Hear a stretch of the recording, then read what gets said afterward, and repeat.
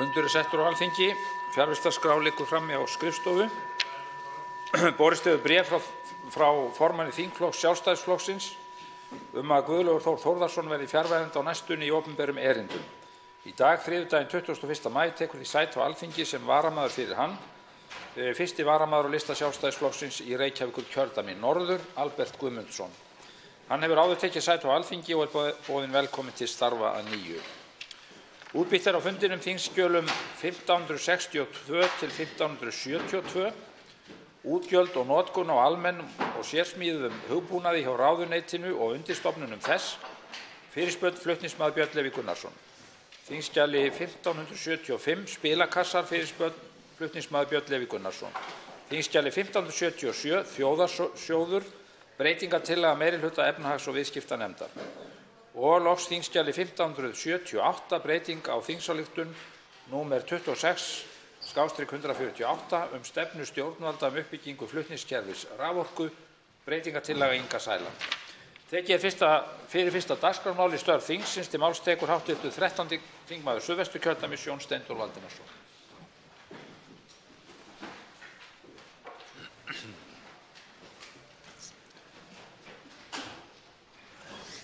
Herra forseti, í gær lögðu þingmenn Viðreisnar fram frumvarp róttækar breytingar á lögum erfðafjárskatt. Nú gildandi lög gera ráð fyrir að af dánarbúi sé greiddur 10% skattur af hreinni eign búsins að frádregin 1,5 milljón króna. Það sem eftir stendur kemur til skipta. Með frumvarpinu lagt til að horfið verði frá því að líta á dánarbú manns sem andlag erfðafjárskatts. Þess í stað verði horft til arfs hvers erfingja sig sem andlag erfðafjárskattsins.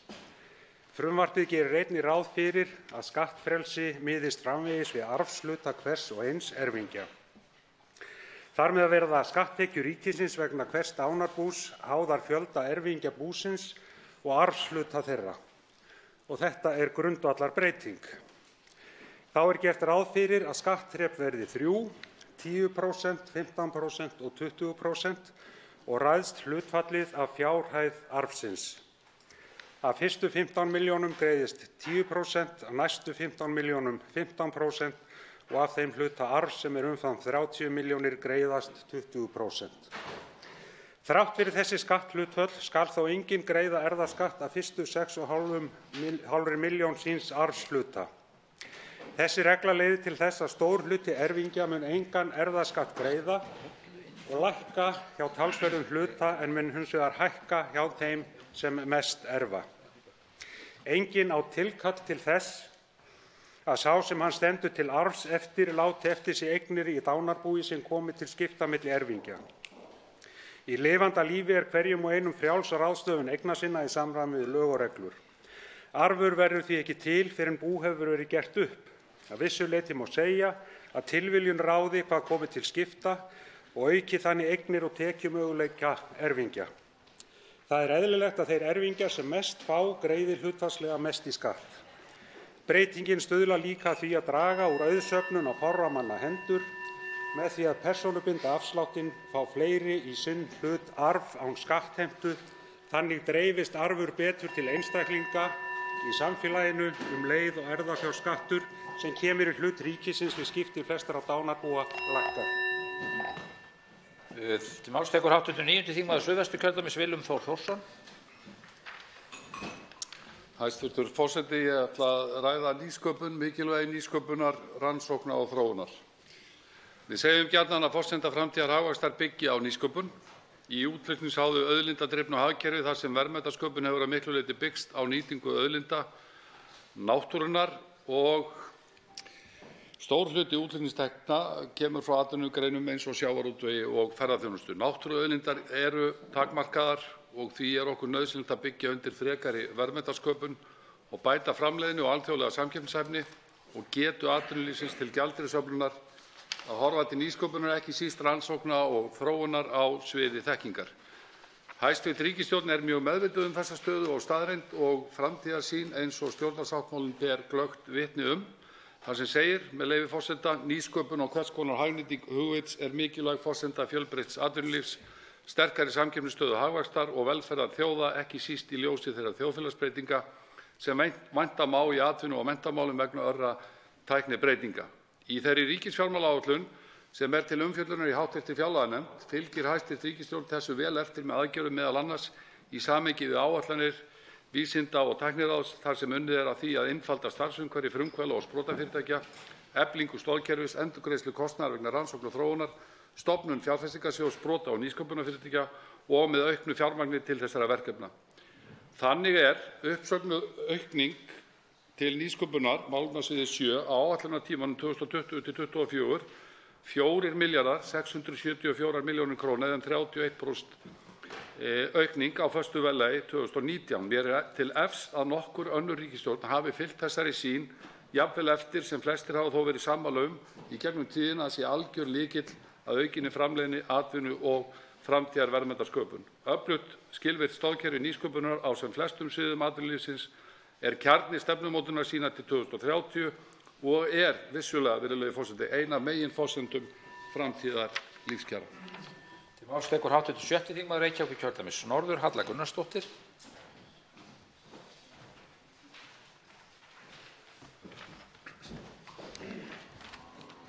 Virðulegi forseti.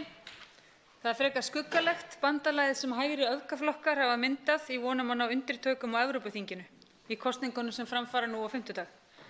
Þetta bandalag ekki bundið við Evrópu.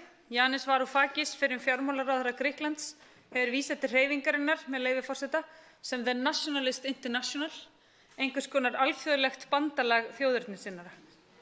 Sumpart má segja að þessir öfgasinnuðu stjórnmálamenn og flokkar þeirra séu með ákveðna greiningu á vandamálinu. Þeir þykjast ætla að græða sviðna jörð alþjóðavæðingarinnar. En mögulega lausnir sem þeir kynna til sögunar eru ógeðfelldar. Minnihlutahópar, konur og innflytjendur eru gerðar blórabögglum, vegið að borgaralegum réttindum og alþjóðlegri mannréttindavernd og tala gegn menntun, upplýsingu og frjálsri fjölmiðlun. Ábyrgð okkar á loftslagsbreytingum drepið á dreif eða beinlínis afneitað. Stærstu vandamál samtímans krefjast alþjóðlegrar samvinnu. Loftslagsvandinn nærtækt dæmi og einnig má nefna baráttuna við ójöfnuð. Við búum núna við þann veruleika að 1% heimsins hafa yfirráð yfir helmingi efnislegra gæða hans. Ef ekkert verður að gert mun þetta hlutfall hækka upp í 2/3 hluta á næsta áratug. Hvenær nóg nóg? Má 1% eiga 70%, 80%, 90%, 100% eða ætti 1% kannski að eiga 1%? Í of ríkum mæli hefur frelsi fjármagnsins verið hafið yfir allt annað heimsins frelsi. Þess vegna má vara við því að smætta mikilvægi alþjóðlegrar samvinnu niður í einfeldningslegar umræður viðskiptafrelsi.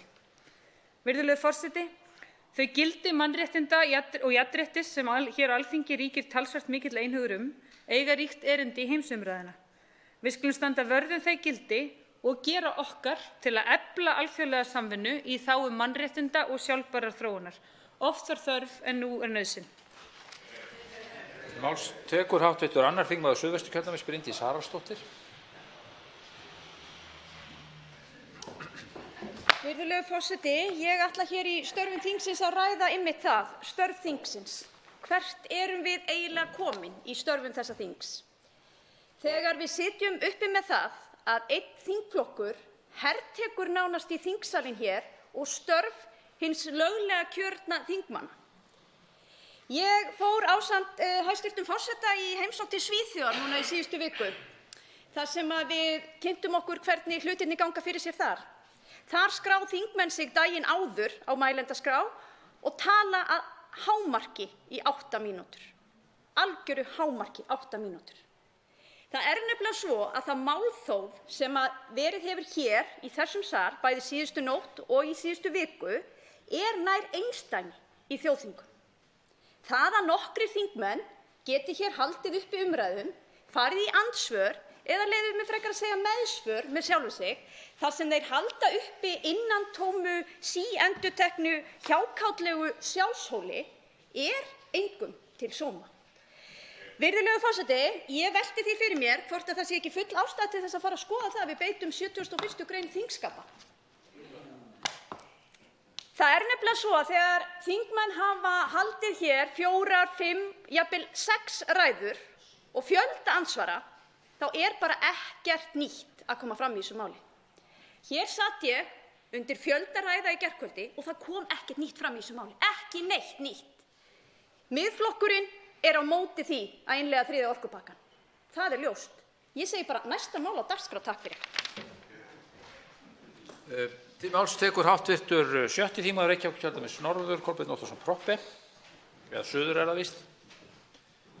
Nei, fyrirgefið, það er Anna Kolbrún Árnadóttir, hv. 8. þingmaður Norðausturkjördæmis, sem er næsta mannsskrá. Forseti biður hv. þingmann velvirðingar, hún hefur orðið.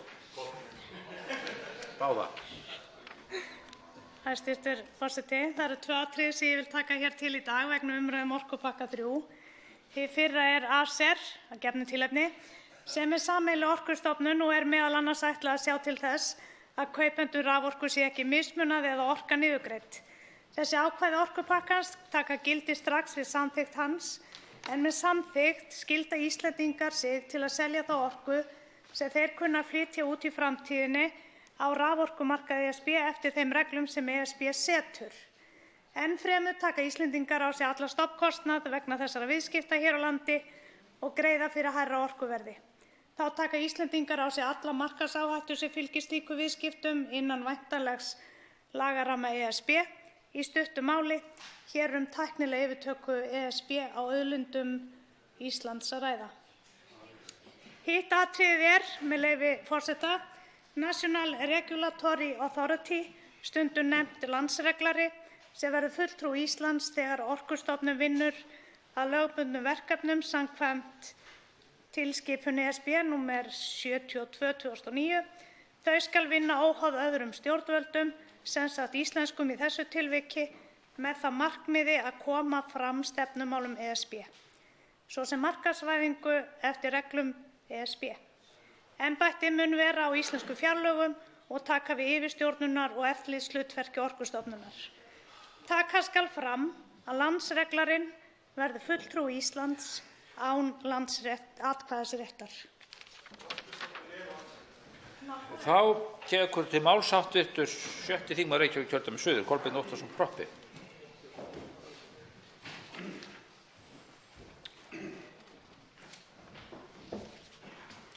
Forseti, það er ágætt að skýrt var skilið á milli mín og hv. þingmanns sem talaði hér undan mér, því að ég ætla ekki að halda 7., 7., 8., 9. ræðuna mína 3. orkupakkann eða hvaða nú var. Ég ætla hins vegar að tala mun stærri mál hér á þessum stutta tíma sem ég hef hér. Því að í morgun urðu þau ánægjulegu tíðindi að 3 hæstv. ráðherrar, forsætisráðherra, dómsmálaráðherra og félagsmála- og barnamálaráðherra kynntu sameiginlegar aðgerðir stjórnvalda gegn mansali og félagslegum undirboðum. Hér á ferðinni mál sem við ættum að gefa mikinn gaum og tíma í þessum sal, því að það er gríðarlega mikilvægt að efla lagaumgjörð og eftirlitsheimildir til að tryggja viðeigandi aðstoð og vernd fyrir fórnarlömb vinnumansals og nauðungarvinnu. Forseti, ég fagna því hve alvarlega hv. ríkisstjórn tekur þessi mál. Þetta hefur verið á borði margra samtaka aðila vinnumarkaðarins, og sérstaklega verkalýðsfélaga, að það verði að efla aðgerðir í þessa veru og þess vegna er mjög ánægjulegt að þetta skref skuli vera stigið núna. Í undirbúningsvinnu fyrir þetta hefur verið vandað mjög vel til verka, meðal annars fengin utanaðkomandi ráðgjöf frá Öryggis- og samvinnustofnun Evrópu, það sem vel er þekkt til þessara mála og til hvaða aðgerða þarf að grípa til að raunverulega verði hægt að koma í veg fyrir mansal og félagsleg undirboð. Ég hlakka til að sjá hverju þessi vinna skilar og takast á við þær nauðsynlegu lagabreytingar sem hún mun kalla á. Til máls tekur hv. 7. þingmaður Reykjavíkurkjördæmis norður, Þorsteinn Víglundsson.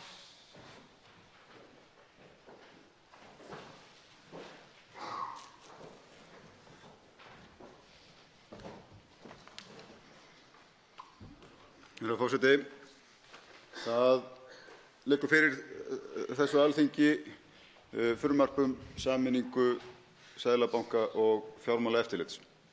Málið hefur ekki fengið mikla eða langa umfjöllun hér í þinginu, var mælt fyrir því fyrir tæpum 2 mánuðum síðan.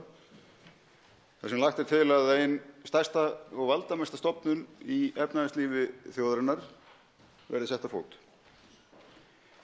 Fyrir efnahags- og viðskiptanefnd hafa komið fjöldi gesta sem varað hafa eindregið við því að samruna verði staðið með þeim hætti sem hér lagt til, þar að segja fullur samruni þessara 2 mikilvægu hornsteina, getum við sagt, í íslensku efnahagslífi.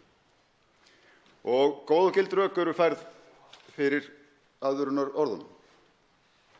Snúast í raun og veru ákveðin grundvallaratriði sem við hefðum kannski átt að hafa lært af hingað til eftir algjört efnahagshrun hér fyrir réttum áratug síðan. Og það einmitt aðgreining valds og að blanda aldrei saman framkvæmd og eftirliti með þeirri sömu framkvæmd innan sömu stofnunar, eins og hér lagt til að verði gert. Og Kauphöllin meðal annars varað mjög eindregið við því að þessi leið verði farin, þar sem Seðlabankanum verði falið eftirlit með sjálfum sér sem einum stærsta markaðsaðila á innlendum verðbréfamarkaði. Því til viðbótar má síðan velta upp öðru, sem að ráðherra hafi í ákveðnum tilfellum neitunarvald á ákvarðanir sjálfstæðs Seðlabanka.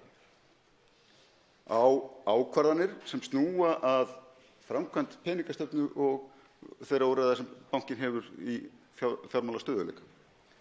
Og þá spyr maður enn og aftur grundvallaratriðin: er það sjálfstæður Seðlabanki sem háður neitunarvaldi ráðherra undir ákveðnum kringumstæðum? Ég held að það sé algjörlega forkastanlegt og ábyrgðarlaust af hálfu Alþingis að ætla að afgreiða þetta mál meira og minna óbreytt hér í vor með þessi aðvörunarorð á bakinu. Málstekur hv. 11. þingmaður Reykjavíkurkjördæmis suður, Björn Leví Gunnarsson. Forseti, í nýlegu áliti siðanefndar kemur fram að hv. þingmaður Þórhildur Sunna Ævarsdóttir hafi gerst sek brot á siðareglum þingmanna.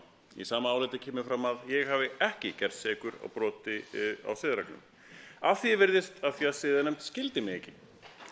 Þau orð sem ég lét falla voru efnis- og innihaldslega nákvæmlega þau sömu og hv. þingmaður Þórhildur Sunna Ævarsdóttir var dæmd brotleg fyrir. Vissulega notaði ég ekki nákvæmlega sömu orðin og það getur vel verið að það skipti máli þegar siðanefnd leggur mat sitt á merkingu orðanna. Forseti, mér langar því að vera eins skýrmæltur og ég get.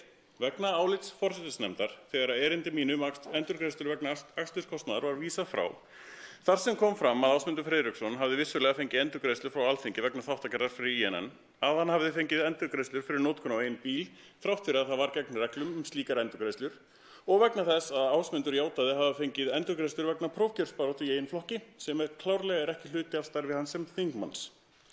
Þá verði ég að tjá skoðun mína aftur og nota nú orð sem allir skilja. Þar á meðal siðanefnd. Nú var rökstuddur grunur það að Ásmundur Friðriksson hafi dregið að sér almannafé og við erum ekki að sjá viðbrögð þess efnis að það sé verið að setja á fót rannsókn í þeim efnum. Ég segi þessi orð með fullri vitneskju að þau hafi verið dæmd sem brot gagnvart siðareglum þingmanna. Við vitum það hins vegar öll hérna inni að þau eru sönn. Fyrir því liggur játning og staðfestingi frávísun forsætisnefndar. Þess vegna er þetta rökstuddur grunur í allri merkingu þeirra orða. Ef við getum gerst brotleg við siðareglur fyrir að segja satt, forseti telur þessa notkun dagskrárliðarins ekki við hæfi. Til máls tekur hv. 4. þingmaður Suðvesturkjördæmis Guðmundur Andri Thorsson.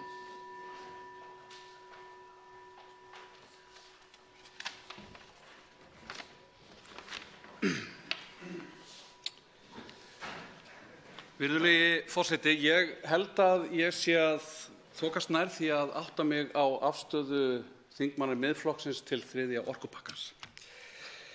Ég held að þeir séu á móti honum.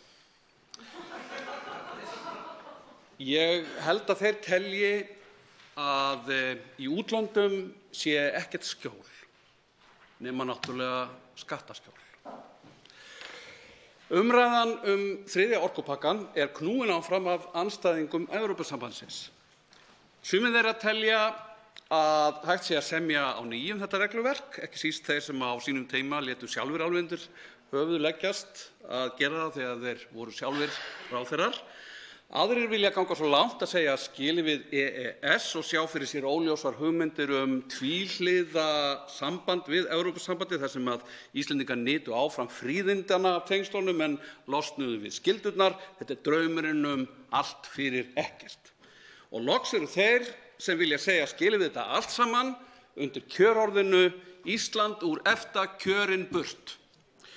Sjálfur lít ég á Evrópusambandið sem vettvang jafningja, viðleitni fulltrúa almannavaldsins, stjórnmálanna og stjórnsýslunar til þess að koma böndum á fjármagnið, setja því skorður, koma á regluverki sem tryggi samkeppni og hindri einokun með hag neytenda almennings að leiðarljósi. Víglínan í Evrópuumræðunni hefur fæst. Það er orðin raunhæfur kostur í augum margra að segja skilið við EES og sjá svo bara til. Rökin eru náttúrulega ekki margbrotin, þau eru þetta sögðu þið líka Icesave. Þeir vilja hætta ríkum þjóðarhagsmunum sem við höfum að veru okkar í EES. Þetta er áhættu hegðun af auðmannatægi. Sjálfum finnst mér að við eigum að ganga alla leið inn í Evrópusambandið. Þar hafa Íslendingar margt fram að færa. Þar gætu þeir haft raunverulega áhrif í stað þess að sitja álengdar og vera á móti tilskipunum og móti reglugerðum í trausti þess að þær fari samt í gegn. Til máls tekur hv. 4. þingmaður Norðausturkjördæmis Hjálmar Bogi Hafliðason. Já, hæstv. Forseti. Í síðustu viku komu hingað til lands 50 flóttamenn og var þeim búinn dvalarstaður á Blönduósi og Hvammstanga, þar sem heimamenn í samstarfi við ríki undirbjuggu komu þeirra og tóku á móti þeim. Hér er að ræða flóttafólk frá Sýrlandi sem hefur dvalið í Líbanon undanfarin ár, 9 fjölskyldur 30 börn. Og ég vil hvetja önnur sveitarfélög til að gera slíkt hið sama. Við eigum að taka þessu fólki fagnandi og nýta okkur komu þeirra og dvöl til að auðga eigin menningu og samfélag, enda er það markmið flestra flóttamanna að snúa aftur til síns heima. Það er auðvitað mörg horn að líta hjá litlu samfélagi og mikilvægt að vanda sig svo sem hvernig íslensku kennslu er háttað. Ef okkur Íslendingum auðnast að vökva framandi menningu og blanda við okkar eigin mun okkur farnast vel. Við búum í samfélagi þjóða, tökum þátt í vaxandi heimi þar sem fjölmenning ryður sér til rúms. Okkur birtist sömuleiðis fyrir skemmstu fréttir það að aldrei í sögunni hafa fleiri einstaklingar verið á hrakhólum innan eigin landa vegna átaka, ofbeldis eða náttúruhamfara og samkvæmt nýrri skýrslu voru 42 milljóna manna á vergangi í eigin landi síðustu áramót. Útgefendur skýrslunar eru alþjóðleg samtök sem að sérhæfi sig í málum fólks á hrakningu innan eigin lands og norska flóttamannaráðið. Fjallað málið á vefsíðu Heimsljós, upplýsingaveitu utanríkisráðuneytisins þróun og mannúðarmál. En spyrjum okkur sjálf eins og Kant gerði. Viljum við að þær lífsreglur sem við setjum okkur verði jafnframt að hinu almenna lögmáli ekki aðeins fyrir okkar kynslóð heldur líka þá næstu. Ætli stjórnmálamaður dagsins í dag hafi kjark til þess sem þarf. En ég vil nota þetta tækifæri til að bjóða þetta fólk velkomið til Íslands. Til máls tekur hv. 4. þingmaður Suðurkjördæmis Ásmundur Friðriksson. Virðulegi forseti. Einelti heldur áfram og ég bið þig að skoða það rækilega fyrir mig. Ég ætla að ræða Ólaf Eggertsson bónda Þorvaldseyri og Jón Bernharðsson verkfræðing sem með stórar hugmyndir ræktun og repju.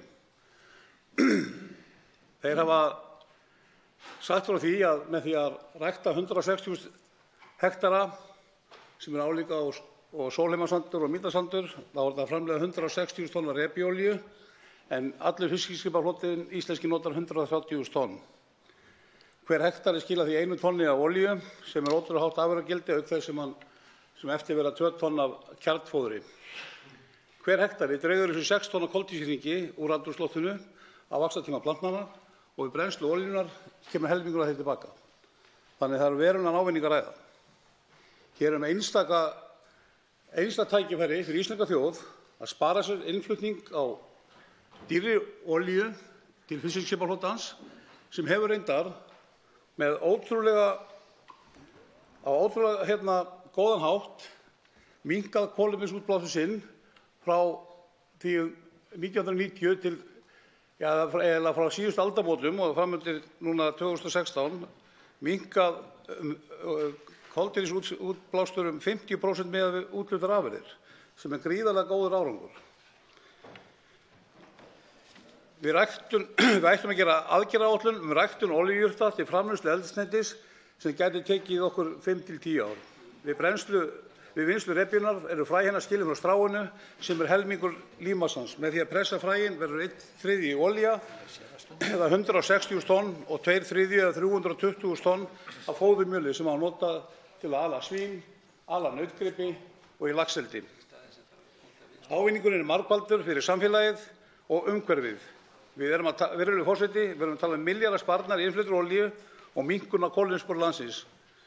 Eins og ég sagði í ræðu minni í gær garðyrkjuna, þá lífi núna. Virðulegur forseti, vöknum og látum ekki þessi tækifæri fram hjá okkur renna. Til máls tekur hv. 7. þingmaður Suðvesturkjördæmis, Þorgerður K. Gunnarsdóttir.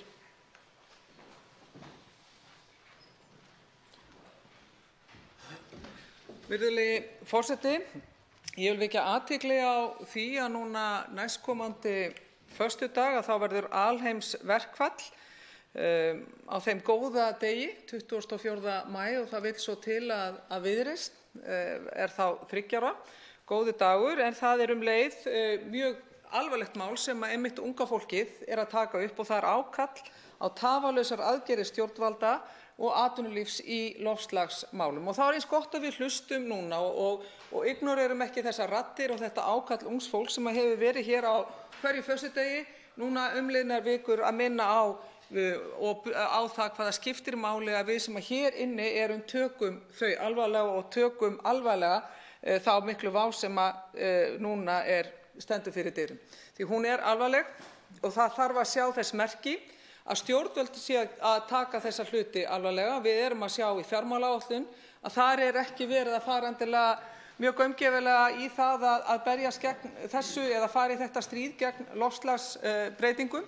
Við sjáum það í samgönguáætlun, metnaðarleysi þar til þess einmitt að berjast gegn loftslagsbreytingunum og við sjáum það víða. Við verðum að gera núna strangar kröfur til okkar allra sem hér erum, sama í hvaða málaflokki við berum niður. Þess vegna vil ég sérstaklega að við tökum eftir þessu og styðjum unga fólki okkar sem einmitt með þetta ákall að við vinnum þvert yfir landamæri, þvert á þjóðir, og þetta gott dæmi það að unga fólkið, eins og í auglýsingunum meðal annars í gær, það að kalla og þrýsta á okkur sem hér erum að starfa saman allan heim. Því þannig erum við að tryggja öruggari og betri framtíð fyrir ungt fólk. Til máls tekur hv. 10. þingmaður Suðurkjördæmis, Smári McCarthy. Herra forseti, það oft illa að fara með staðreyndir í almennri umræðu. Bæði hér á Íslandi og annars staðar hefur verið að færa sig aukana að stjórnmálamenn og ýmsir aðrir segi hluti sem eru ótvírætt ósannir. Ég ekki að tala skoðanir, heldur fullyrðingar sem hægt að kanna sannleiksgildi á með slíkum hætti að ekki fara milli mála. Og þetta fyrirbæri hefur sem þau kallað falsfréttir, þrátt fyrir það að ósannindin eigi sér ekki síður uppruna innan stjórnmálana. Áður fyrr hafði fólk annað orð fyrir vísvitandi ósannindi, það orðið lygar. Umburðarlyndi fyrir lygum takmarkað, en fólki var refsað hér áður fyrir lygar með mannorðsmissi eða útskúfun. En það voru einfaldari tímar þegar að heildarmagn upplýsingar sem samfélög höfðu yfir að búa var takmarkað og auðveldara að kanna sannleiksgildi einstakra fullyrðinga. En í dag þá þarf fólk að fást við slíkt fannfergi af upplýsingum að enginn gæti nokkurn tímann komist yfir það sannreinað allt saman, jafnvel ef þau myndi ekki gera neitt annað.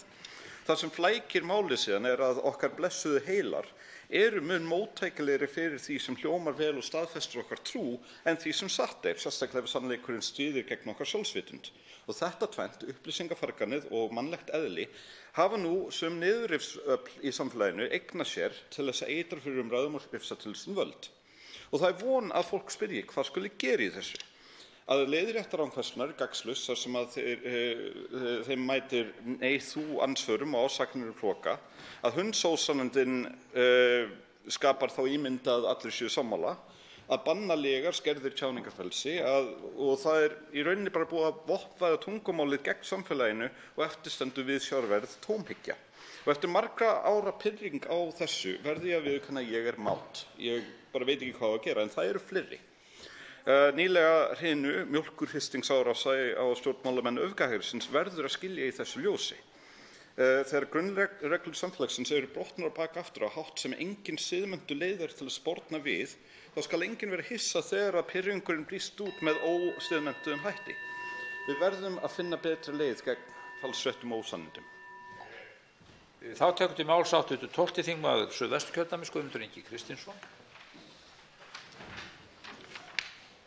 Virðulegur forseti, 350 börn eru á biðlista eftir þroska- og hegðunarmiðstöðinni sem býður upp á greiningu á röskun líkt á ADHD og einhverfu. Biðtíminn er alltaf að minnsta kosti ár og ástandið hefur verið óbreytt síðustu 3 árin, segir í frétt RÚV í gær.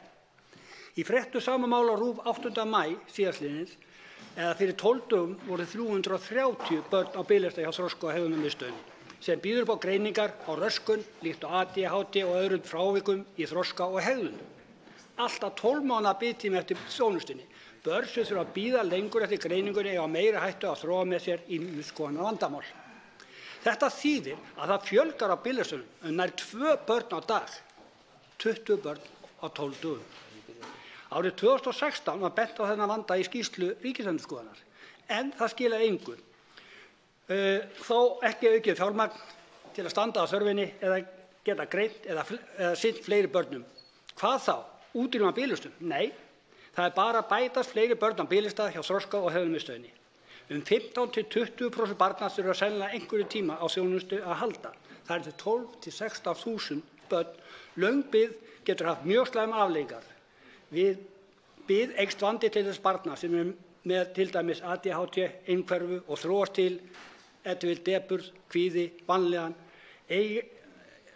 Eiga á biðlista að vera óbærilegt ef barnið fær viðeigandi þjónustu. Það á ekki að láta börnin bíða. Aldrei.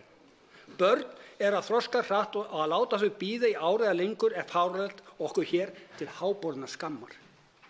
30% tilvísana að stöðuna koma frá landsbyggðinni, þar sem þjónustan hefur dregið saman og greiningar ætti að sinna börnum sem ekki geta sótt það í heimabyggðum. Og kostnaðurinn. Eru foreldrar að neita sér þessa greiningu og fara vegna kostnaðar. 350 börn á biðlista er fáránlegt. 1 barn á biðlista er allt of mikið, á ekki að eiga sér stað. Til máls tekur hv. 10. þingmaður Reykjavíkurkjördæmis suður, Þorsteinn Sæmundsson. Lýkur umræðum störf þingsins.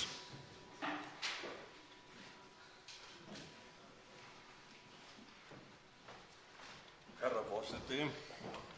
Mér er hálfvegis farið að gruna að hv. þingmaður Guðmundur Árni Thorsson vilji ganga í Evrópusambandið. Ég myndi ekki veðja á það, en mér þykir það líklegt.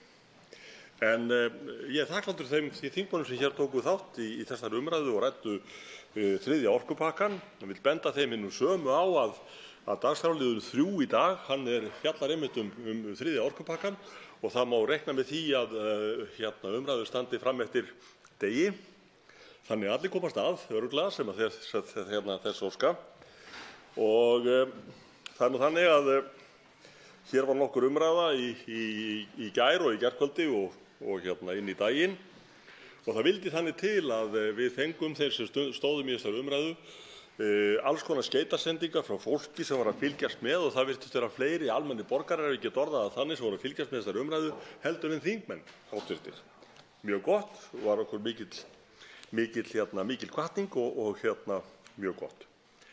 Ég var sjálfur staddur í Svíþjóð sömu erindagjörðum og þingmaður háttvirtur sem hér talaði á undan. Á Svíþjóð og Ísland einn reginmunur. Þar eru ekki stjórnvöld sem reyna að pína í gegn mál í ósætti og það yfirleitt samkomulag þau mál sem fara á dagskrá og þess vegna það svokallað málþóf óþarft. Það sem hins vegar í sjálfu sér rak mig hér upp í þennan stól í dag var það að ég heyrði núna í fréttunum í hádeginu frásögn af þessum þingdegi í gær, annað af ríkisfjölmiðli sem kostar 4.000 milljónir af skattfé á ári, hina af fjölmiðli sem langar að komast undir pilsvald menntamálaráðherra og fá hlut í fé til síns reksturs, og fréttin hún fjallaði það að klukkan 3:30 í nótt var rædd fundarstjórn forseta. Og nú langar mig til að fullvissa forseta þann sem hér situr hæstvirtan að ef það kemur í ljós nú í dag eða einhvern tíma seinna að hér verður gripið í stutta umræðu fundarstjórn forseta, þá það eingöngu til þess gert að fréttamiðlar geti fundið eitthvað fréttnæmt og þeir viti það að hér sé ekki slegið slöku við á þingi í umræðum fundarstjórn forseta. Hv. þingmaður Birgir Ármannsson óskar að ræða fundarstjórn forseta. Hæstv. forseti, það ástæða til að taka hv. þingmann Þorstein Sæmundsson á orðinu, en hins vegar tilefni þess að ég tek hér til máls fundarstjórn forseta, alveg ótengt þeim málum sem Þorsteinn Sæmundsson hv. þingmaður var að ræða. Ég heyrði að hæstv. forseti gerði áðan athugasemdir við ummæli hv. þingmanns Björns Leví Gunnarssonar hér í ræðustól. Ég tel nú að ummælin hafi nú stappan nærri að vera vítaverð eins og þingsköp kveða á ekki eingöngu vegna þess að í þeim fólst endurtekning á aðdróttunum og ærumeiðingum í garð hv. þingmanns Ásmundar Friðrikssonar, heldur líka vegna þess að það auðvitað verið að gera lítið úr þeirri málsmeðferð sem átt hefur sér stað hér á vegum þingsins, bæði af hálfu hæstv. forsætisnefndar og siðanefndar. Og ég verð að segja að mér finnst afar sérkennilegt að hv. þingmaður Pírata Björn Leví Gunnarsson gangi fram með þeim hætti í ljósi allrar forsögu málsins og hvað það hefur fengið mikla umfjöllun og hvernig þessum ásökunum hans og fleiri hefur verið svarað.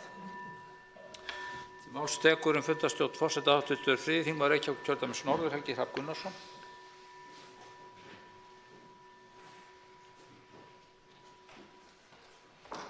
Virðulegi forseti, ég vil gjarnan fara eftir settum reglum en það háð því að ég skilji þær.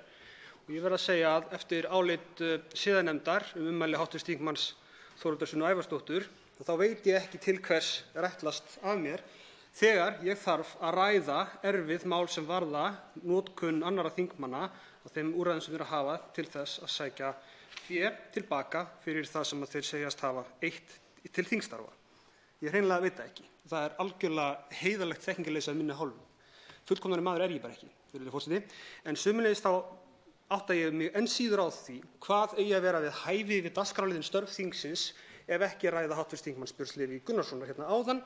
En virðulegi forseti sagði við ræðu hv. þingmanns orðrétt, með leyfi forseta: forseti telur þessa notkun dagskrárliðarins ekki við hæfi, tilvitnun lýkur.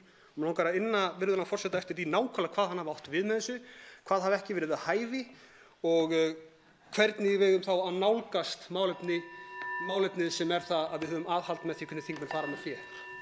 Það er alveg sjálfsagt mál að verða við þessi ósk þingmannsins og ég þakka honum fyrir að gefa forseta tækifæri á því að tjá sig aðeins þetta mál.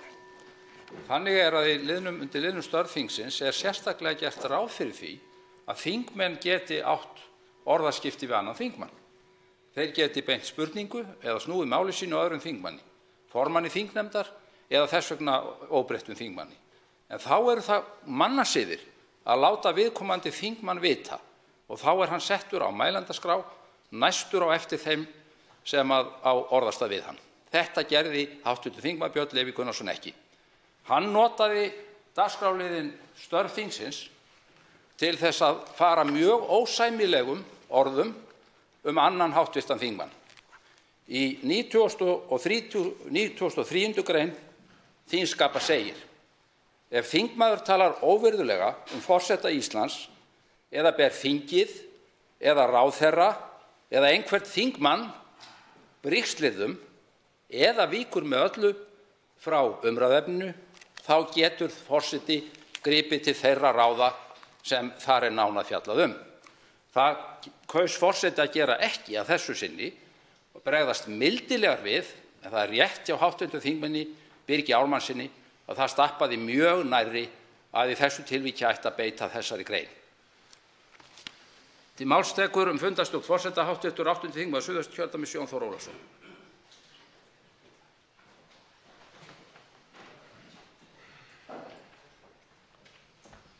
Forseti, í þessari grein sem forseti vitnar til þá er talað brigslyrði.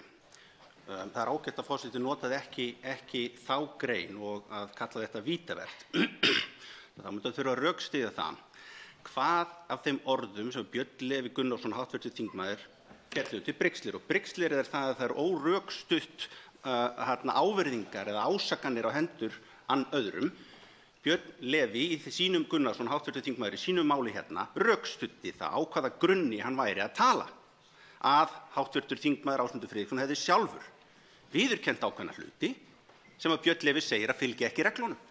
Sannleikurinn, ef við ætlum að fylgja lögum í þessu landi, þá er sannleikurinn alltaf vörn fyrir því að vera að ganga ólöglega gegn mannorði fólks. Sannleikurinn er alltaf vörn og það er ekki verið að taka tillit til þess. Til máls tekur fundarstjórn forseta hv. 11. þingmaður Reykjavíkurkjördæmis norður, Halldóra Mogensen.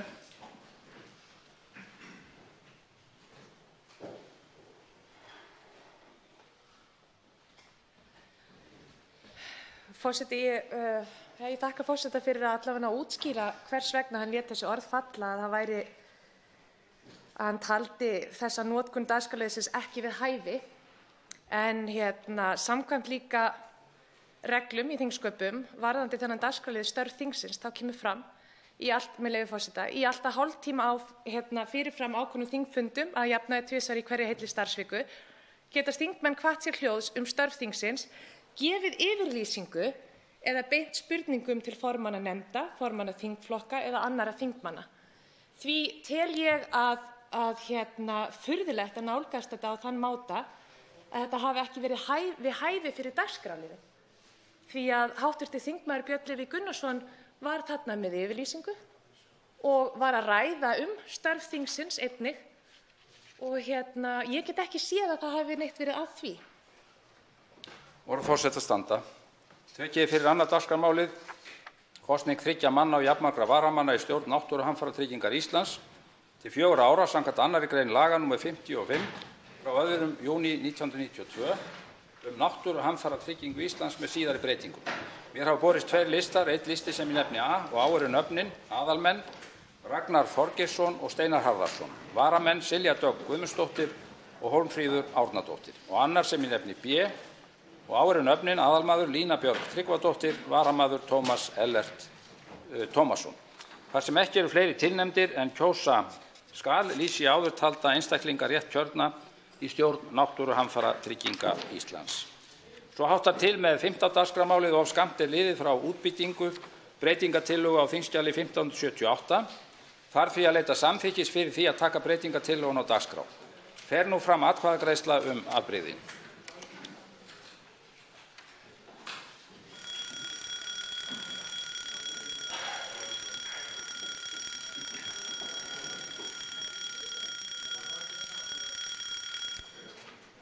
Hefst nú atkvæðagreiðslan. Atkvæðagreiðsla stendur yfir. Atkvæðagreiðslunni er lokið. Afbrigðin eru samþykkt með 41 Þarna er eitthvað skrítið á ferðinni. Huldumaður þarna sem hefur greitt atkvæði. Ætlum við prófum ekki bara að endurtaka atkvæðagreiðsluna? Biðja viðkomandi að yfirgefa salinn. Atkvæðagreiðslan er endurtekin, en ekki. Nei, farðu ekki að tengja spökk. Það er ónotaleg tilfinning að þarna sitji einhver ósýnilegur, þannig að við skulum reyna að slökkva á þessu. Atkvæðagreiðslunni er lokið, nú eru afbrigðin samþykkt með 40 samhljóða atkvæðum. Þá er tekið fyrir 3. dagskrármálið ákvörðun sameiginlegu EES-nefndarinnar númer 93/2017 breytingu á 4. viðauka við EES-samninginn, stjórnartillaga 707. mál á þingskjali 1237, nefndarálit á þingskjali 1504 og 1525, framhald síðari umræðu. Til máls tekur hv. 10. þingmaður Reykjavíkurkjördæmis suður, Þorsteinn Sæmundsson.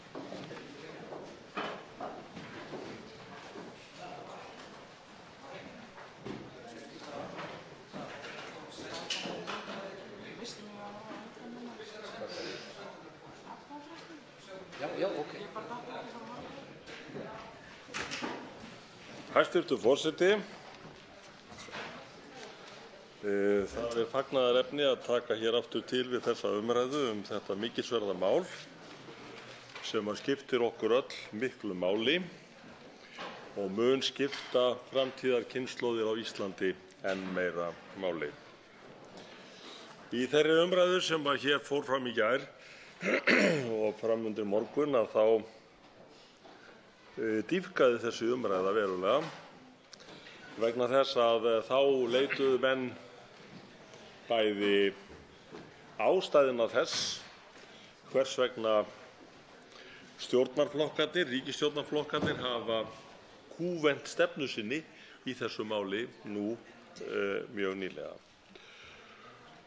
Og við fórum í sjálfu sér ágætlega yfir það mál í gær og mig langar aðeins að höggva í þann knérun vegna þess að eins og fram kom hér í upphafi umræðunnar í gær að þá var sá sem hér stendur illa fjarri góðu gamni þegar að hér fór fram góð umræða í síðustu viku þetta mál og þess vegna greip ég upp svona það sem ég vildi kalla svona gullkorn úr umræðunni sem hér var í síðustu viku. Og ég staldraði við ræðu háttvirts þingmanns Silju Daggar Gunnarsdóttur úr Framsóknarflokki þar sem að hún svona fór ágætlega yfir það hvers vegna flokkur hennar hefur snúist í marga hringi í þessu máli og nú staðan numin að sinni.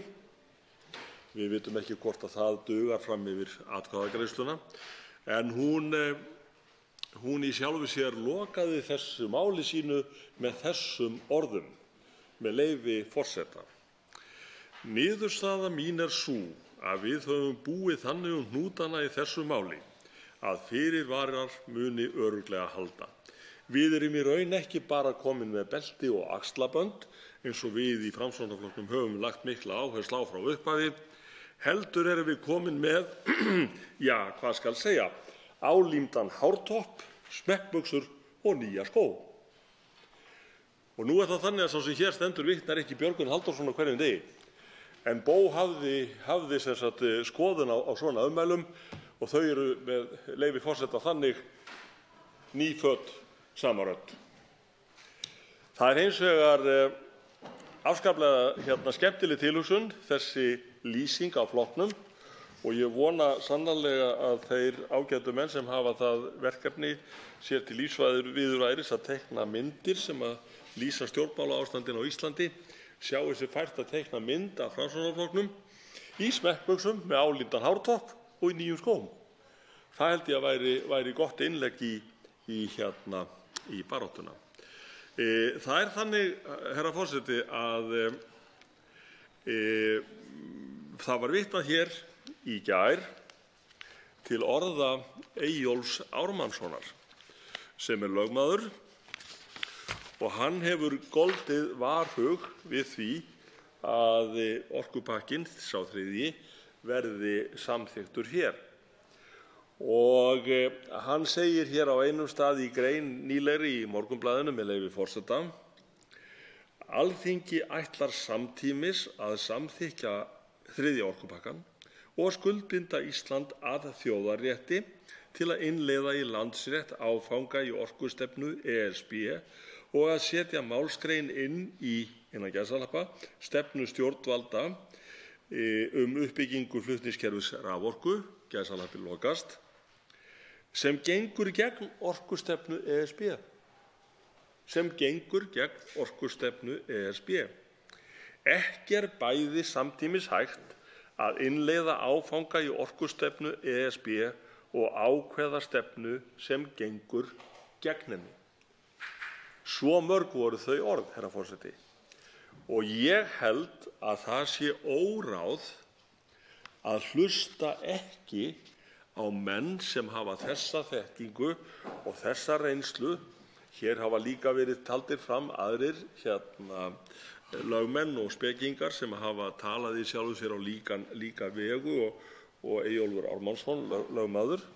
Og ég held, herra forseti, að við verðum nú við afgreiðslu þessa máls, þá verðum við einfaldlega að taka okkur tíma, annaðhvort að fresta málinu þannig að sé hægt að fara yfir þessar ábendingar og aðrar, ellegar þá að semja okkur að því að fyrirvarar nauðsynlegir sem ekki hafa verið settir nú, að þeir verði settir með almennilegum hætti að undangenginni umfjöllun hjá sameiginlegu EES-nefndinni.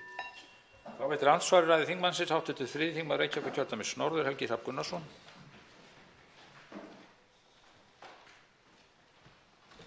Virðulegi forseti, það heppilegt að hv. þingmaður fer aðeins aftur í þá sömu sálma og hann fór yfir í andsvari við þann sem hér stendur í gærkvöldi þegar við ræddum þetta, vegna þess að mig langaði einmitt að rukka hv. þingmann aftur aðeins svar. Í spurningu minni til hv. þingmanns í gær þá spurði ég hvort það væru einhverjir sérfræðingar sem vildu meina að málið stangaðist á við stjórnarskrá, að það væri nokkur hætta á því að þetta stangaðist á við stjórnarskrá eins og það er núna, eins og það er lagt fram. Og hv. þingmaður nefndi reyndar ranglega þá tvo hv. fræðimenn sem hafi nefndi hérna mest, Stefán Már Stefánsson og Friðrik Árna Friðriksson Hirst, en hvorugur er þeirrar skoðunar að það sé nokkur vafi á því að þetta mál eins og það er lagt fram núna standist stjórnarskrá. Það er algjörlega augljóst að þeirra mati og mér þætti vænt það ef hv. þingmenn Miðflokksins væru að láta þess ágætu menn njóta sannmælis hér í pontu og hætta að gera þeim upp skoðanir sem þeir hafa gert algjörlega skýrt að þeir hafi ekki. Það er engin vafi í hugum þessara fræðimanna það að þetta mál standist stjórnarskrá eins og það er lagt fram hérna núna. En hv. þingmaður, hann svaraði hins vegar spurningum minni með öðru nafni, Eyjólfs Ármannssons, lögfræðings, LLM, og vitnaði það hv. þingmaður í Morgunblaðsgrein sem hv. þingmaður vitnaði síðan aftur í hér í ræðu sinni. Og ég tók þá eftir því að hv. fræðimaður Eyjólfur Ármannsson hafði sent inn umsögn upp á 9 blaðsíður og ég sagði í svari mínu í gær að ég myndi kynna mér þessa umsögn sem ég hef nú gert. Og ég finn ekki í henni þá fullyrðingu að málið standist á við stjórnarskrá eins og það er lagt fram núna. Vissulega ef það hefði ekki verið lagt fram með þessum fyrirvörum. Þvert á móti þá sýnist mér í umsögninni og málflutninguna umsögninni byggja á því að málið sé ekki innleitt inn í íslenskan rétt með fullnægjandi hætti og þar af leiðandi komi hættan í málið. Nú hv. Fræðimaður Eyjólfur Ármannsson er mjög eindregið á móti málinu og tínir til heilmikið af rökum að því hann vill meina. Að mínu mati mikið til misskilningur en samt sem áður ýmis rök gegn málinu. En hvað varðar þetta einstaka atriði, stjórnarskráleg samhæfi við málið, þá finn ég ennþá ekki fræðimann sem er til að segja að málið eins og það liggur fyrir núna með þessum fyrirvörum stangist á við stjórnarskrá. Hvorki í áliti hv. fræðimanns Eyjólfs Ármannssonar né annars staðar. Og svarar hv. þingmaður Reykjavíkurkjördæmis suður, Þorsteinn Sæmundsson, andsvari. Herra forseti, ég fagna því mjög að hv. þingmaður skuli stíga hér á stokk og við getum haldið áfram þeim viðræðum sem við áttum hér í gær. Mér langar til þess að vekja athygli hv. þingmanns á greinargerð dagsettri 19. mars 2019 en undir kaflanum stjórnskipuleg álitaefni vegna framsals á ríkisvaldi til ESA á blaðsíðu 25 segir svo með leyfi forseta, og þetta er greinargerð eftir þá góðu fræðamenn Stefán Már Stefánsson og Friðrik Árna Friðriksson Hirst. Þar segir með leyfi forseta: eins og áður greinir varða flestar reglurnar sem fela í sig valdframsal til ESA aðgang að grunnvirkjum yfir landamæri og rekstraröryggi þeirra. Slíkum grunnvirkjum, til dæmis sæstreng, hefur ekki verið komið á fót hér á landi. Það breytir því þó ekki að þriðji orkupakkinn verður ekki tekin upp í íslenskan landsrétt nú nema hann standist stjórnarskrána. Verður ákvörðun Alþingis hvort aflétta eigi stjórnskipulegum fyrirvara Íslands við þriðja orkupakkann og innleiða hann í íslenskan landsrétt að miðast við þá forsendu að grunnvirkjum yfir landamæri verði komið á fót hér á landi. Engin heimild er til þess að taki lög ákvæði sem ekki fá staðist í íslenska stjórnarskrá þó að svo standi á að ekki reyni á umrædda lagaákvæði í svipinn. Verður því að telja rökrétt og raunar óhjákvæmilegt að tekin sé afstaða til stjórnskipulegra álitaefna sem tengjast þriðja orkupakkanum nú þegar og það áður en Alþingi samþykkir þriðja orkupakkann. Verður því að hafna því sjónarmiði að álitaefni tengd valdframsal til ESA skipti ekki máli á þessu stigi þar sem grunnvirki við landamæri eigi enn eftir að líta dagsins ljós hér á landi og því sé Alþingi fært að samþykkja þriðja orkupakkann hvað svo líði stjórnskipulegum álitaefnum varðandi valdframsal til ESA. Ég finnst þetta nú sæmilega skýrt sjálfum en og ég vona að þetta svari nú að hluta því sem að hv. þingmaður beinir hér til mín og ég mun hins vegar bætum betur í seinna andsvari. Þá veitir öðru sinni hv. þriðji þingmaður Reykjavíkurkjördæmis norður, Helgi Hrafn Gunnarsson. Virðulegi forseti, ég trúi því ekki alveg að hv. þingmaður skilji ekki spurninguna en þetta álit frá 19. mars sem hv. þingmaður nefnir, það er frá því áður en að málið var lagt fram. Málið var lagt fram 1. apríl Og þá kemur annað álit frá sömu hv. Fræðimönnum 10. apríl. Þetta er tímaröðin og í því áliti kemur fram þetta mál eins og það er lagt fram hérna. Og virðulegi forseti, ég veit ekki alveg hvernig ég get verið skýrari. Ég er ekki að tala þriðja orkupakkann áður en þetta mál var lagt fram. Ég er að tala þetta mál eins og það er lagt fram. Og það segja hv. Fræðimenn að engin lögfræðilegur vafi sé á því að sú leið sem hér sé farin sé í samræmi við stjórnarskrá. Þetta bara liggur fyrir, virðulegi forseti, og þetta er staðreynd. Ég nenni ekkert að rökræða hana eitthvað mikið frekar. Ef hv. þingmaður er eitthvað ósammála henni, þá þarf hann bara að lesa þessa setningu eða heyra það sem ég er að benda á. Þetta er ekki álitamál. Það er staðreynd að þeir skrifuðu þetta 10. apríl eftir að málið er lagt fram og skrifuðu það sem hv. þingmaður vitnaði í 19. mars áður en málið var lagt fram. Þetta hefur komið fram margoft. En sömuleiðis vekur það athygli mína að hv. þingmaður virðist ekki ætla að vera ósammála þeirri niðurstöðu minni af yfirlestri af umsögn hv. fræðimanns Eyjólfs Ármannssonar. Einmitt að þar kom ekki heldur fram nein rök fyrir því að það sé einhver stjórnarskrárlegur vafi hér í gangi. Hann nefnir það að hann telji augljóst að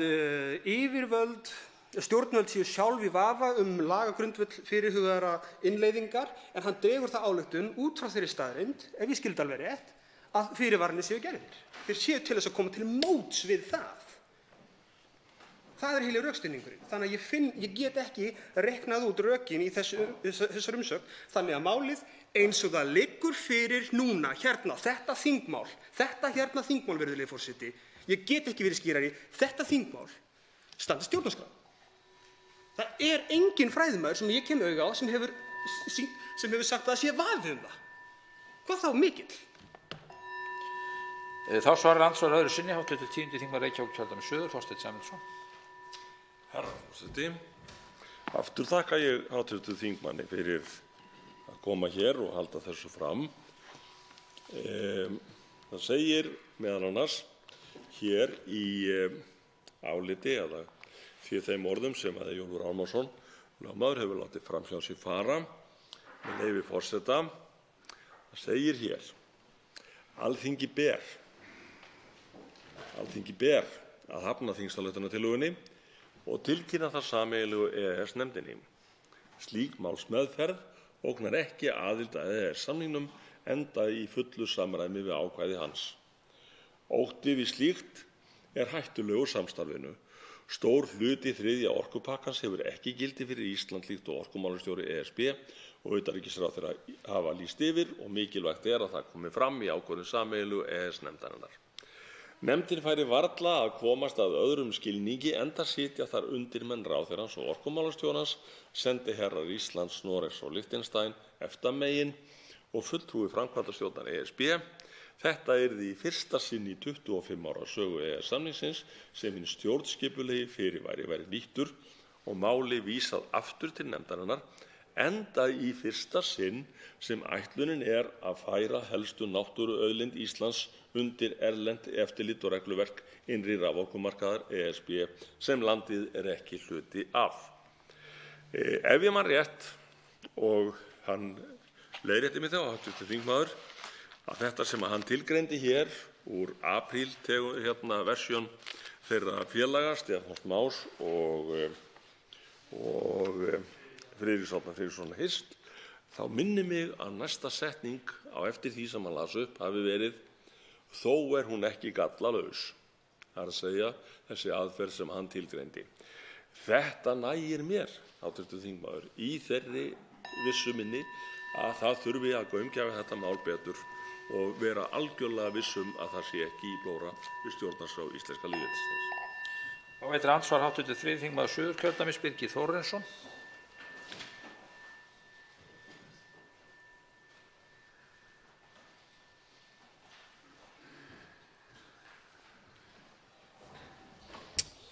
Herra forseti, ég þakka hv. þingmanni ræðuna.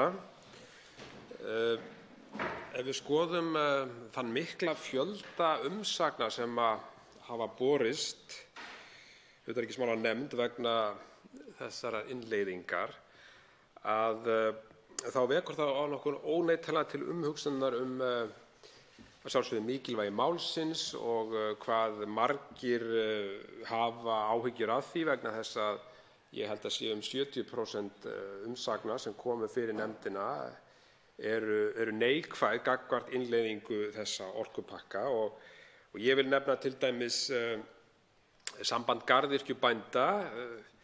Það hörð andstaða meðal garðyrkjubænda gagnvart innleiðingu þessarar orkutilskipunar og það ætti svo sem ekki að koma á óvart. Það var hér mjög góð sérstök umræða í gær að frumkvæði Ásmundar Friðrikssonar garðyrkjuna og þau gríðarlegu tækifæri sem að garðyrkjan hefur hér á landi ef rétt á málum haldið. Og í því sambandi skiljum við mjög vel áhyggjur garðyrkjubænda vegna þess að ef fram heldur sem horfir að þá verða öll sérkjör afnumin þegar að búið að markaðsvæða íslenska raforkumarkað á hinu stóra evrópska efnahagssvæði. Þannig að ég það sem ég langaði að fá frá hv. þingmanni það hvort að sé ekki eðlilegt að meta áhrifin í samfélaginu á hinar ýmsu atvinnugreinar, áhrif þessarar innleiðingar. Svararandsvari fyrir sinn Þorsteinn Sæmundsson, hv. 10. þingmaður Reykjavíkurkjördæmis suður. Herra forseti, ég held að hv. þingmaður hafi út af fyrir sig hitt naglann á höfuðið akkúrat þarna vegna þess að það nú ekki einasta að samtök garðyrkjubænda hafi sem sagt lýst yfir mikilli andstöðu við þennan orkupakka, heldur hafa bakarameistarar og fleiri gert það einnig.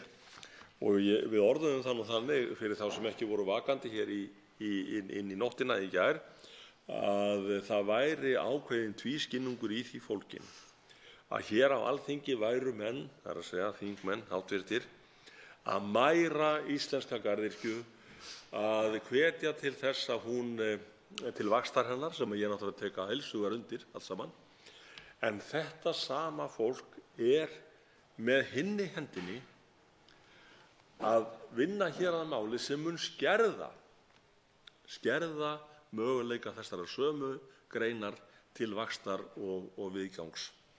Og mér finnst það í hæsta móta, óeðlilegt eða ósmekklegt jafnvel, að menn skuli hér predika í öðru orðinu að það beri að auka hér veg garðyrkjunnar og á sama tíma vera að mola undan henni grunninn með því að innleiða þennan orkupakka. Ég hjartanlega sammála hv. þingmanni að það vantar mikið á. Auðvitað þetta þingsályktunartillaga og það alltaf betur og betur komið ljós af hverju menn settu þetta í þingsályktunartillögu en ekki frumvarp. Menn útiloka forsetann, menn þurfi ekki að kostnaðarmeta og svo framvegis, það er að segja samkvæmt þessum lögum sem framlagningu mála gilda. Heldur koma menn bara hér með óljósar hugmyndir hitt og þetta sem margar hverjar standast ekki skoðun. Þar á meðal þetta að garðyrkjubændur, þeir eru skildir eftir með sárt ennið og því mjög nauðsynlegt að það fari fram gaumgæfileg úttekt á því hvaða áhrif þetta hefur efnahagsleg á hinar ýmsu stéttir.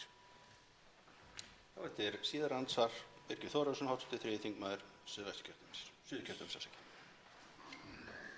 Já, herra forseti, ég þakka hv. þingmanni gott svar og það er fullkomlega eðlileg og réttmæt krafa mikilvæga greinar sem garðyrkjan að sú grein fái að vita hvort að stuðningur verði áfram heimill. Það liggur ekki fyrir. Þetta er grein sem hefur gríðarleg tækifæri, framleiðir alveg frábæra vöru á heimsmælikvarða og við með alla okkar orku höfum alla burði til þess að vera fremstir þjóða í að framleiða svona hágæða vörur eins og garðyrkjubændur framleiða Og þess vegna er það mikið áhyggjuefni þegar ekki er búið að meta áhrifin af þessari tilskipun á grein eins og garðyrkjubændur. Og þess vegna skilur maður mjög vel þessar áhyggjur greinarinnar yfir þessu. Og að sjálfsögðu eigum við að nota þessa innlendu orku í innlenda framleiðslu. Og því miður þá er alveg ljóst að verði áform sæstreng sem kemur til með að koma, það er bara spurning árafjöldan, hvenær hann kemur, að þá sjáum við það að verðlag mun örugglega hækka til eins og garðyrkjubænda vegna þess að það er bara lögmál framboðs og eftirspurnar, markaðurinn ræður að það sem verðið er hæst, að þangað leitar náttúrulega varan og það verður nákvæmlega sama með garðyrkjuna. Þannig að en ég vil þakka hv. þingmanni fyrir ræðuna og þetta innlegg hans einmitt það að hér skuli vera þingsályktunartillaga, hér er engin kostnaðarmatsgreining og engin áhrif á innleiðinguna sem er náttúrulega verulega ámælisvert. Svara síðast andsvari Þorsteinn Sæmundsson, hv. 10. þingmaður Reykjavíkurkjördæmis suður. Já, herra forseti, ég þakka nú hv. þingmanni fyrir að veita mér í sjálfu sér tækifæri til þess að vekja hér athygli á hlutum sem ég gat ekki gert í gær þar sem ég tók ekki þátt í umræðinu garðyrkjuna. En það er hárrétt sem hv. þingmaður segir að þar eru möguleikar eiginlega ótakmarkaðir. Og það er eitt mál sem ég hefði rætt hér í gær ef ég hefði tekið þátt í þessari umræðu sem ég hefði minnst á. Það er það að það kom nú fram hér í umræðunni í gær að ungir menn hafa haslað sér völl í því að rækta hér wasabirót sem er mjög dýr og verðmæt framleiðsla.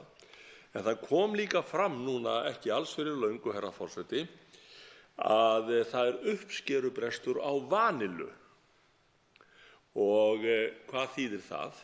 Það þýðir það að verð á grammi af vanillu er jafn hátt og verð af grammi á silfri.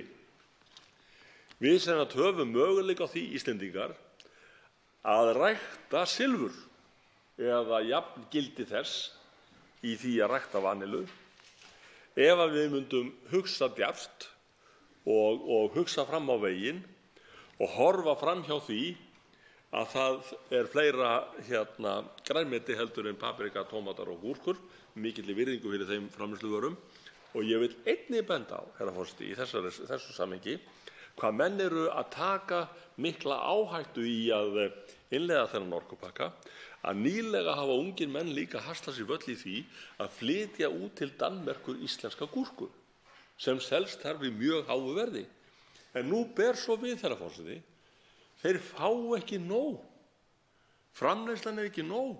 Þannig að tækifærin eru hér á hverju strái, en leið og menn eru að mæra það í einu orðinu, þá eru menn að kippa grundvellinum undan þessari framleiðslu með því að hamra inn þennan svokallaða þriðja orkupakka. Andsvörum er lokið. Til máls tekur Karl Gauti Hjaltason, hv. 8. þingmaður Suðurkjördæmis. Herra forseti, ég ætla að halda áfram það sem frá var horfið í minni síðustu ræðu, þar sem ég var að ræða lagalega fyrirvarann og fleira því tengt og náði ekki að klára. Ég hafði orð á því í þeirri ræðu í nótt að sú gjörð af hálfu íslenskra stjórnvalda að segja setja lagalegan fyrirvara væri raun orðin tóm. Því þú getur ekki innleitt Evrópureglur á sviði orkumála, í þessu tilviki þriðja orkupakkans, en í hinu orðinu sagt að reglurnar gildi ekki hér á landi. Það er ekki bæði sleppt og haldið. Þú getur ekki bæði átt kökuna og étið hana.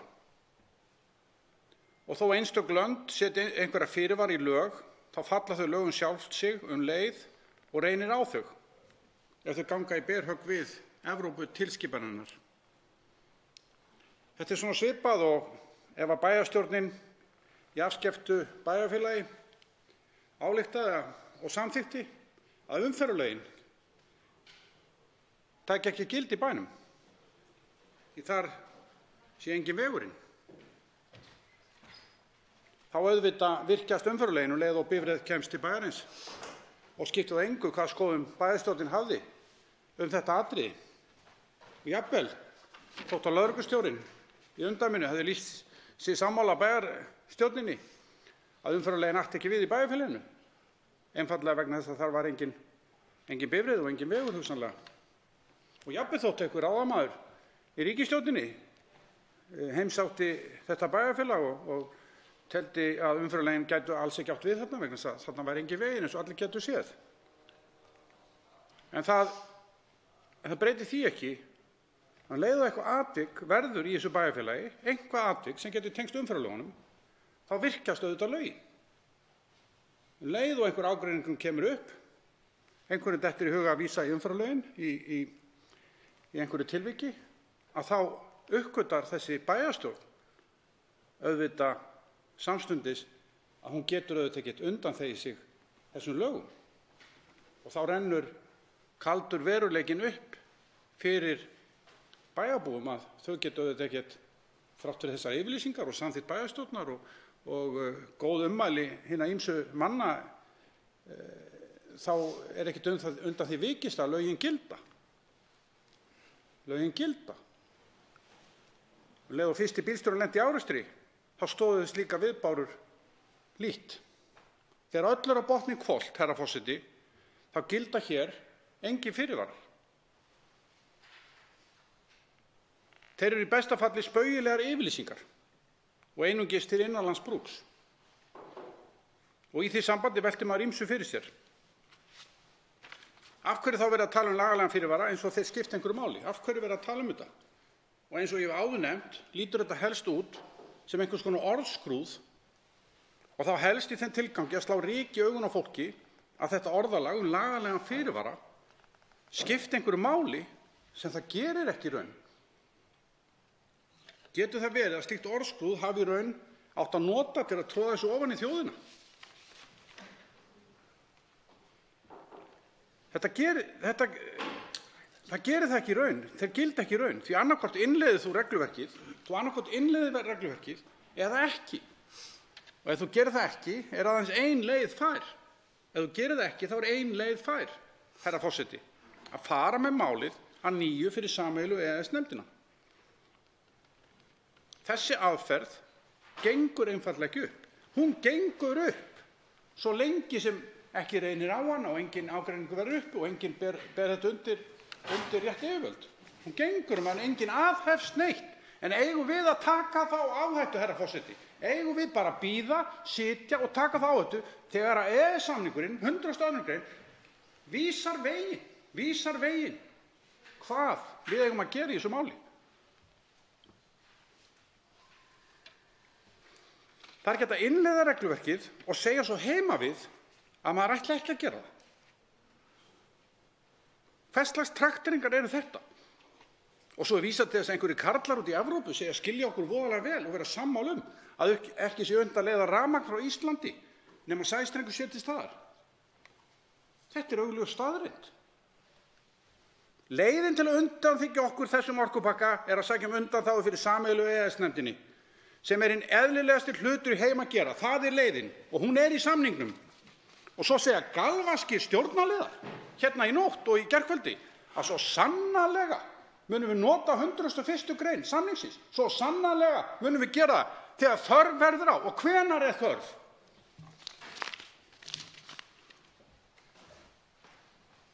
Svo áttu til að 4 hv. þingmenn óska eftir að veita andsvör. Fyrstu til að veita andsvör er Helgi Hrafn Gunnarsson, 83. þingmaður Reykjavíkurkjördæmis norður.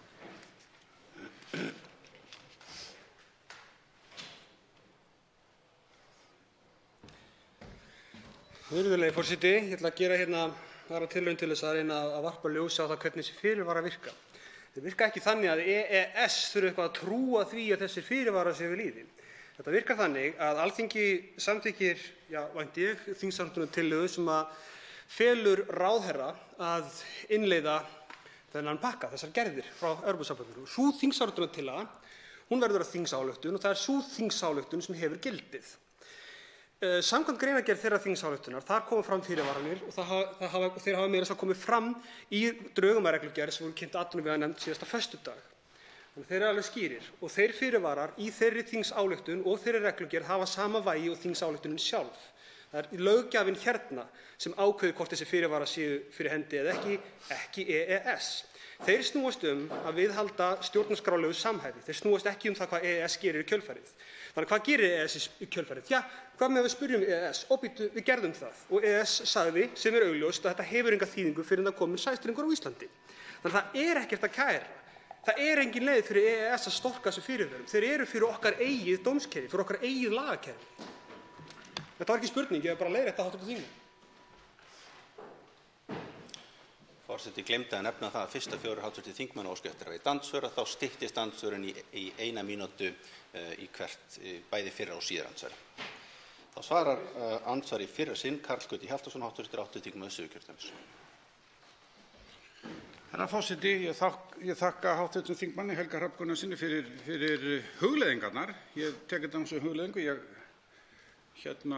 var ekki var við að það var einhver sérstakri spurningu beint til mín og ég get ekki séð svona miðað við hugleiðingar hv. þingmanns að þegar að Alþingi samþykkir þessa þingsályktun og lofa þar með að íslensk lög mun ekki fara í bága við þetta regluverk sem 3. orkupakkinn og síðan kemur einhvers konar lagasetning í kjölfarið eins og við höfum séð hér og kannski eitthvað meira sem við höfum ekki séð og mér skilst það sé hugsanlega væntanlegt að ef eitthvað í þessum lögum fari í bága við regluverkið, hvað það annað en óþekkt? Svona ef við tölum íslensku, það bara óþekkt. Ef við ætlum ekki að innleiða þetta, ef við ætlum að hafa eitthvað í því okkar regluverki sem fer í bága við það sem við erum búin að samþykkja að innleiða. Það er aðsari síðara sinn Helgi Hrafn Gunnarsson, 83. þingmaður Reykjavíkurkjördæmis norður. Virðulegi forseti, ef það væri bannað að mála hús rauð á litinn, þá væri ekki hægt að kæra einhvern fyrir að mála hús rautt á litinn sem ekki til. Það ekkert í 7. til 9. greinar, reglugerðar nr. 713/2009, sem allt þetta hafa verið í snýstöðum í sambandi við stjórnarskrárlegt gildi og fyrirvarana, sem að kemur Íslandi við í eðli sínu nema hingað komi sæstrengur. Og þá kemur aftur upp stjórnarskrárspurningin og þá skal ég aftur taka þetta samtal alveg glaður. Og þá reyndar skiptir samtalið yfir í það hvort að þessir fyrirvarar séu yfir höfuð nauðsynlegir, sem ég tel þá ekki vera, meðan ég man. Þeir eru aðallega til þess að koma til móts við áhyggjur íhaldssömustu fræðimanna sem þó byggja sínar ályktanir á túlkun reglugerðarinnar sem ég ósammála og get fært rök fyrir því hvers vegna ég sé ósammála og hygg reyndar að þeir myndu sannfærast sjálfir ef þeir fengju þau rök í hendunar, ef þeir hafa ekki gert það nú þegar. En ég ætla svo sem ekki að fara að gera þeim upp einhverjar skoðanir ólíkt hv. þingmönnum Miðflokksins sem hafa gert það hér dögum saman. Eftir stendur að það ekki sæstrengur á Íslandi og þar af leiðandi ekkert að kæra í sambandi við greinar 7-9. Það bara ekkert að kæra. Það ekki hægt að kæra ákvörðun sem ekki hægt að taka. Og það ekki hægt að taka ákvörðun aðgang að sæstreng sem ekki til. Þess vegna hættan engin. Það eru 0% líkur á því að nokkur skapaður hlutur verði kærður í þessu sambandi fyrr en við leggjum sæstreng og þá tökum við samtalið aftur eins og kemur fram í fyrirvörunum. Og lagafrumvarpið með þeim. Forseti minna þingmenn á það að halda ræðutíma. Þetta mjög stuttur tími þegar 4 fær andsvör, 1 mínúta í hvert sinn, en forseti biður nú samt að menn virði þau tímamörk. Þá svarar andsvari síðara sinn Karl Gauti Hjaltason, 8. þingmaður Suðurkjördæmis. Herra forseti, ég þakka enn og aftur fyrir þessar hugleiðingar. Ég mótmæli því að ég hafi gert hv. þingmanni eða öðrum hér þingmönnum upp skoðanir. Ég mótmæli því og vil endilega að hann bendi mér bara á það hvar ég hef gert honum upp skoðanir, ef hann telur það vera. Og ég uni honum bara með sínar ágætu skoðanir og hann hefur frelsi hér og hefur lýst hann hér margoft upp í ræðustól og það athyglisvert að hlusta á þær auðvitað og við erum einfaldlega ekki sammála að mörgu leyti og ég vil nefna kannski þetta dæmi og endurtaka það dæmi sem ég kom með hér áðan, varðandi umferðarlögin. Það dæmi sem ég tók eitthvað bæjarfélag sem telur sig ekki þurfa að fara eftir umferðarlögum vegna þess að það engin vegið þar. En eigum við þá að taka þá áhættu, vegna þess að hingað engin sæstrengur lagður ennþá, eigum við þá að taka þá áhættu og óþarfa að innleiða reglugerðir sem eigi ekki við. Af hverju skyldum við gera það?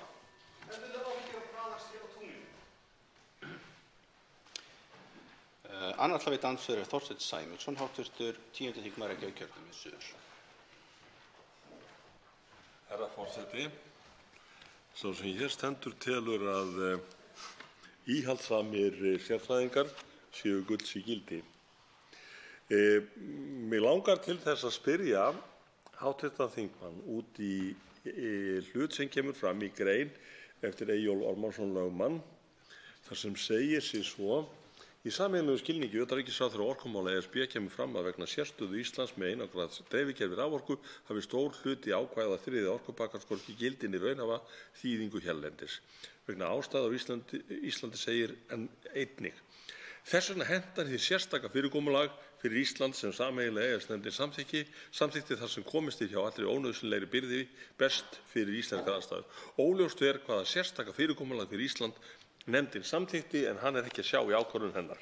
Mig langar til að spyrja hv. þingmann hvort að hann sé einhverju nær það hvaða sérstaka samkomulag fyrir Ísland hér að ræða, í hverju það felist og hvaða áhrif það hafi. Svarar andsvari fyrir sinn, Karl Gauti Hjaltason, hv. 8. þingmaður Suðurkjördæmis. Herra forseti, ég þakka hv. þingmanni Þorsteini Sæmundssoni fyrir hans fyrirspurn. Hann spyr sameiginlega yfirlýsingu orkumálastjóra Evrópusambandsins sem vitnað hefur verið margoft í hér í umræðum þetta mál og hann spyr hvaða skilningi ég legg í það. Ég hef komið að því í mínum ræðum hingað til og hér í þessu ræðustóla að ég tel að þetta sé vinsamleg yfirlýsing og allra góðra gjalda verð.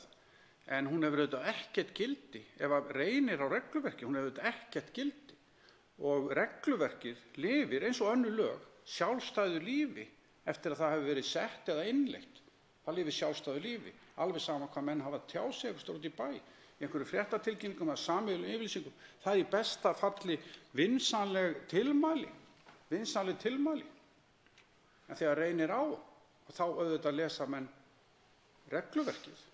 Og ef það eru gerðir fyrirvarar á regluverkið, þá á að gera það á réttum stað, en ekki hér innanlands. Þetta er andsvari síðar sinn, Þorsteinn Sæmundsson, hv. 10. þingmaður Reykjavíkurkjördæmis suður. Herra forseti, það var kannski einmitt þetta sem ég vildi fá fram og ég þakka hv. þingmanni sérstaklega vel fyrir þetta svar.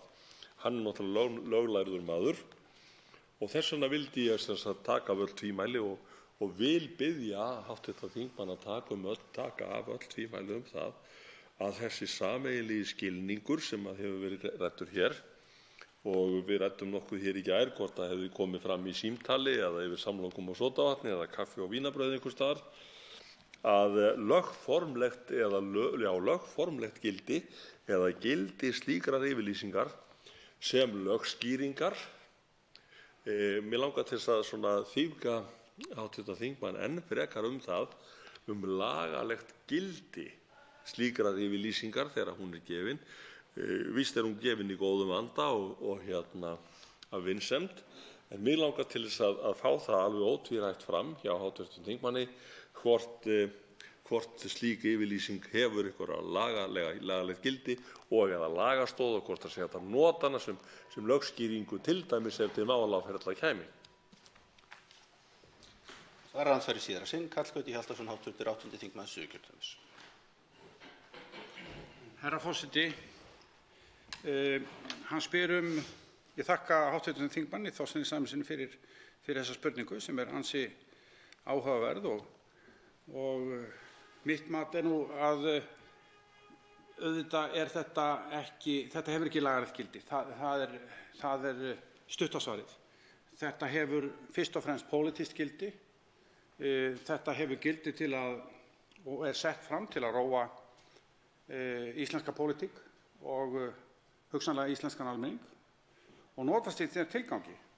Þegar þessi menn sem stóðu þessari yfirlýsingu hafa lokið sínum störfum og gengið til annarra starfa í framtíðinni, þá hefur þetta auðvitað ekkert gildi. Og þetta hefur ekkert gildi ef að reynir á þessar reglur. Þetta er í mesta lagi svona léttvægt hliðsjónarplagg ef að skyldi reyna á þetta, að einhvern tíma hafði einhver sagt að svona væri hans hugmyndir þetta ákvæði. Þriðji til að veita andsvör Ólafur Ísleifsson, hv. 10. þingmaður Reykjavíkurkjördæmis norður.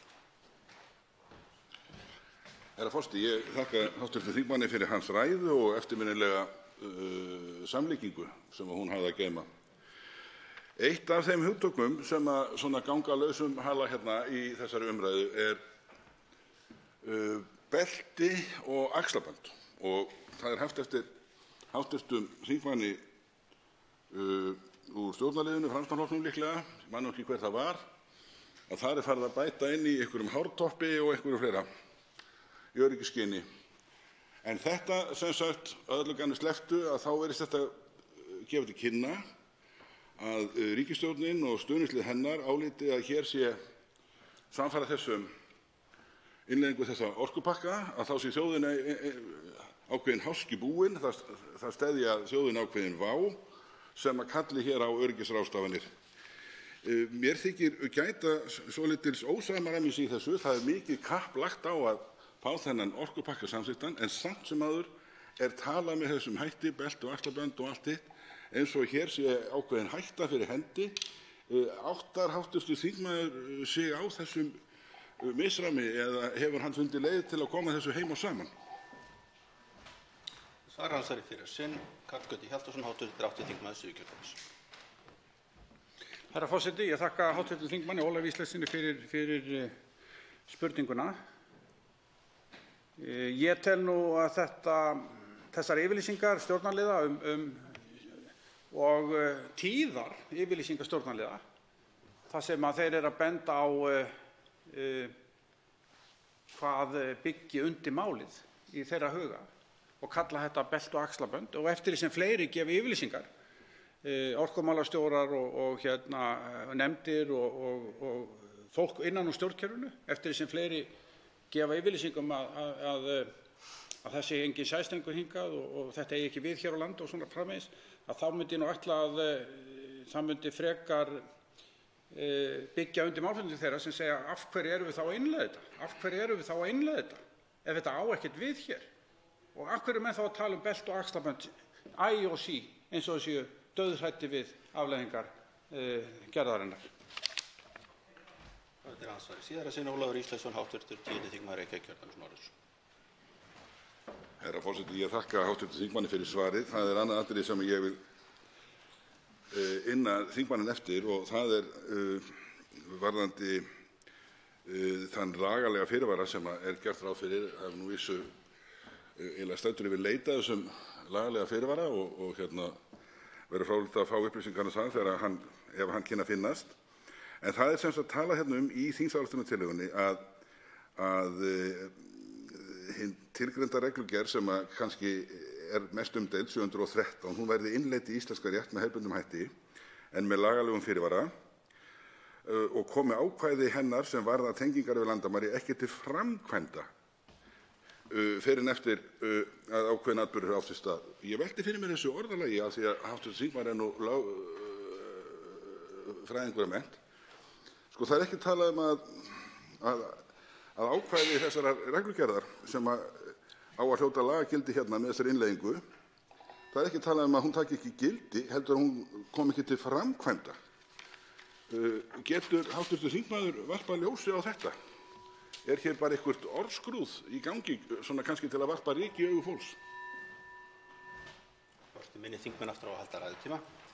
Svaransvari síðara sinn Karl Gauti Hjaltason, hv. 8. þingmaður Suðurkjördæmis. Herra forseti, ég þakka hv. þingmanni fyrir spurninguna. Þetta nú það sem menn hafa kannski staldrað einna mest við fyrir utan umræðan lagalega fyrirvaran að tiltekin ákvæði eða tiltekin hluti regluverksins í 3. orkupakkanum kom ekki til framkvæmda. Þetta auðvitað það sem menn hafa legið yfir og velta fyrir sér, en auðvitað ef að regluverkið gildir og innleitt, þá gildir það. Svo margt í regluverkinu sem reynir ekki á fyrr en einhver atvik koma upp. Og eigum við þá að taka þá áhættu, með því að innleiða þetta, að hér komi upp einhver tilvik sem við í dag sjáum alls ekki fyrir og þá mun reyna á þessar reglur með einhverjum hætti sem við gerum okkur alls ekki grein fyrir á þessari stundu, hv. þingmaður. En reglurnar hafa verið innleiddar og eru í gildi. Síðast vill að veita andsvör Birgir Þórarinsson, hv. 3. þingmaður Suðurkjördæmis.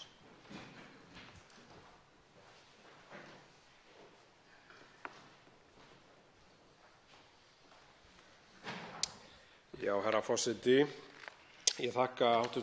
þingmanni ræðuna sem var prýðis góð. Mig langar að koma hér aðeins inn á hv. þingmann skýrslu sem var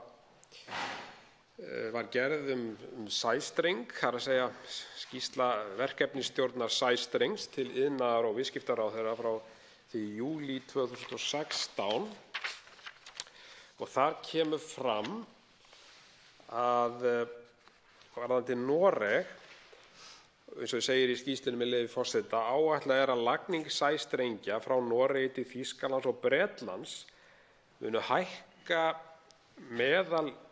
rafmagnsreikning meðalheimilis í Noregi 12.000 kr. á ári og á sama tíma munu þá tekjurnar aukast sem því nemur. Og ekki hefur verið farið í sérstaka mótvægisaðgerðir fyrir heimili í Noregi til lækkunar á raforkuverði. Fá svona álit hv. þingmanns á þessu ekki nánast alveg öruggt að þegar sæstrengurinn kemur að við verðum í sömu sporum á Noregi hvað þetta varðar. Svarar andsvari fyrir sinn, Karl Gauti Hjaltason, hv. 8. þingmaður Suðurkjördæmis. Herra forseti, ég þakka hv. þingmanni Birgi Þórarinssyni fyrir spurninguna. Ég er þess alls ekki umkominn til að spá fyrir framtíðina. Ef ég væri þess búinn þá var ég eflaust í einhverju allt öðru starfi. En það er ekki ólíklegt að álíta sem svo að ef hægt er að selja einhverja vöru dýrum dómum með einföldum hætti að þú svona í markaðskerfi að þér finnst nú ekki þá við hæfi að selja hana miklu ódýrari til annarra og samkeppnisreglur Evrópusambandsins beinlínis banna það. Þannig að því leytinu er það rétt að þetta geti valdið ýmsum árekstum hér innanlands ef þetta væri raunin, en ég er nú ekki þess umkominn að sjá fram í framtíðina þessu leyti. Það er síðast andsvar Birgir Þórarinsson, hv. 3. þingmaður Suðurkjördæmis. Já, herra forseti, ég þakka hv. þingmanni andsvarið og ég held að sé einmitt nákvæmlega þetta sem við þurfum að gera. Við þurfum að horfa á reynslu nágrannaþjóðanna hvað þetta varðar og þar er Noregur náttúrulega nærtækasta dæmið og hér höfum við það bara svart á hvítu. Skýrsla sem unnin er fyrir iðnaðar- og viðskiptaráðherra árið 2016 segir það bara hér svart á hvítu að sæstrengur hækkaði raforkuverð til heimila í Noregi og þó nokkra upphæð. Ég held að sé alveg ljóst að það sama verður nákvæmlega upp á teningnum hér og þá segja stjórnvöld, jú, við erum ekkert að óttast, við erum ekkert að fara að leggja sæstreng nema Alþingi heimili það. En kjarni málsins er bara þessi að hvort sem okkur líka betur að verð, þá mun sæstrengur koma og hann mun verða nær okkur í tíma heldur en margan grunar og það hafa sérfræðingar bent á, Landsvirkjun bent á þetta og svo framvegis. Svarar síðast andsvari Karl Gauti Hjaltason, hv. 8. þingmaður Suðurkjördæmis. Herra forseti, ég þakka hv. þingmanni fyrir spurninguna. Ég veit ekki hvernig Norðmenn hugsa raforkuauðlindir sínar, það er að segja fallvötnin, en ég veit hins vegar og get upplýst hv. þingmanni það að ég veit hvernig Íslendingar hafa litið á þessa auðlind síðustu áratugi og 1969 þegar Búrfellsvirkjun var tekin í notkun að þá er verið að auka uppsett afl hér innanlands 5 til 6-falt frá því sem áður var. 5 til 6-falt og gífurlega fjárfestingar sem fóru þar fram. Og ég skyldi ætla af þeim viðbrögðum sem þetta mál hefur vakið meðal þjóðarinnar sé einmitt þetta að fólk hafi sterkar taugar til þessar auðlindar, sterkar taugar til sameignar þjóðarinnar á þessum auðlindum og við getum notið góðs af þessar auðlind ókomna framtíð. Andsvör lokið. Til máls fundarstjórn forseta tekur Helgi Hrafn Gunnarsson, hv. þingmaður. Virðulegi forseti, hérna fyrr í dag þá gerði sitjandi forseti og aðalforsetinn, virðulegur, athugasemd við það að hv. þingmaður Björn Leví Gunnarsson sagði satt hérna í pontu. Mér finnst vanta að gera athugasemd við það þegar kemur blákaldur óheiðarleiki frá hv. þingmönnum hér í ræðum sínum þetta mál. Blákaldur óheiðarleiki sem að einungis af tæknilegum ástæðum svo sem ekki alveg hægt að kalla lygi þannig að staðreynd sé.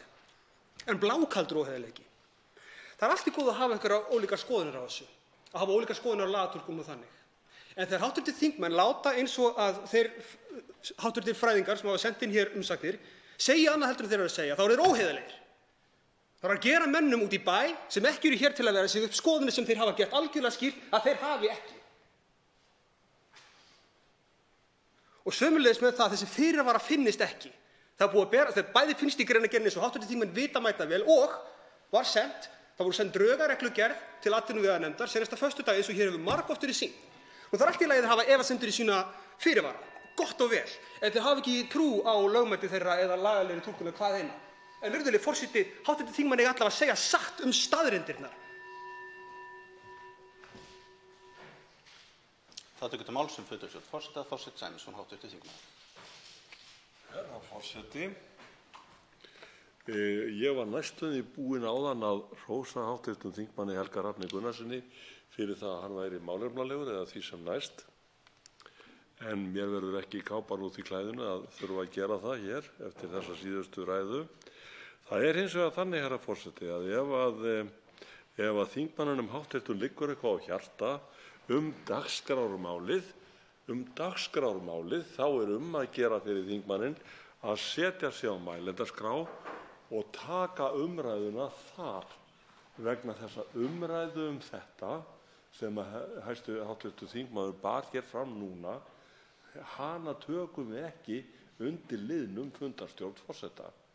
Þannig að auðvitað á maður ekki í sjálfu sér að standa upp og svara svona skítkasti sem kemur hér fram undir liðnum fundarstjórn forseta, en ég hvet þingmanninn hv. til þess að setja sig á mælendaskrá og taka efnislega þátt í þessari umræðu sem mun standa hér eitthvað fram eftir deginum. Það tekur aftur til máls undir liðnum fundarstjórn forseta, hv. þingmaður Helgi Hrafn Gunnarsson. Virðulegi forseti, ég viðurkenni fúslega að mér heitt í hamsi. En það ekkert ómálefnilegt að benda á það þegar menn fara hérna með ósannindi, sýnileg ósannindi sem hægt að staðfesta með því að lesa gögn málsins. Ekki trúa mér. Það ekki að trúa mér. Lesi bara gögnin og hlustið þá sjálf ykkur. Virðulegi forseti, biðst afsökunar að ávarpa þingmenn beint. Hvað varðar efni málsins, þá ég ekki hér að kvarta undan málinu sjálfu og ég komin á mælendaskrá, meðan ég man og hef tekið þátt í umræðunum hér, hef reynt að vera málefnalegur og halda með efnið. Ég fer í fundarstjórn forseta vegna þess að mér blöskar þessi óheiðarleiki. Og mér finnst alveg ótrúlegt ef kjósendur Miðflokksins láta bjóða sér það að þeirra hv. þingmenn koma hérna og þurfa að beita ósannindum og leyfa ekki mönnum út í bæ að njóta sannmælis til þess að koma sínum málstað á framfæri. Það er algjörlega til skammar, virðulegi forseti. Og það kemur efnisatriði málsins nákvæmlega ekki neitt við. Þess vegna er ég hér í fundarstjórn forseta. Já, mér verður heitt í hamsi við þetta. Það er allt í lagi að ræða þetta mál og ég er búinn að segja það hér og segja það aftur. Mér finnst fínt að það sé bara rætt fjárið mikið. Gerir engar athugasemdir við það. Mér finnst það gott, þetta er umdeilt mál. Og þjóðin hefur ekki fullan skilning á því ennþá vegna þess að umræðan hefur ekki verið næg. Ég ber virðingu fyrir því og þess vegna tek ég þátt í þessari umræðu. Þannig ekkert við mig að sakast í því. En ég krefst þess að hv. þingmenn komi ekki hingað og með köldu, bara alveg blákalt, segja ósannindi við sína eigin kjósendur hér. Það er ekki málstað þeirra til framdráttar né þeim, né þinginu.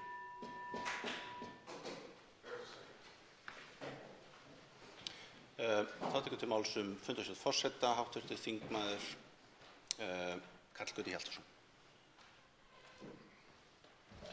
Herra forseti, það nú ekki oft sem maður er ásakaður að vera óheiðarlegur og ég vil nú fá að vita þá frekar hvað það sem ég eða við þingmenn hér sem hafa tekið til máls í þessu máli, hvað nákvæmlega það sem lýsir þessum óheiðarleika.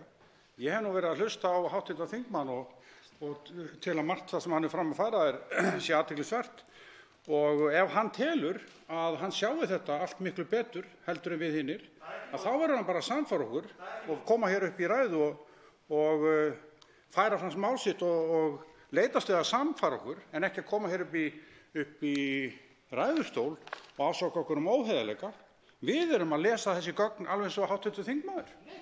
Við erum bara allan sólarhringinn að reyna að lesa okkur til og við færum fram hér ný rök í hverri nýrri ræðu sem við höldum. Ég held því bara fram með leyfi, herra forseti. Þá tekur til máls fundarstjórn forseta hv. þingmaður Jón Þór Þorláksson. Forseti hefur fengið þær upplýsingar að fyrst að það er ekki beint sérstaklega til einstaks þingmanns að þá heyri það betur undir liðnum fundarstjórn forseta ef að þingmaður er tilbúinn að sætta sig fyrir það. Hæstvirtur forseti, já, ég er tilbúinn að sætta mig við það, en ekki mér ræðustól til að bera mér sakir. Ég hef reynt eftir fremsta megni og öllu megni að halda þessari umræðu á málefnalegu nótum og halda henni þar að við séum að ræða efnislegu málið.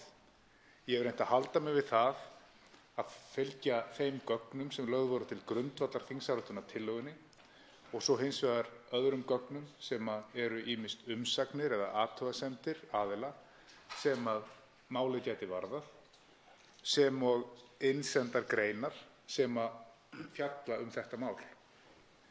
Og ég hafna því, það getur vel verið að ég sé ekki nógu skýr í því sem ég set fram, en ég hafna því alfarið að það sem ég hef sagt hér eða borið fram sé á einhvern hátt óheiðarlegt, herra forseti. Þá tekur til máls fundarstjórn forseta Anna Kolbrún Árnadóttir, hv. þingmaður.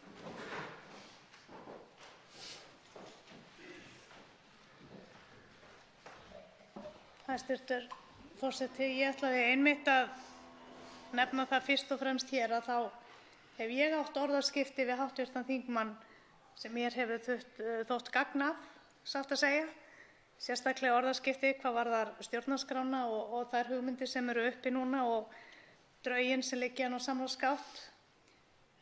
Þannig að mér finnst við ekki vera að fara hér fram viljandi með ósannindi, alls ekki. Ég tel mig lesa mér til þess að geta myndað mér skoðun á málinu og ég veit að við erum alls ekki sammála í skoðun en ég vil alls ekki sitja undir því að ég sé hér að fara með einhver ósannindi eða gangi hér fram með einhverjum óheilindum. Það er ekki þannig. Og lokum tekur til máls fundarstjórn forseta hv. þingmaður Þorsteinn Sæmundsson.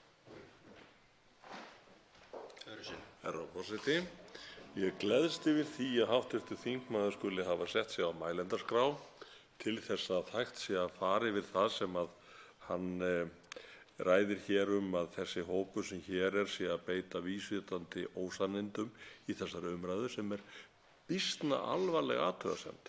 En væntanlega gerir hv. þingmaður grein fyrir því hvar og hvernig og bendir á dæmi þar og færir einhver rök fyrir máli sínu. Að öðru leyti, ef að svo verður ekki, þá þetta náttúrulega bara ómerkilegt upphlaup. Það hins vegar mjög hættulegt þegar stjórnmálamenn lýsa sjálfum sér þannig að þeir séu handhafar sannleikans. Og við sjáum dæmi þess meðal annars frá Ameríku og víðar. Filippseyjum gæti ég mest. Og það alltaf hættulegt þegar stjórnmálamenn halda að þeir séu umboðsmenn sannleikans en að aðrir gangi ljúgandi En þetta mál förum við allt yfir þar sem að það á við í umræðum málið en ekki fundarstjórn forseta, sem ekki vettvangur til sátta. Vettvangur fundarstjórn forseta vill forseti benda á hefur verið notaður í ýmsum tilgangi og hvort að þetta falli undir getur hann ekki beint dæmt en sér ekkert miðað við þau fordæmi sem liggja fyrir sem að bendir til þess að liðurinn hafi verið notaður á óeðlilegan eða óhefðbundinn hátt. Enginn hefur hvatt sér frekar hljóðsum til liðinu fundarstjórn forseta. Höldum áfram með dagskrármálið. Til máls tekur Ólafur Ísleifsson hv. 10. þingmaður Reykjavíkurkjördæmis norður.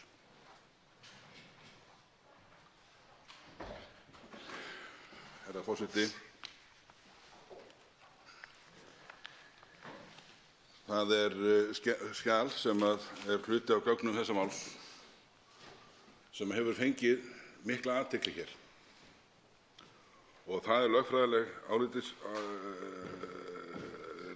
álitsgerð stjórnskipuleg álitamál tengd framsali ríkisvalds til stofnana ESB/EFTA vegna 3. orkupakka ESB. Þessi álitsgerð er dagsett 19. mars 2019 og höfundar hennar eru þeir Friðrik Árni Friðriksson Hirst, lögmaður, og Stefán Már Stefánsson, prófessor emeritus. Þessi álitsgerð er allmikil að vöxtum en hún er afar vönduð að því best verður séð, afar áhugaverð, leyfi mér að segja, og ástæða til að hvetja fólk, til að mynda þá sem að fylgjast með þessari umræðu, til þess að kynna sér hana sem best. Staðan er þessi að þegar litið er yfir þessa álitsgerð má kannski með svona hæfilegri einföldun segja að þar sé annars vegar fjallað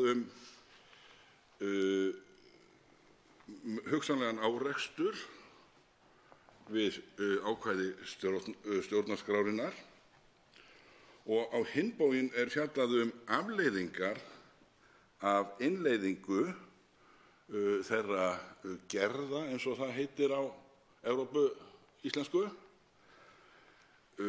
og ég mun víkja að þessum tveimur þáttum. Það er á minnsta kosti 2 stöðum í álitsgerðinni þar sem að höfundar nota orðalagið verulegur vafi í tengslum við stjórnarskrána. Þeir segja hérna til að mynda í kafla 4.4 að það sé niðurstaða höfunda álitsgerðarinnar að verulegur vafi leiki á því hvort framsal ákvörðunarvalds til ESA samkvæmt 8. grein reglugerðar nr. 713, og þetta er lesið að sjálfsögðu með leyfi forseta, 2009, og svo framvegis rúmist innan ákvæða stjórnarskrár lýðveldisins Íslands. Og sömuleiðis segir í kafla sem er merktur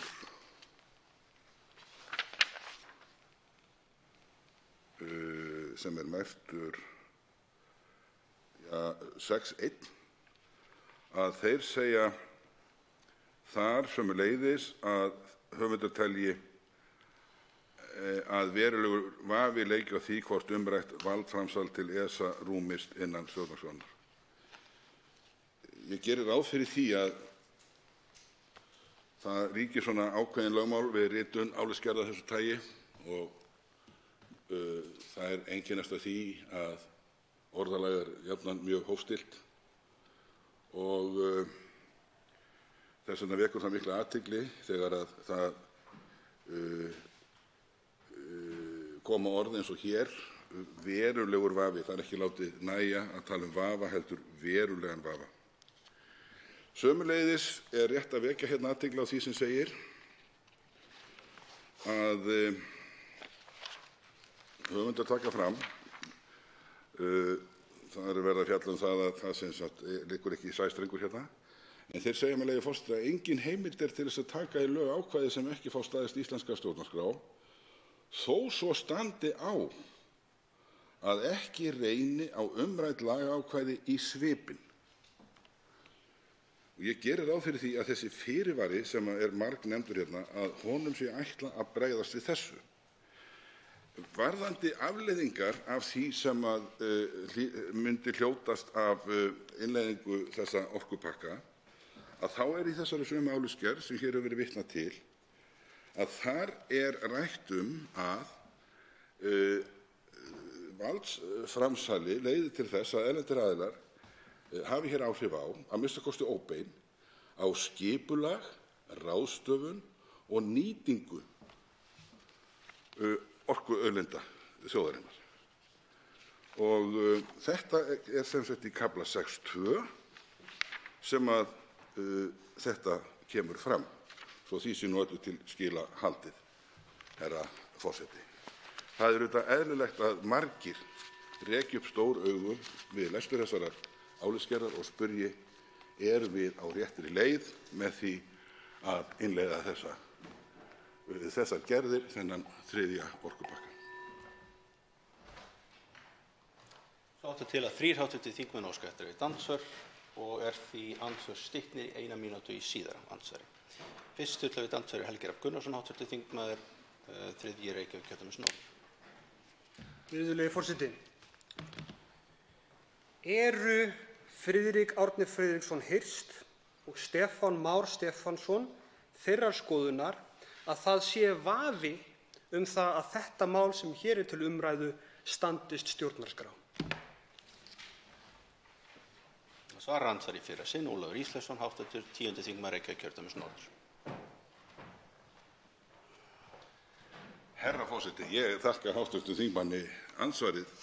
Því er auðvitað ekki beint að réttum aðila. Ég er ekki aðstöðu til þess að tjá mig afstöðu þeirra til eins eða neins málefnis. Það sem ég gerði hér í ræðu minni var það að ég vitnaði með leyfi forseta í þeirra ágætu og ég leyfi mér að segja stórmerku álitsgerð, og það getur þá hver og einn dregið sínar afleiðingar af því hvað þeir telja að sé eða kunna að vera afstaða þeirra til þeirra efna sem þar er vísað til. Ég leyfi mér að draga mínar ályktanir, en ég geri enga kröfu það að aðrir séu sammála mér í þeim efnum. Mér þykir þetta reyndar liggja nokkuð ljóst fyrir, þannig að þessi ummæli þeirra sýnast vera býsna skýr, herra forseti. Til andsvari síðara sinn Helgi Hrafn Gunnarsson, hv. 3. þingmaður Reykjavíkurkjördæmis norður. Virðulegi forseti, ég vek athygli á umsögn sem að hv. fræðimenn Friðrik Árni Friðriksson Hirst og Stefán Már Stefánsson sendu utanríkisráðherra þetta mál dagsett 10. apríl 2009. Mig langar að spyrja hv. þingmann hvort hann hafi lesið þá umsögn. Svarar andsvari síðara sinn Ólafur Ísleifsson, hv. 10. þingmaður Reykjavíkurkjördæmis norður.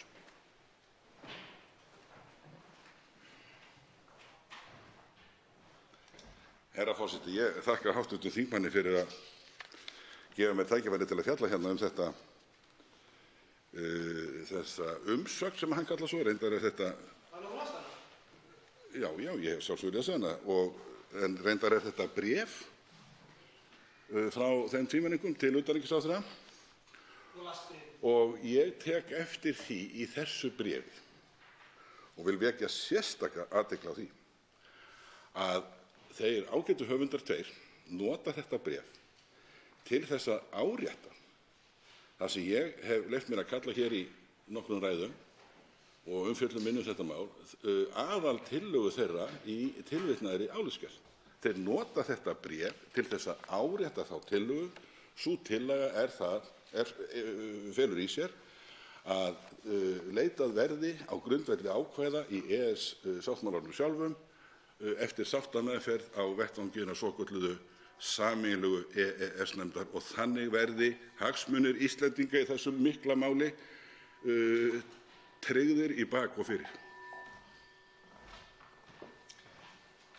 En vill að veita andsvör er hv. 8. þingmaður Norðausturkjördæmis Anna Kolbrún Árnadóttir.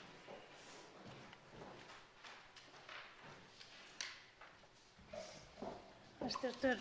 forseti, ég þakka hv. þingmanni Ólafi Ísleifssyni fyrir hans ræðu. Ég hjá eftir því að hann talaði þennan verulega vafa, var að vitna til orða þeirra fræðimanna sem hér eru mjög svo til umræðu, og það sem ég er að velta fyrir mér, hann talaði að það gæti haft afleiðingar varði skipulag, ráðstöfun og nýtingu, og þá á síðari stigum, og ég velti fyrir mér hvað eigum við eftir að sjá, hvort að hv. þingmaður telji að það sé bara ekki allt komið í ljós. Og ég er svona mikið að velta fyrir mér þessum fyrirhuguðu breytingum eða allavega drögum á breytingum á stjórnarskrá sem liggja nú inn á samráðsgáttinni, og þess vegna er ég að velta þessu fyrir mér. Það segir líka úr greinargerð þeirra fræðimanna Stefán Más Stefánsson og Friðriks Árna, með leyfi forseta: engin heimild er til þess að taka í lög ákvæði sem ekki fá staðist íslenska stjórnarskrá, þó svo standi á að ekki reyni á umrædd lagaákvæði í svipinn. Þarna eru þeir að undirstrika þetta sem hv. þingmaður sagði áðan, og ég væri til í að fá skýringu á þessu. Svarar andsvari fyrir sinn Ólafur Ísleifsson, hv. 10. þingmaður Reykjavíkurkjördæmis norður.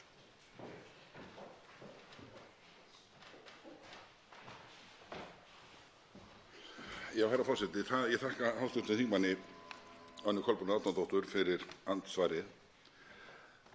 Það er svo fjöldamargt sem er áhugavert í þessari álitsgerð, og hv. þingmaður vísaði til þess sem ég dró hérna saman, að þeir tefla því fram að það sé með innleiðingu þess orkupakka að þá fái erlendur aðili aðstöðu til að hafa að minnsta kosti, eins og það er orðað, óbein áhrif, að minnsta kosti óbein áhrif á skipulag. Taki menn eftir orðunum, þau eru valin greinilega af kostgæfni. Áhrif á skipulag, ráðstöfun og nýtingu mikilvægrar orkuauðlindar þjóðarinnar, eins og það er orðað. Ja, ef að þetta er ekki viðvörun, þá veit ég ekki hvað. En þeir greinilega telja að það sé ástæða til þess að viðhafa ennþá háværari viðvörun, og það gera höfundarnir þegar þeir segja, með leyfi forseta, þegar þeir fjalla þetta valdframsal sem að lítur að skipulagi og ráðstöfun á mikilvægri orkuauðlind þjóðarinnar, að þá segja þeir að þessu megi með einhverri einföldun, eins og þeir orða það, líkja við að Eftirlitsstofnun Evrópu væri falið vald til að ákveða leyfilegan hámarksafla ríkja á sviði sjávarútvegs. Nú, menn átta sig á því að slíkt er náttúrulega algerlega óhugsandi í hugum Íslendinga, og ég tel að hér séu höfundarnir að minna á það að orkuauðlindirnar eru auðlind rétt eins og sjávarauðlindin, og það kemur þetta ekki til greina að Íslendingar framselji vald og fullveldisrétt þjóðarinnar yfir þeim auðlindum. Aftur síðara sinn, Anna Kolbrún Árnadóttir, hv. 8. þingmaður Norðausturkjördæmis. Hæstv. forseti, það sem að ég er að reyna að skilja þetta, og þá sérstaklega úr þeirra greinargerð, það er þannig að þeir sem tala fyrir pakkanum, þeir vitna í þetta, samt sem áður er ekki alveg ljóst hvert þetta leiðir, hvert þessi gjörningur leiðir okkur. Og í álitsgerðinni sem var lögð fyrir ríkisstjórn segir, með leyfi forseta: verði 8. grein reglugerðar nr. 713/2009 tekin upp í EES-samningnum og innleidd í íslenska rétt í óbreyttri mynd, mun reglugerðarákvæði fela í sér framsal framkvæmdarvalds til ESA, sem ella væri á hendi íslenskra stjórnvalda. Og þess vegna er ég að velta fyrir mér hvað þýðir þetta á mannamáli. Getur hv. þingmaður svarað því? Svarar andsvari síðara sinn Ólafur Ísleifsson, hv. 10. þingmaður Reykjavíkurkjördæmis norður. Herra forseti, ég álít að, minnst les ég það þannig að þetta þýðir það á íslensku að það skýrist bestast í dæmi eða þeirri hliðstæðu sem er dregin upp í álitsgerðinni og sem ég vísaði til hérna áðan. Þetta sem er orðað með þessum hætti felur í sér að ákvarðanir sambærilegar í málefnum orkuauðlindanna væru fluttar til erlendra aðila með líkum hætti eins og að erlendum aðilum væri falið vald til þess að ákveða hámarksafla á Íslandsmiðum. Síðastu hlaut andsvör Birgir Þórarinsson, hv. 3. þingmaður Suðurkjördæmis.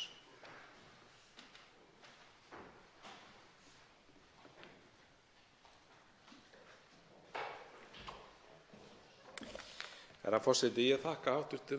Þingmanni ræðuna, prýðisgóð ræða, og það sem mér langaði að koma aðeins inn á við hv. þingmann eru þessar fjölmörgu umsagnir, ég hef verið að fjalla svolítið þær hér, sem hafa borist utanríkismálanefnd í varðandi þessa þingsályktunartillögu að innleiða 3. orkupakkann.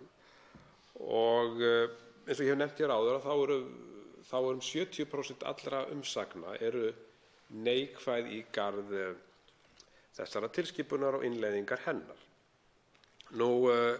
Ein af þeim aðilum sem sendir inn umsögn Alþýðusamband Íslands, og hún á þann veg að Alþýðusambandið telur þetta mál vera afar umdeilt og það vegur að grunnstoðum samfélagsins eins og orðað og telur jafnframt að grunnstoðir samfélagsins eins og raforkan okkar, sú auðlind, mikla auðlind sem við höfum, að hún eigi að vera undanskilin markaðslögmálum og það sé ábyrgðarhlutur að láta markaðinn véla þessar grunnstoðir eins og það orðað, og það sé samfélagsleg ábyrgð af hálfu stjórnvalda að sjá til þess að svo verði ekki. Það sem mér langaði að spyrja hv. þingmann út í það að hvort hann telji að verði það að veruleika að þessi tilskipun verði innleidd hér af ríkisstjórninni og þeim flokkum sem að styðja hann í þessu, Samfylkingu, Viðreisn og Pírötum, að hvaða áhrif hann telji að það geti haft á samskipti ríkis og verkalýðshreyfingarinnar. Nú til dæmis hefur það komið fram að Alþýðusambandið er farið að hafa áhyggjur af því að ekki sé búið að standa við kjarasamninga hvað varðar hlut ríkisins. Þannig ef hv. þingmaður er tilbúinn að koma aðeins inn á þetta. Svarandi fyrir sinn Ólafur Ísleifsson, hv. 10. þingmaður Reykjavíkurkjördæmis norður. Herra forseti, ég þakka hv. þingmanni Birgi Þórarinssyni fyrir andsvarið. Ég er alveg sammála hv. þingmanni það að það eru auðvitað mikil tíðindi að Alþýðusamband Íslands, sem hefur náttúrulega svo víðtæka skírskotun inn í íslenskt samfélag og innan vébanda þess eru hátt á annað 100.000 manns, og ég vísa til þeirrar löngu og merku sögu sem Alþýðusambandið á að baki í íslensku samfélagi, að þegar slík almannasamtök skuli taka svo afdráttarlausa afstöðu sem raun ber vitni í þessu þýðingarmikla þjóðfélagsmáli, að þá auðvitað sætir það miklum tíðindum. Ég tek eftir því sem hv. þingmaður sagði að 70% umsagna væru neikvæð. Ég út af fyrir sig ger ekkert allt of mikið með það. Það er auðvitað kannski hendingu háð að sumu leyti hverjir skila inn umsögn og ýmislegt af því tagi. Ég hins vegar tek eftir því að þeir sem hafa verið hér í hópi stuðningsmanna þessa orkupakka, að þeir hafa haft uppi orð það að eins og það var einhver atkvæðagreiðsla með lögfræðingana, að það væri bara eitt álit sem að hefði umtalsverðar athugasemdir og það sem miklum áhyggjum væri lýst, eins og farið hefur hér verið yfir varðandi álit þeirra Friðriks Árna og Stefáns Más. Ég lít ekki þannig á að svona mál séu afgreidd með atkvæðagreiðslu. Ég tel einmitt að það sé höfuðskylda alþingismanna sem hafa undirritað eið að stjórnarskránni, að þeim beri að sjálfsögðu að líta ekki síst til þeirra sjónarmiða sem fela í sér að sýnt sé sem mest varkárni og að gætilega sé stigið til jarðar, og það er einmitt það sem er gert í áliti Friðriks Árna og Stefáns Más, og þess vegna legg ég mjög mikið upp úr því áliti. Forseti minnir þingmenn á að halda ræðutíma. Og að lokum veitir síðasta andsvarið Birgir Þórðarson, hv. 3. þingmaður Suðurkjördæmis. Já, herra forseti, ég þakka hv. þingmanni andsvarið og mjög upplýsandi og gott andsvar, og hv. þingmaður mjög vel að sér í þessum málum eins og komið hefur fram hér í hans ræðum og sérstaklega þessari álitsgerð sem hann nefndi, sem að skipti verulegu máli í allri þessari umræðu. Og ég lýsi þessu sömu áhyggjum mínum og varðandi það sem hv. þingmaður sagði, og þegar kemur að þessum umsagnaraðilum, að mér finnst ekki hafa verið horft nægilega í þær, hversu margar þær eru og hversu margar þeirra eru neikvæðar í garð innleiðingar þessa orkupakka. Ég nefndi hér ASÍ, VR er á móti þessu, stór samtök og telja að þessi, eins og þeir orða það, að þessi ofsafengin viðbrögð hagsmunaaðila við því að vera á móti þegar málflutningur gegn þessari innleiðingu kemur fram, þá koma ofsafengin viðbrögð hagsmunaaðila frá sem gefur tilefni til að staldra við og hugsa á hvaða vegferð við erum. Svara síðast andsvar Ólafur Ísleifsson, hv. 10. þingmaður Reykjavíkurkjördæmis norður.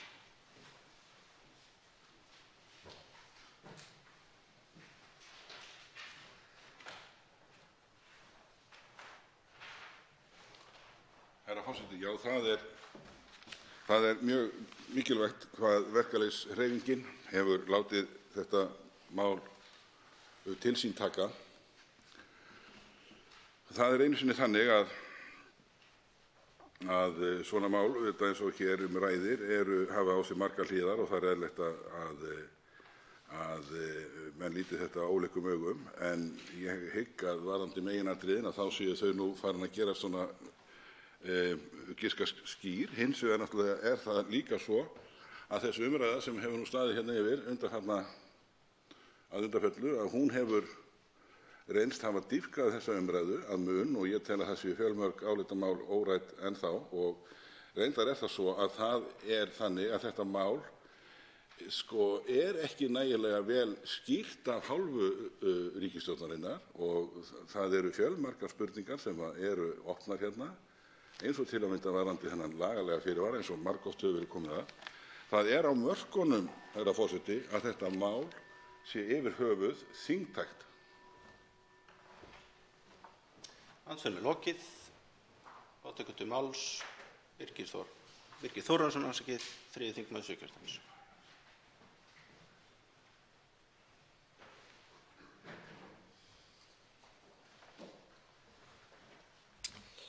Já, herra forseti, ég vil hér í þessari ræðu minni beina aðeins sjónum að Hitaveitu Suðurnesja, fyrirtæki sem var og hét, og sveitarfélögin á Suðurnesjum áttu, og hvernig innleiðing orkupakka 1 og 2 var til þess að sveitarfélögin á Suðurnesjum mistu, eða já, má segja, það orðaði þannig, mistu sín eignarrétt yfir þessu fyrirtæki, og það fór í hendur einkaaðila. Og ég er þeirrar skoðunar að þetta sé einmitt víti til varnaðar að sú staða geti komið upp við innleiðingu orkupakka 3, að hér yrði stórfelld einkavæðing í orkugeiranum hér á landi með tilheyrandi afleiðingum fyrir almenning og samfélagslega þættinum þá hreinlega bara algjörlega sleppt, en hann er jú mjög mikilvægur í okkar harðbíla og dreifbíla landi, að allir eigi aðgang að ódýrri orku. Ég er líka þeirrar skoðunar, herra forseti, að þetta séu ein dapurlegustu pólitísku mistök sem gerð hafa verið á síðari árum hér á landi, þegar að Hitaveita Suðurnesja er seld. En það er líka áhugavert að skoða með hvaða hætti þetta var gert og þátt stjórnmálamanna eða sveitarstjórnarmanna í því og hvernig ekki var staðið við yfirlýsingar. Og þess vegna velti maður fyrir sér að hvort að sú staða gæti komið upp að við verðum í sömu sporum að það sem stjórnarliðar segja hér í dag, að almenningur þurfi ekki að hafa áhyggjur af málinu og svo framvegis, að það komi ekki til með að standast og menn séu í raun og veru að segja eitt í þessum efnum og gera annað.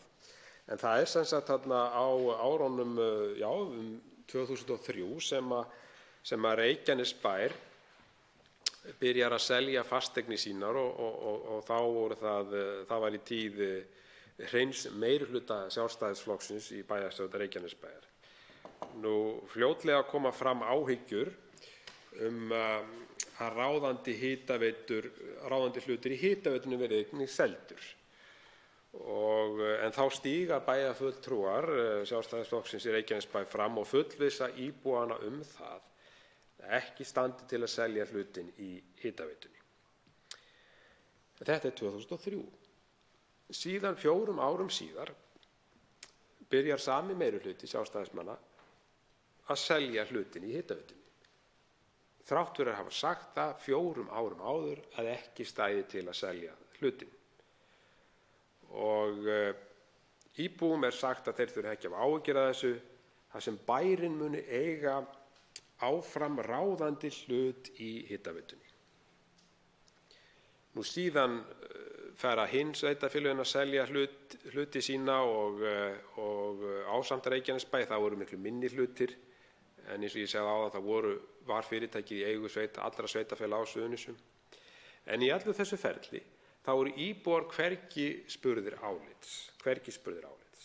Og það er hliðstætt þessu máli að almenningur er illa upplýstur orkupakka 3, innleiðingu tilskipunar Evrópusambandsins sameiginlega markaðsvæðingu orkunnar á hinu sameiginlega evrópska markaðssvæði. Almenningur er illa upplýstur málið og í raun og veru hvergi spurður álits. Og það er nákvæmlega sama, við getum sagt þetta mál á Suðurnesjum, íbúar hvergi spurður álits og það er haldið áfram og alltaf í þeirri trú að það sé verið að gera góða hluti og þetta komi hvergi niður á almenningi, en annað kom nú á daginn. Það gerist síðan árið 2009 að Reykjanesbær selur allan hlutinn í hitaveitunni. Og þá er það 6 árum eftir að þeir lýsa því yfir að það standi ekki til að selja hlutinn. Þannig að við sjáum nú bara því miður hvernig stjórnmálamenn standa ekki við það sem þeir segja og ég óttast, herra forseti, að við verðum í svipuðum sporum hvað þetta mál varðar, að það sem er sagt hér núna, eins og ég sendi hér áðan, að það komi ekki til með að standast. En ég óska eftir því, herra forseti, að vera settur aftur á mælendaskrá vegna þess að ég ætla að fjalla nánar þetta mikilvæga mál sem á svo sannarlega rétt á sér í þessari umræðu. Einn þingmaður óskar eftir að andsvar og hyggst forseti bara treysta því að báðir ræðumenn í andsvari og svo sem svarar munu fylgja bara tímamörkunum sjálfir og til þess að leyfa umræðinu svolítið að þróast og menn fara aðeins umfram. Þá veitir andsvar Ólafur Ísleifsson, hv. 10. þingmaður Reykjavíkurkjördæmis norður.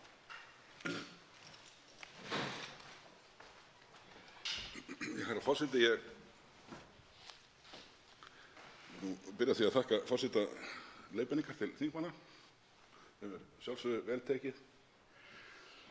En næst og ekki síður vil ég þakka hv. þingmanni fyrir hans Birgi Þórðarsyni fyrir hans góðu ræðu eins og vænta mátti þegar hann á í hlut. Það stendur þannig á með hv. þingmann að hann hefur að baki nám erlendis í alþjóðlegum samskiptum.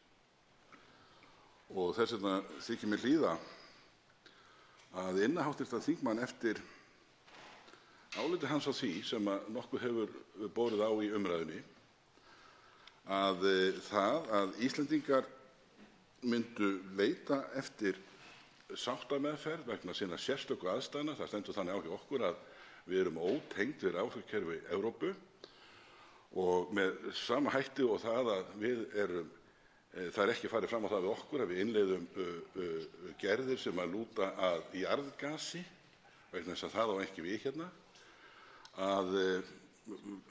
Maður spyr sig af hverju það var ekki farin sú leið og af hverju sú leið er ekki fær að fara ósköp einfaldlega fram á það á vettvangi sameiginlegu EES-nefndarinnar, sem auðvitað hinn rétti vettvangur og í samræmi við EES-sáttmálann sjálfan,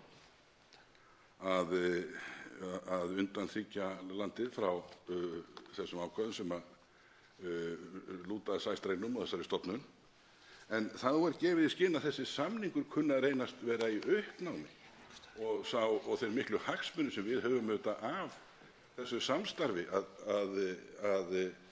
að við myndum þurfa að þola einhverjar afleiðingar vegna þess að við varum að leita eftir ákveðinni framkvæmd með vísan til ákveðinna ákvæða í samningnum sjálfum.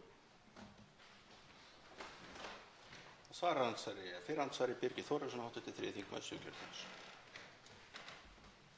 Herra forseti, ég þakka hv. þingmanni Ólafi Ísleifssyni fyrir gott andsvar og mjög áhugavert og ég hef velt þessu mikið fyrir mig sjálfur.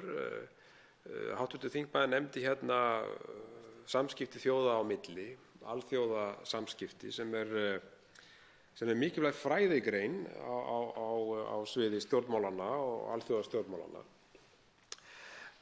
Nú er það svo að ef maður skoðar svona ýmis fræðirit tengd alþjóðasamskiptum að þá hefur það nú verið þannig að svona lítil ríki sem eru á alþjóðasviðinu og eru í samskiptum við þá stærri ríki að þau njóta yfirleitt svona velvilja. Ég held að megi fullyrða það að gagnvart stóru ríkjunum að þá njóti þau velvilja og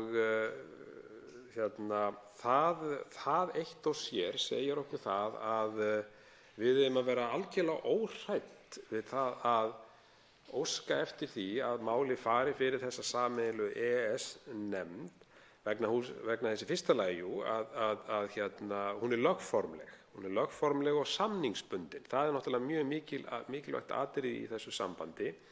En auk þess að þá höfum við það sterkan málstað. Það er að segja, við erum ekki tengd þessu sameiginlega kerfi og það eitt og sér er mjög rík ástæða og mikilvæg til þess að veita okkur þessa undanþágu. Kjarni málsins er sem sagt þessi að ég held að það sé bara rangt stöðumat hjá stjórnvöldum og ríkisstjórninni hversu góða stöðu við höfum. Það er svona einhver óttablandin virðing gagnvart samningsaðilanum sem að mínu mati er óþörf og þá legg ég áherslu á það að við erum með þennan samning sem að við gefur okkur þessi lögformlegu réttindi. Það er ansvari. Síðara sinni Ólafur Ísleifsson, hv. 10. þingmaður Reykjavíkurkjördæmis norðurs. Herra forseti, ég þakka hv. þingmanni fyrir svarið. Ég verð að viðurkenna það að maður velti því fyrir sér. Líka vegna þess að það verið að minnast þessum undir að það eru liðin 25 ár síðan að þessi samningur var gerður og tók gildi. Að þeir sem að nú ráða hér fyrir löndum, hér á landi, að í ljósið þess hversu hikandi þeir virðast vera í þessu máli og í kjötmálinu, að þá velti maður því fyrir sér hvort að þessir aðilar hefðu talið óhætt þegar EES-samningurinn var gerður að fara fram á þá miklu og stóru undanþágu sem að við höfum gagnvart okkar sjávarútvegshagsmunum. Hefði það verið talið óhætt miðað við það málflutning sem nú er hafður uppi? Ég ætla að leyfa mér að segja það, herra forseti, að ég tel að Íslendingar séu mjög hlynntir þátttöku af Íslands hálfu í alþjóðlegu samstarfi og við tökum þátt í alþjóðlegu samstarfi, við erum stofnaðilar að Atlantshafsbandalaginu, við erum stofnaðilar að Alþjóðagjaldeyrissjóðnum og Alþjóðabankanum, við gengum í EFTA, við erum í Evrópska efnahagssvæðinu og allt er þetta gert á grundvelli fullveldisréttar þjóðarinnar. Jón Sigurðsson forseti, hann kenndi þjóðinni gildi frjálsra viðskipta og þann mikla ávinning sem þjóðir hafa frjálsum viðskiptum. Þetta kunna og skilja Íslendingar.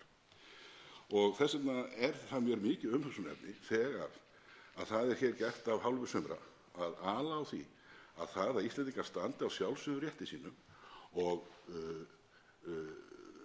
gefi ekki eftir fullveldi yfir sínum orkuauðlindum, að þá sé nánast eins og sé verið að halda því að þjóðinni, að ég ekki segi hóta, að mikilvægir viðskiptahagsmunir, eins og við sannarlega höfum af aðildinni að Evrópska efnahagssvæðinu, gætu reynst vera í uppnámi.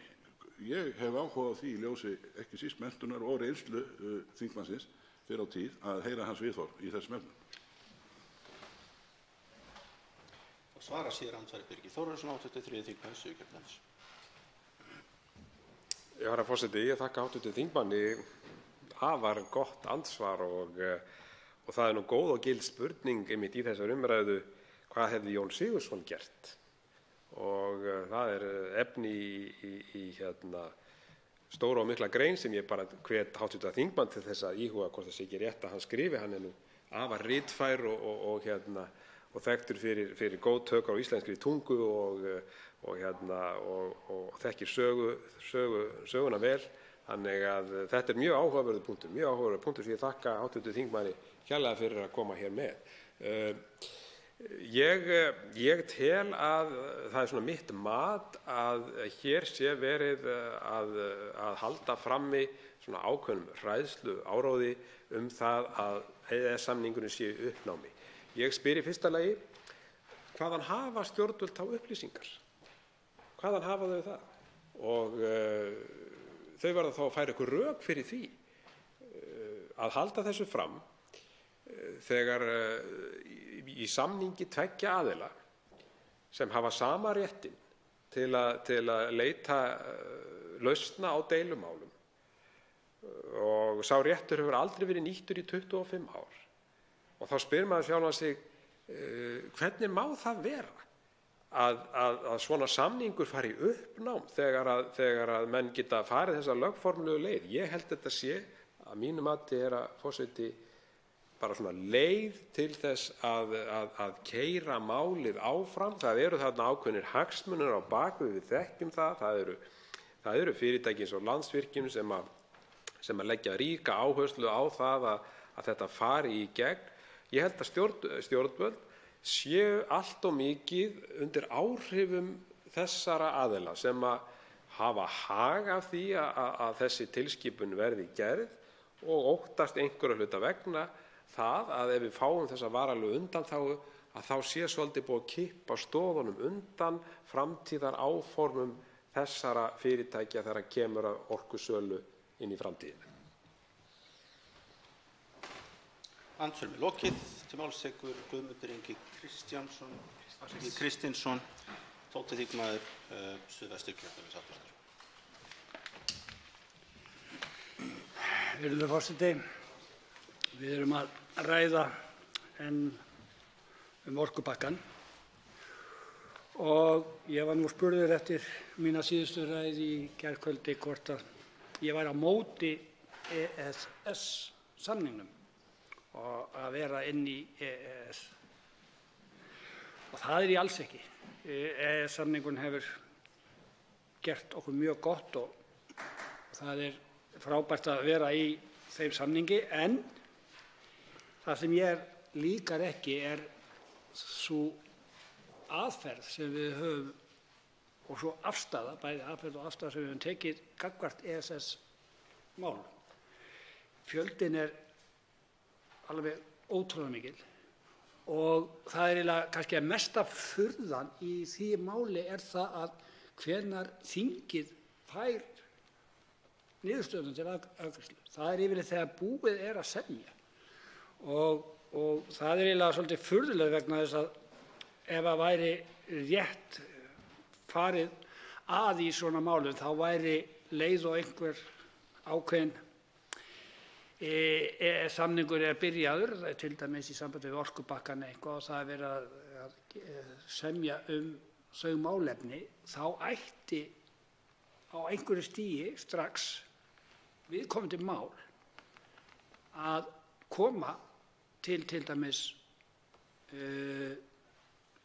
utanríkismálanefndar þar sem til dæmis bara sú nefnd myndi geta fylgst með hvað var í gangi og tekið einhver afstöðu og sagt sitt á málinu, vegna þess að það er auðvitað alveg ótækt að þingmenn komi ekki að málunum fyrir á lokastigi, þegar það virðist vera komið á það stig að það sé engu hægt að breyta. Og það annað sem við erum að glíma við í þessu máli er það sem mér hugnast ekki, er það að það er eiginlega skýrt að við erum að tala að orkumál á Íslandi tilheyri innri markaði Evrópu. Og því til áréttunar með leyfi forseta ætla ég að lesa upp í grein 4, innri markaður raforku. Reglur viðskipti með orku hafa verið hluti samningsins Evrópska efnahagssvæðið EES-samningsins frá gildistöku hans árið 1994. Orka er skilgreind sem vara og fellir því undir frjálsa vöruflutninga sem hluti af fjórþættu frelsi en bæði innri markaður Evrópusambandsins (ESB) og Evrópska efnahagssvæðið byggja á því. Almennt er því litið á orku eins og hverja aðra vöru sem samkeppnislögmál gilda í því sambandi má vísa umfjöllun í greininni með frumvarpi laga sem varð að raforkulögum nr. 65/2003. Þarna er bara verið hreinlega að segja að raforkan er eins og hver önnur vara. En við sem framleiðum vöru eins og fisk og flytjum hann á innri markaðinn, þá er hann auðvitað kominn með okkar samþykki inn á innri markaðinn og flokkar sem hver önnur vara. En við höfum ekki flutt raforku á innri markað Evrópu, frekar en til dæmis gas. Við fáum undanþágu frá gasinu og þá eigum við líka að fá undanþágu frá rafmagninu, vegna þess að inn á innri markaðinn höfum við ekkert að gera. Og ég tel að ef við erum einu sinni búin að samþykkja að raforka sé komin inn á innri markað Evrópu, þá held ég að við eigum ekki séns á að ná henni út þaðan aftur, hún verður þar og þá er spurningin hver ræður yfir þessu markaði og það er ESA. Það fer ekki milli mála. Þeir ráða yfir þessu markaði. Þannig að við erum búin að missa völdin leið og við samþykkjum þetta. Það ég held að það skipti engu máli hvort við setjum 1 eða 100 fyrirvara. Þeir gilda ekki þegar við erum búin að negla okkur þarna inn á þennan innri markað. Og það talaði sérstaklega að eins og segir að rafmagn sé bara eins og hver önnur vara á markaði.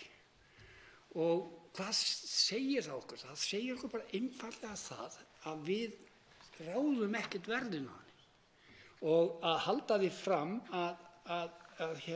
annað en að raforkuverð á Íslandi muni ekki hækka, það gerir það. Það gerði það við fyrst og annan pakka og það mun gera ennþá meira við þennan þriðja og ég tala ekki 4. eða 5. Og við verðum líka átt okkur á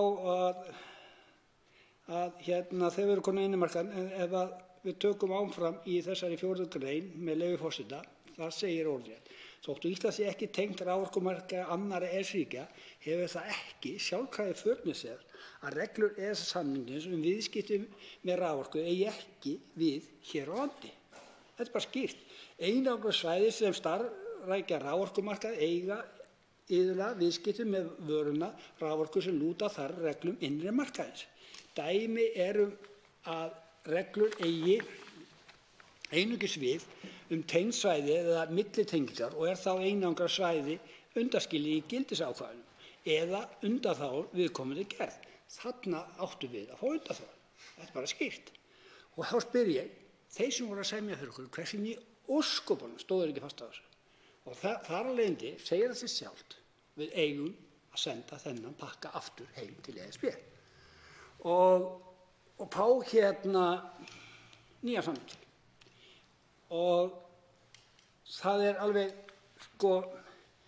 eiginlega skýrt í því að nýr samningur væri sjálfsagður hlutur. Ég get ekki séð að ríki sem vill eiga samskipti vilji ekki semja eitthvað sem okkur er illa við að fá. Og þá skulum við bara benda á það að í MMR-könnun sem kom orkupakkann, þar kemur fram að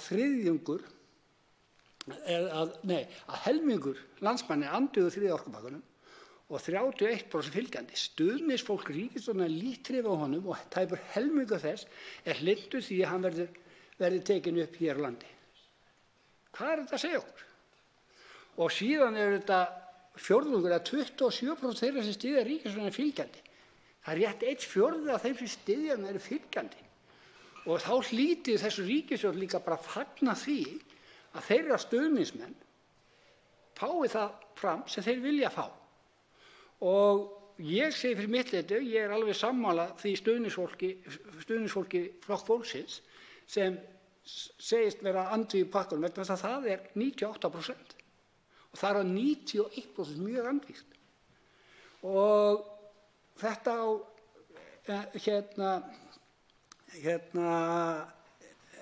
ekki við Pírata, Samfylkingu og Viðreisn. Þar er hlutirnir þannig að jákvæðin er 60% og það er sko eðlilegt. Af því þessir aðilar vilja fara inn í Evrópusambandið og er alveg hlynnt því að Evrópusambandið yfirtaki okkur og við verðum átt okkur á því að ég til Evrópusambandið hafi verið stofnað í upphafi til þess að auðvelda viðskipti og svona og það var eiginlega held ég grunnurinn á síðan tíma að þeir væri ekkert að skipta sér af innstu málum þeirra ríkja sem þar eru. En núna eru þeir bara komnir inn í alla hluti og vilja skýlaust yfir öllu. Þannig að í sjálfu sér erum við að afsala okkur völdum ef við færum inn í ESB á okkar eigin auðlindum, á okkar eigin bara þjóðþingi vegna þess að við erum bara smápeð í þeim stóra pakka ef við færum inn í Evrópusambandið og ég held að rödd okkar myndi ekki heyrast neitt þar og þar af leiðandi yrðum við ekki og yrði okkur ekkert ágengt með það að fá hlutinni í gegn en meðan við erum í EES og eigum samningsrétt gagnvart Evrópusambandinu þá eigum við að nýta okkur og við eigum að vera samkvæmt öllum þá er samningur á jafnréttisgrundvelli þannig að við eigum að rétta á því að semja á jafnréttisgrundvelli og þess vegna segi það að það er alveg skýrt í þessu að þarna er verið að innlema okkur í innri markað Evrópu sem með ramma sem ég er ekki tilbúin til að kyngja og eiginlega vegna þess að eins og maður talar það verið alltaf að búa til svona ný orðatiltæki og ég segi fyrir mitt leyti, ég er með orkuviskubit yfir þessum pakka. Tveir hv. þingmenn óska eftir að veita andsvör. Fyrsti til að veita andsvör Jón Þór Þorvaldsson, 8. þingmaður Norðvesturkjördæmis. Og forseti mun áfram halda þeirri reglu að leyfa mönnum bara svolítið að tala þó þeir fara aðeins yfir tímann en óskar samt jafnfram eftir því að menn svona reyni að virða tímamörkin sem best gengur.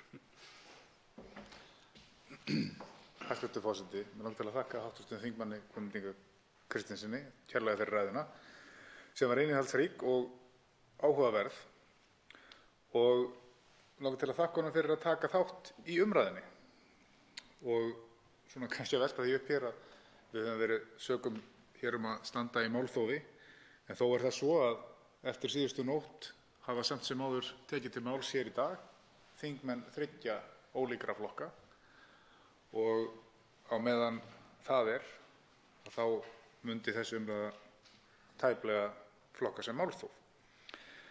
En hv. þingmaður kemur inn á það að hann sé ekki á móti EES-samningnum og það held ég að sé einhugur það hér í þingsal þó að mönnum hafi nú verið borið það á brýn að það sé tilgangur okkar sem höfum verið andsnúnir orkupakkanum að grafa undan EES-samningnum. Það er alveg rétt að raforkan er eins og hver önnur vara og við þekkjum það eftir innleiðingu fyrri orkupakka að raforkuverð hefur hækkað. Og það mun vera svo, þó að ekki sé á aðra hallað, hv. þingmaður Guðmundur Ingi Kristinsson hefur verið einn helsti málsvari hér á Alþingi fyrir þá sem að minna kannski mega sín efnahagslega sérstaklega í þjóðfélaginu, og hann hefur komið inn á það í ræðum sínum að allar slíkar hækkanir eins og þær sem að við kannski búumst við að fá hér í kjölfar innleiðingu 3. orkupakkans muni hafa áhrif á þennan hóp eins og reyndar alla aðra hópa, en kannski miklu meiri áhrif á þá hópa sem að minni hafa tekjurnar, eins og til að mynda öryrkja eða aldraða eða fatlaða einstaklinga. Mig langar til að spyrja hv. þingmann hvort að hann muni svona hér um bil hversu mikil áhrif innleiðing fyrri orkupakka hafði á raun og veru lífskjör eða kaupmátt þessara hópa, og hvort hann geti gert sér í hugarlund að ef að það raungerist að til dæmis raforka til heimilisnota muni hækka, segjum þrefalt, sumir segja meira en ef við kannski höldum okkur úr lægri mörkin, ef að raforka myndi hækka þrefalt, hvers konar áhrif það myndi hafa á þessa hópa? Svarandsari fyrir sinn Guðmundur Ingi Kristinsson, hv. 12. þingmaður Suðvesturkjördæmis. Virðulegur forseti, ég þakka hv. þingmanni fyrir fyrirspurnina, og það auðvitað eins og við segjum sjálft að við Landsvirkjun eign þjóðarinnar og Landsvirkjun að skila gríðarlegum fjármunum, og það sem ég óttast mest það að þessi fjármunir fari og renni í einkavasa, og þá segir við sjálft sig að á sama tíma og maður að koma hérna upp í ræðustól fyrir í dag að benda á það að börn, 350 börn á biðlista vegna þess að það virðist ekki vera til peningar til að sjá til þess að þau fá þá þjónustu sem þau eiga rétt á, sem eru þetta rátt, peningarnir eru til en þeir eru bara ekki settir í rétt mál. Og það segir sér líka einfaldan hátt, sjálfkrafa, að ef að raforkuverð á Íslandi myndi þrefaldast, þá segir sér algjörlega að það fólk sem þarna úti og hefur ekki til hnífs og skeiðar í dag og á ekki fyrir mat, lyfjum eða neinu, að það verður bara í ennþá verri málum. Og þar á leiðandi líka verðum við átta okkur á því að það stór hópur þarna úti sem á lægstu launum og framfærslu ríkisins sem langt undir fátæktarmörkum, og þetta fólk býr á svæðum þar sem þarf rafmagnsskiptingar. Og ég segi bara að þú hjálpir því fólki. Það verður alveg hlýtur að vera bara skelfileg tilhugsun fyrir þessa einstaklinga að það sé framundan stórhækkanir á raforku, og við vitum líka, við erum líka að horfa á þetta í samhengi vegna þess að ef að raforkan hækkar þá hækkar líka áfengt, matur og aðrir hlutir sem tilheyra framleiðslu, þannig að það verður í sjálfu sér miklu meiri hækkanir heldur en bara eingöngu bara raforkun, heldur mun það vera keðjuverkandi hækkanir út í samfélaginu. Þá veit ég síðar andsvar Jón Þór Þorvaldsson, hv. 8. þingmaður Norðvesturkjördæmis.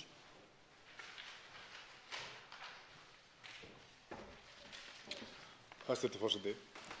Já, þetta nú staðan. Ég þakka hv. þingmanni kærlega fyrir svarið. Þetta nú staðan að fjármunirnir sem eru inn í Landsvirkjun og við höfum fjárfest í, þeir eru nú að skila arði, og það nemur 1,5 milljarði króna á ári núna sem að Landsvirkjun hefur verið að greiða ríkissjóði í arð, og tilvitnun í forstjóra fyrirtækisins að þá telur hann að fyrirtæki geti hæglega greitt 110 milljarða króna til ríkissjóðs í arð á árunum 2020 til 2026. Það er að segja, við erum komin á þennan tímapunkt að þessi fjárfesting okkar til langrar framtíðar, hún er farin að skila okkur þessum arði. Og það er nöturlegt að hugsa til þess að við sem í þeirri stöðu sem að hv. þingmaður lýsir, að hér séu 100 barna sem að bíða eftir algjörri grunnþjónustu að við teljum í okkar samfélagi og með það heilbrigðiskerfi sem við erum hér. Við erum með unglinga sem hafa verið í sjálfskaða og þurfa að bíða í 6 mánuði eftir sálfræðimeðferð. 6 mánuði verandi á þeim stað að vera í hugleiðingum að skaða sjálfan sig eða jafnvel að taka eigið líf. Og að hvaða brunni ber þetta? Jú, það vantar peninga.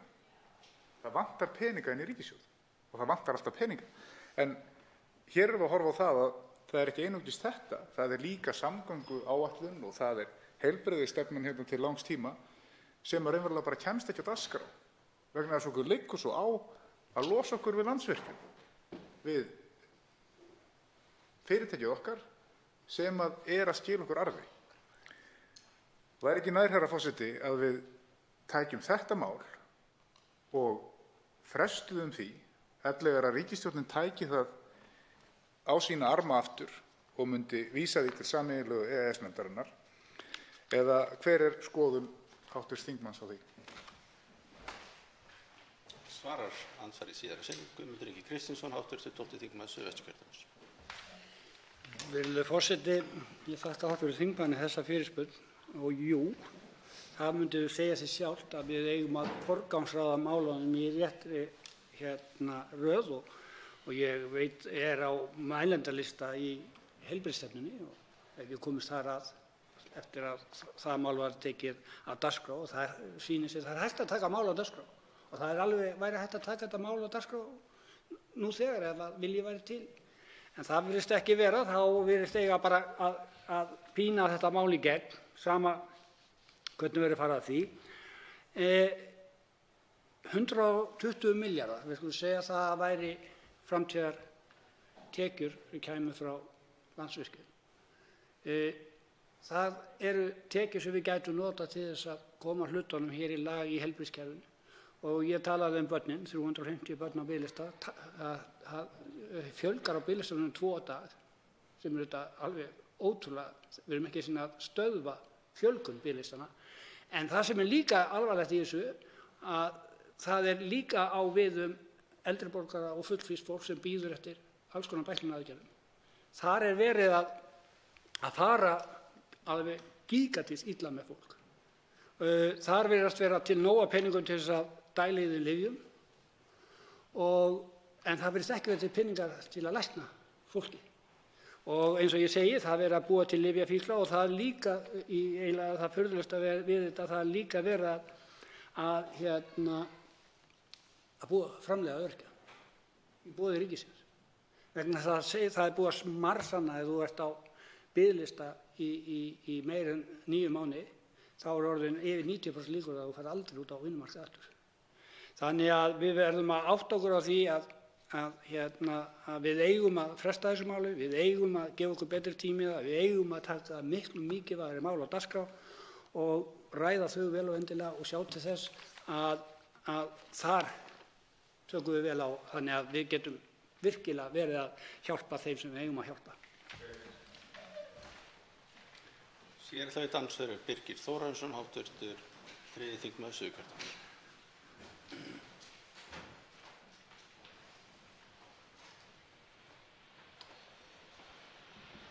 Já, herra forseti, ég þakka hv. þingmanni ræðuna og ég tek undir það með hv. þingmanni Jóni Þór Þorvaldssyni að hv. þingmaður hefur getið sér gott orð hér í þinginu fyrir að hafa talað fyrir málefnum þeirra sem minna sem eiga sín í samfélaginu, öryrkja, og gert það vel og þakkarvert.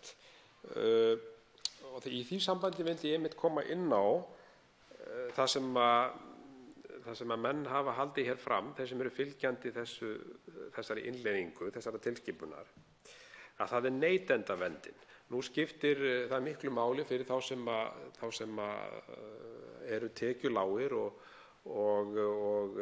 eru jafnvel á örorkubótum sem eru því miður allt of lágar og eiga erfitt með að framfleyta sér að ná endum saman hver mánaðamót, að það skiptir þá náttúrulega verulegu máli öll neytendavernd, það er að segja að þeir hafi þá tök á því að reyna að spara sér einhverjar krónur með ýmsum hætti.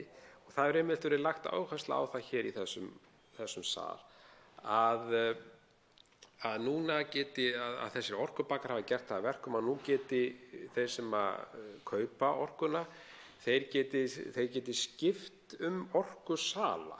Þessu hefur verið haldið hér fram að þetta sé svo mikilvægt atriði. En nú er það bara þannig að það svarar varla kostnaði að reyna að skipta orkusala. Fyrir venjulegt heimili þá er verðmunurinn sáralítill eða enginn ef ég ætla að skipta orkusala. Þannig að þetta er nú öll þessi neytendavernd sem að þar er á ferðinni, og það sem ég vildi svona kannski fá frá hv. Þingmanni að er ekki hér verið að reyna að svona fegra svolítið sannleikann, er ekki bara verið að reyna að blekkja fólk með því að setja svona fram, og hv. þingmaður þekkir það örugglega, hans umbjóðandahópur, skjólstæðingar, þekkir hann það að þeir hafi sparað stóra fjárhæðir með því að skipta orkusala. Svarar ansvari fyrir sinn, Guðmundur Ingi Kristinsson, hv. 12. þingmaður Suðvesturkjördæmis. Virðulegur forseti, ég þakka hv. þingmanni kærlega fyrir fyrirspurnina. Nei, það hefur enginn sparað sér þar, heldur hefur alveg verið þveröfugt.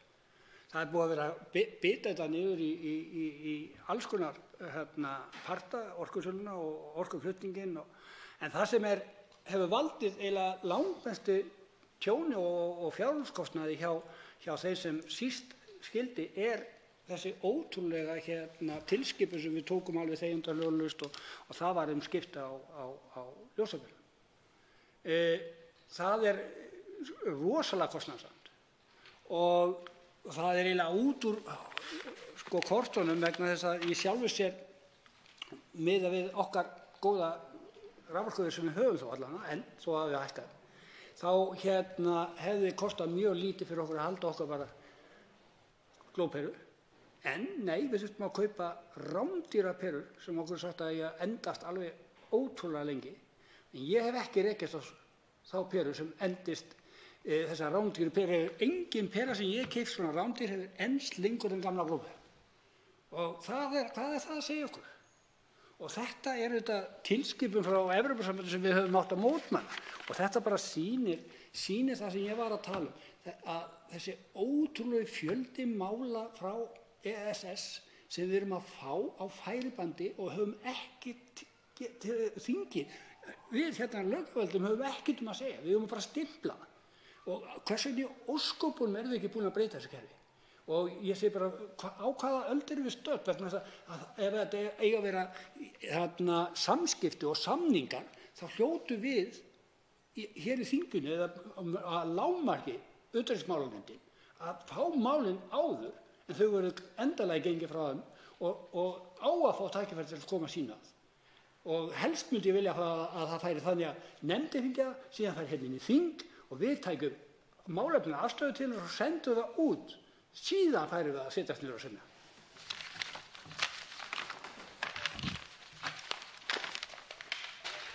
Það er síðasta andsvar Birgir Þórarinsson, 83. þingmaður Suðurkjördæmis.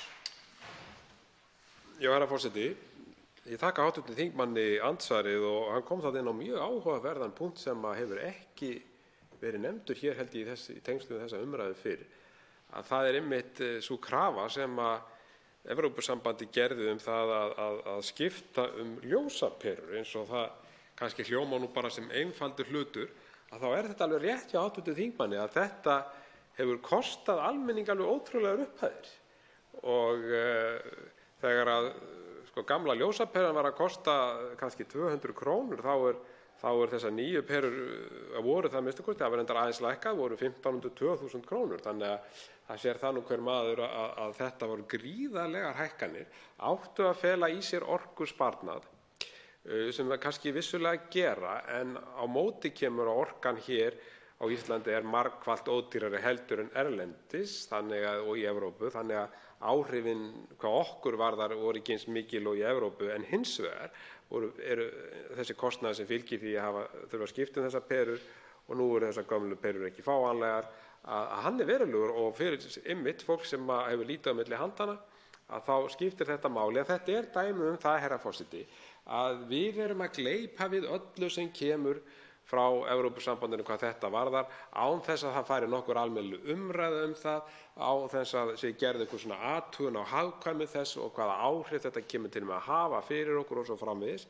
Þetta allt hlutir sem þarf að rannsaka og fara ofan í kjölinn á, alveg eins og ég nefndi hér í ræðu minni fyrr í dag varðandi garðyrkjuna, að auðvitað þarf að gera rannsóknir og athuganir á því hvað þessi innleiðing kemur til með að hafa áhrif fyrir þá grein og fleiri greinar.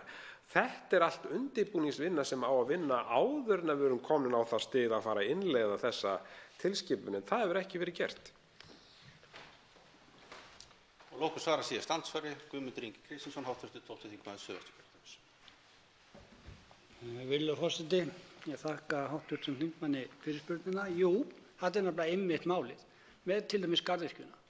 Auðvitað eigum við að vera búin að ganga frá öllum samningum þar og búið að koma hlutunum í lag. Við eigum að vera búin að sjá til þess að þeir sem vilja og hafa áhuga geti til dæmis sett upp gróðurhús hvar á landinu sem væri, og þeir ættu þess vegna fá niðurfellda tolla og styrki til þess að gera það, vegna þess að það veitir ekkert af fjölbreytni hjá þeim bændum og sérstaklega þá þeim sem eru hafa bara til dæmis sauðfjárbúskap og eru á þeim svæðum þar sem mjög erfitt að halda uppi mannsæmandi tekjum við þann búskap. En svo líka annað í þessu sem við ættum líka að vera, sem óskiljanlegt, sem á dagskrá seinna á þinginu, það lögfesting samnings þjóðanna réttindi fatlaðs fólks. Til dæmis að það skuli ekki vera komið inn og fá forgang hér á þinginu. Þarna erum við að tala mestu réttindi fatlaðra fólks sem hægt að ná inn, og við eigum að lögfesta, við erum loksins búin að fullgilda og við eigum að klára svona hluti og löggilda, og þetta mál sem við ættum að setja inn strax og afgreiða, vegna þess að okkur ber skylda til þess að sjá til þess að fatlað fólk þurfi ekki lengur að bíða eftir sjálfsögðum mannréttindum sem það á rétt á, og það alveg væri auðvitað alveg kjörið, herra forseti, að fresta þessari umræðu og koma þessum til dæmis lögfestingu samnings þjóðanna á dagskrá. Og ég viss það að það væri ekki nokkur maður hér í þessu þingsal sem myndi mótmæla því, og ég held að flestir myndi taka undir því að þetta væri alveg bara sjálfsagt mál og frábært mál á dagskrá. Andsvörum lokið. Forseti mun óska eftir því við nefndar Alþingis að þeir ferlar sem að EES-mál fara hérna í gegnum Alþingi séu sendir á þingmenn. Þingmenn hafa fengið þetta oft hjá nefndum. Forseti mun óska eftir því að það bara sé sent á alla þingmenn, þannig að við höfum nákvæmlega ferlana fyrir okkur í umræðu sem þessari. Þá tekur til máls Jón Þór Þorvaldsson, hv. 8. þingmaður Norðvesturkjördæmis. Hæstvirtur forseti. Ég neyðist til þess að halda eina leiðilega ræðu. Ég hef náttúrulega verið afspyrnu skemmtilegur hingað til og þarf því miður að gera umræðuefni hér samninginn Evrópska efnahagssvæðið.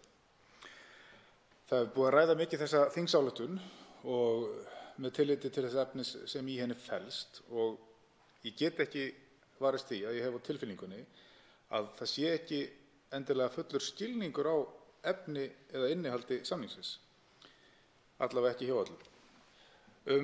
Mál sem þetta einkum fjallað í greinum 7, 4. grein, 97. grein, 102., 103., 104. meðal reyndar annarra. En ég sé mig knúinn til þess að lesa hér upp nokkrar greinar sem að skipta miklu máli þegar við áttum okkur á því hvernig tekið á málum. Það að segja innleiðingarnar, og það ágætt að hæstv. Forseti kom hér inn á það að fara inn á þessa ferla. Hvað þýðir það þegar við innleiðum gerðir? Í 7. grein segir: gerðir sem vísað til eða að finna í viðaukum við samning þennan eða ákvörðun sameiginlegu EES-nefndarinnar binda samningsaðila og eru þær eða verða teknar upp í landsrétt sem hér segir. A-liður.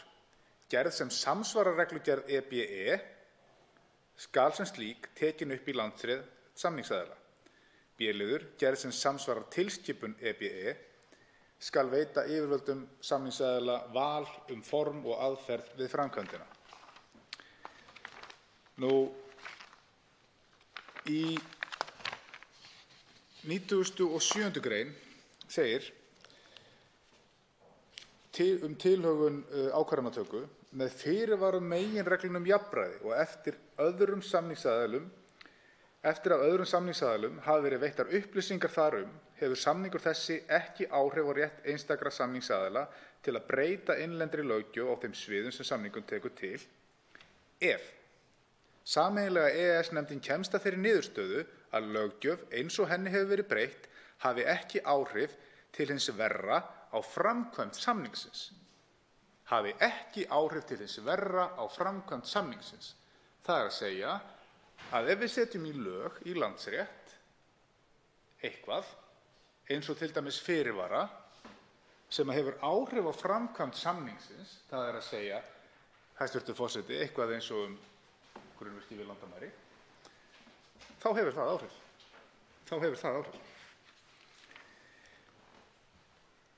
Ef sameiginlega EES-nefndin kemst að þeirri niðurstöðu að löggjöf eins og henni hefur verið breytt hafi ekki áhrif til hins verra á framkvæmd samningsins eða ef skilyrðum 98. greinar hefur verið fullnægt.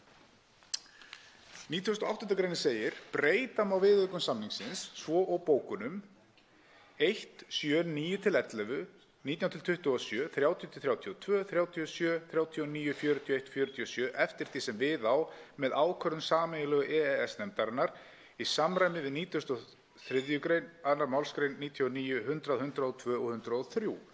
Það eru greinarnar sem koma hér á eftir. Og þannig farið mjög skilmerkilega yfir þetta, hvernig þetta virkar, þessi samningur sem okkur svo annt og er verið að tala að við séum að reyna að grafa undan með því að halda ræður hér. 102. grein segir: til að tryggja réttaröryggi og einsleitni EES-samningin einsleitni EES skal sameiginlega EES-nefndin taka ákvörðun breytingu, og fyrirgefið ég oft að segja með leyfi forseta, við stafsökunar, á viðauka við samning þennan eins fljótt og unnt eftir að bandalagið hefur samþykkt nýja samsvarandi löggjöf bandalagsins, með það að markmiði að unnt sé að beita samtímis þeirri löggjöf og breytingum og viðaukum við samninginn. Bandalagið skal í þessum tilgangi tilkynna öðrum samningsaðilum í sameiginlegu EES-nefndinni fljótt og unnt þegar það samþykkir réttarheimild málefni sem fjallað í samningi þessum. 2. málsgrein. Sameiginlega EES-nefndin skal meta á hvaða hluta viðaukasamningsins við samning þennan þessi nýja löggjöf hefur bein áhrif, og 3. málsgrein segir: samningsaðilar skulu gera sitt ítrasta til að komast að samkomulagi málefni sem samningur þessi tekur til. Sameiginlega EES-nefndin skal einkum gera sitt ítrasta til að finna lausn sem aðilar geta sætt sig við þegar uppkoma alvarleg vandamál á sviðum sem falla undir valdsvið löggjafans í EFTA-ríkjunum, sem væri akkúrat þessi gerð af því að hún fellur undir valdsvið EFTA-dómstólsins. 4. málsgrein segir: ef ekki unnt að komast að samkomulagi breytingu á viðauka við samning þennan, þrátt fyrir beitingu undanfarandi málsgreinar, skal sameiginlega EES-nefndin kanna alla frekari möguleika á því að tryggja áframhaldandi góða framkvæmd samningsins. Alla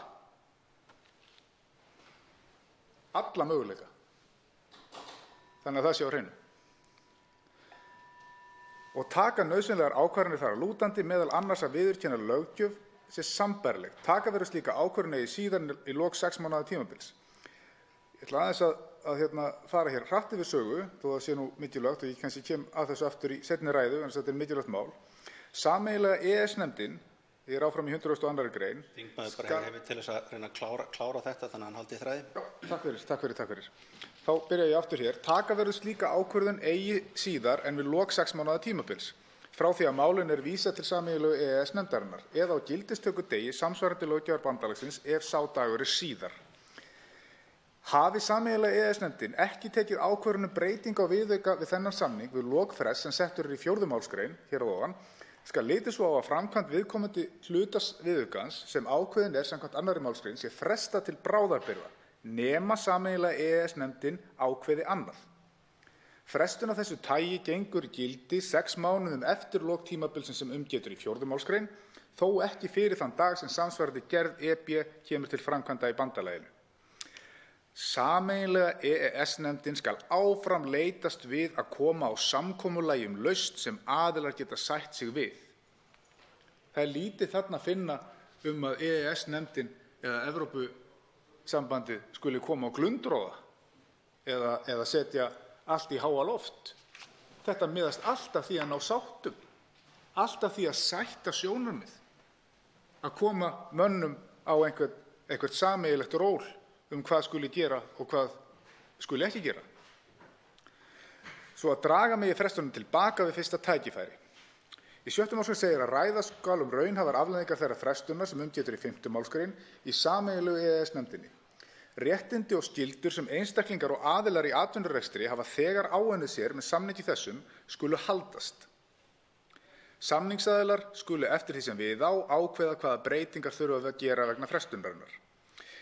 Í 103. grein, sem mikilvæg ásamt 104., ef ákvörðun sameiginlegu EES-nefndar getur einungis verið bindandi fyrir samningsaðila eftir að hann hefur uppfyllt stjórnskipuleg skilyrði, skal ákvörðunin ganga í gildi á þeim degi sem getið í henni. Ef sérstakur dagur, þarna ákveðum það skal vera dagur, það skal vera dagsetning. Og dagsetning þá á þessum lagalega fyrirvara sem náttúrulega mun ekki halda, en það þarf að gera þetta rétt. Sem getið í henni. Ef sérstakur dagur tiltekinn af því tilskildu að hlutaðeigandi samningsaðili hafi tilkynnt hinum samningsaðilum fyrir þann dag að stjórnskipuleg skilyrði hafi verið uppfyllt. Hafi tilkynningin ekki farið fram fyrir umræddan dag, gengur ákvörðunin í gildi fyrsta dag annars mánaðar eftir síðustu tilkynningu. Önnur málsgrein segir ennfremur, hafi tilkynningin ekki átt sér stað 6 mánuðum eftir að sameiginlega EES-nefndin tók ákvörðun sína, skal ákvörðun sameiginlegu EES-nefndarinnar gilda til bráðabirgða meðan stjórnskipulegum skilyrðum hefur ekki verið fullnægt. Nema samningsaðili tilkynni að slík gildistaka til bráðabirgða geti ekki átt sér stað. Geti ekki átt sér stað. Það myndi eiga við í okkar tilfelli. Í síðara tilfellinu eða tilkynni samningsaðili að ákvörðun sameiginlegu EES-nefndarinnar hafi ekki hlotið samþykki. Hafi hún ekki hlotið samþykki, eins og gæti orðið raunin hér ef við myndum nú ná að snúa mönnum, skal frestunin sem kveðið á í 5. málsgrein 102. greinar ganga í gildi 1 mánuði eftir að tilkynningin fer fram, en þó ekki fyrir þann dag sem samsvarandi gerð EB kemur til framkvæmda í bandalaginu. Í 104. grein segir, ákvarðanir teknar af sameiginlegu EES-nefndinni í tilvikum sem kveðið á í samningi þessum skulu vera bindandi fyrir samningsaðila frá og með gildistökudegi þeirra, nema kveðið sé á annað í þeim, og skulu þeir gera nauðsynlegar ráðstafanir til að tryggja framkvæmd þeirra og beitingu. Nú vill forseti biðja hvort að þingmaðurinn getur haldið áfram í annar ræðu til þess að klára þetta. Ég þakka kærlega sem hann komin freklega fram, meginatriðin komin kannski fram. Já, ég var akkúrat að ljúka því sem ég ætlaði að fara yfir. En hér sem sagt komin uppskriftin af því, þessari einföldu lagalegu leið sem búið að leggja til að fara. Leið sem mun halda. Þakka hæstv. forseta. Tveir hv. þingmenn óska eftir að andsvör. Fyrstur til að veita þau Birgir Þórðarson, hv. 3. þingmaður Suðurkjördæmis.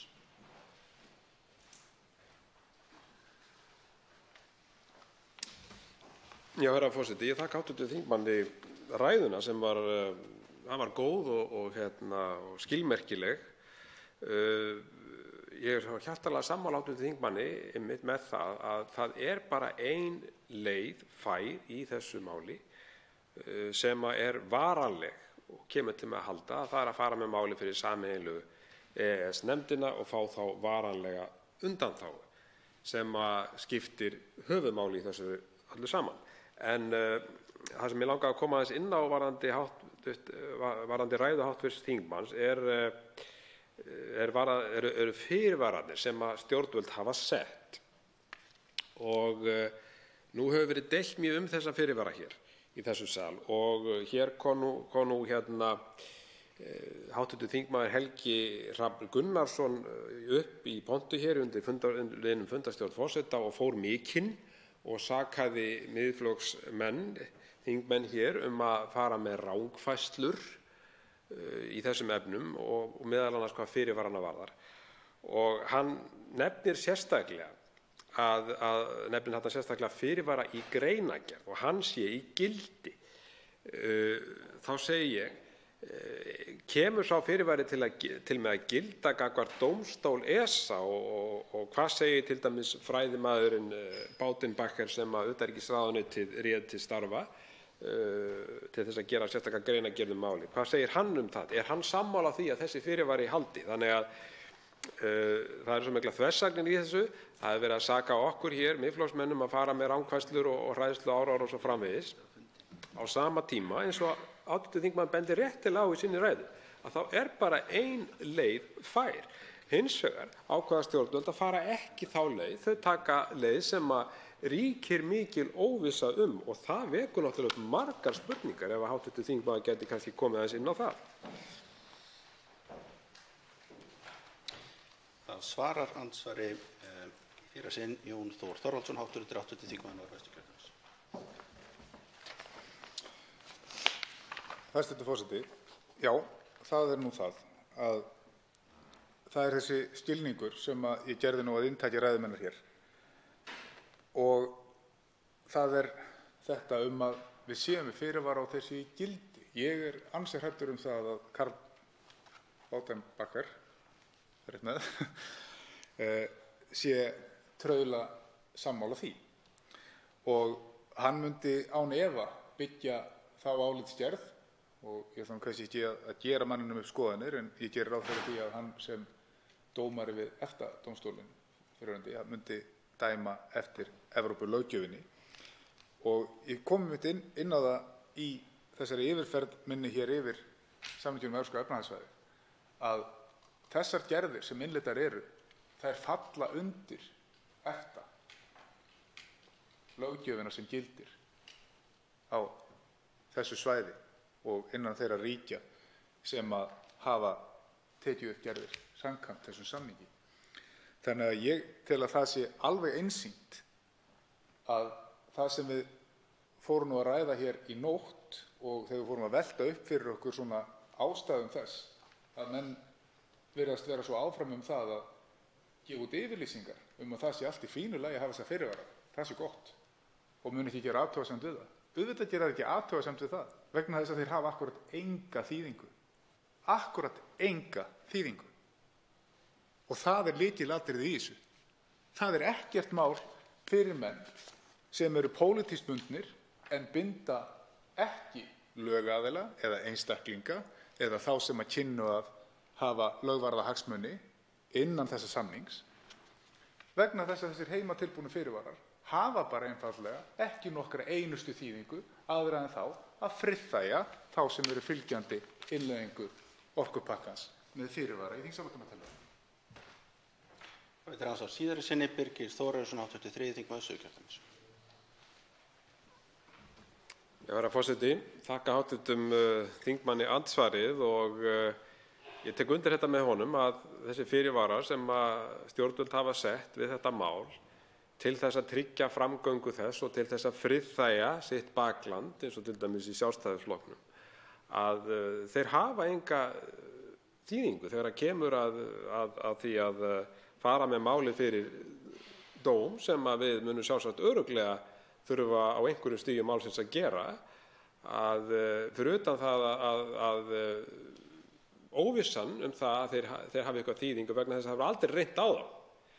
Og þetta er bara það sem er sambærilegt því sem að ég hef nefnt hér úr ræðustól og fleiri að þegar að kemur til dæmis að kjötmálinu svo við rifjum það upp aftur að þá innleiðum við matvælalöggjöf Evrópusambandsins 2009 og til þess að tryggja það að hingað komi ekki hrátt kjöt sem að getur þá ógnað okkar hreina landbúnaði og hreinu búfjárstofnum að þá setjum við fyrirvara alveg eins og vera að gera núna og sá fyrirvari er bundinn í lög og hann heitir frystiskylda. Allt kjöt sem kemur til landsins skal vera fryst að minnsta kosti í 30 daga. Og hvað kemur í ljós? Jú, þessi fyrirvari heldur ekki neitt. Og hann er lagalegur. Og svo halda menn því fram hér að fyrirvari sem er í greinargerð að hann haldi. Og reglugerð. Það er rétt hjá hv. þingmanni Bryndísi Haraldsdóttur. En Hver var niðurstaðan? Þessi fyrirvarar héldu ekki neitt. Hélt ekki lagalegu fyrirvari í kjötmálinu og halda svo að þessi fyrirvarar komi til með að halda. Nei, ég segi, herra forseti, þetta er bara málflutningur sem ég held að menn væri búin að læra af og að fara þessa leið sýnir það bara að menn hafa ekkert lært af reynslunni og það er að sjálfsögðu mjög dapurlegt í svo stóru máli sem þessu. Svaraandsvari síðara sinn, Jón Þór Þorvaldsson, hv. 8. þingmaður Norðvesturkjördæmis.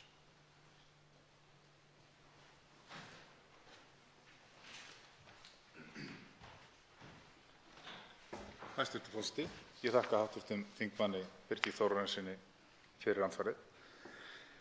Já, mér finnst svolítið gott að þessi umræða hún dýpkar og nú erum við að koma að svolítið mikilvægum punkti þegar þú ræðir að við munum sjálfsagt á einhverjum tímapunkti þurfa að horfa fram í málshöfðun.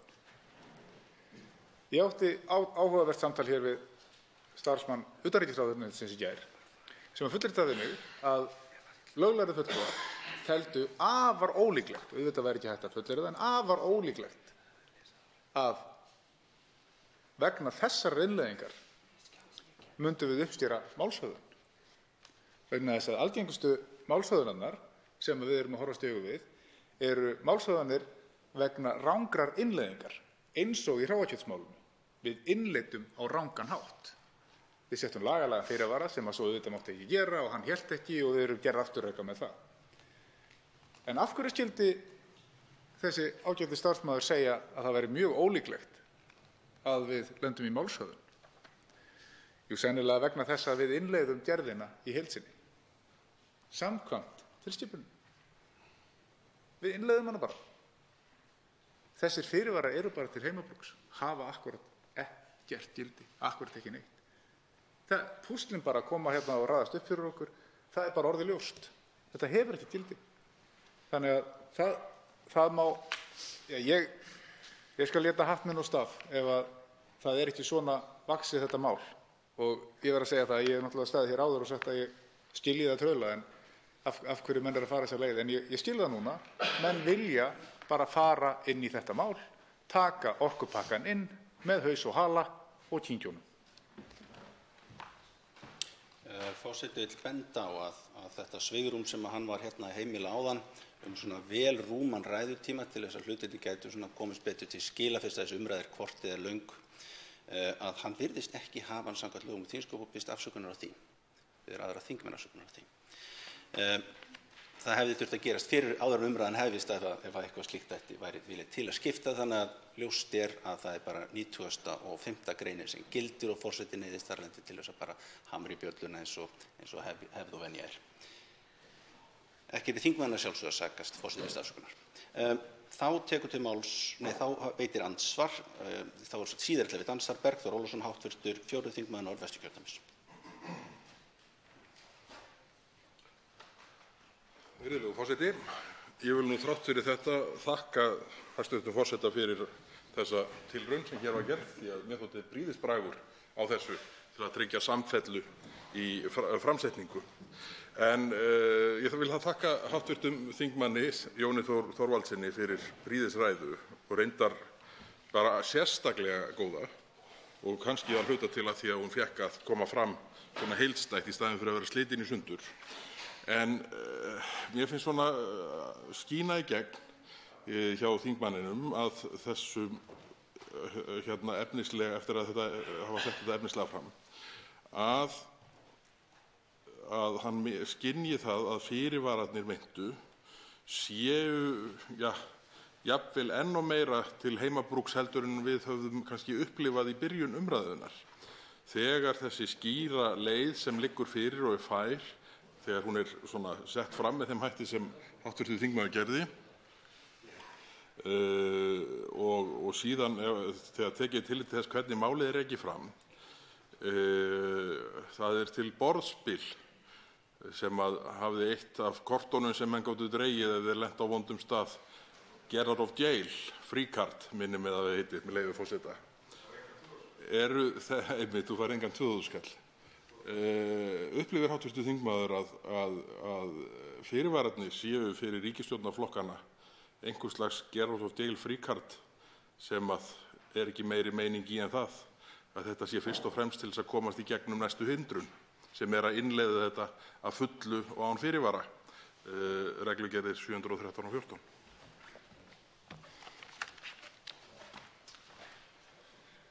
Þá svarar andsvari hv. þingmaður Norðvesturkjördæmis, Jón Þór Þorvaldsson.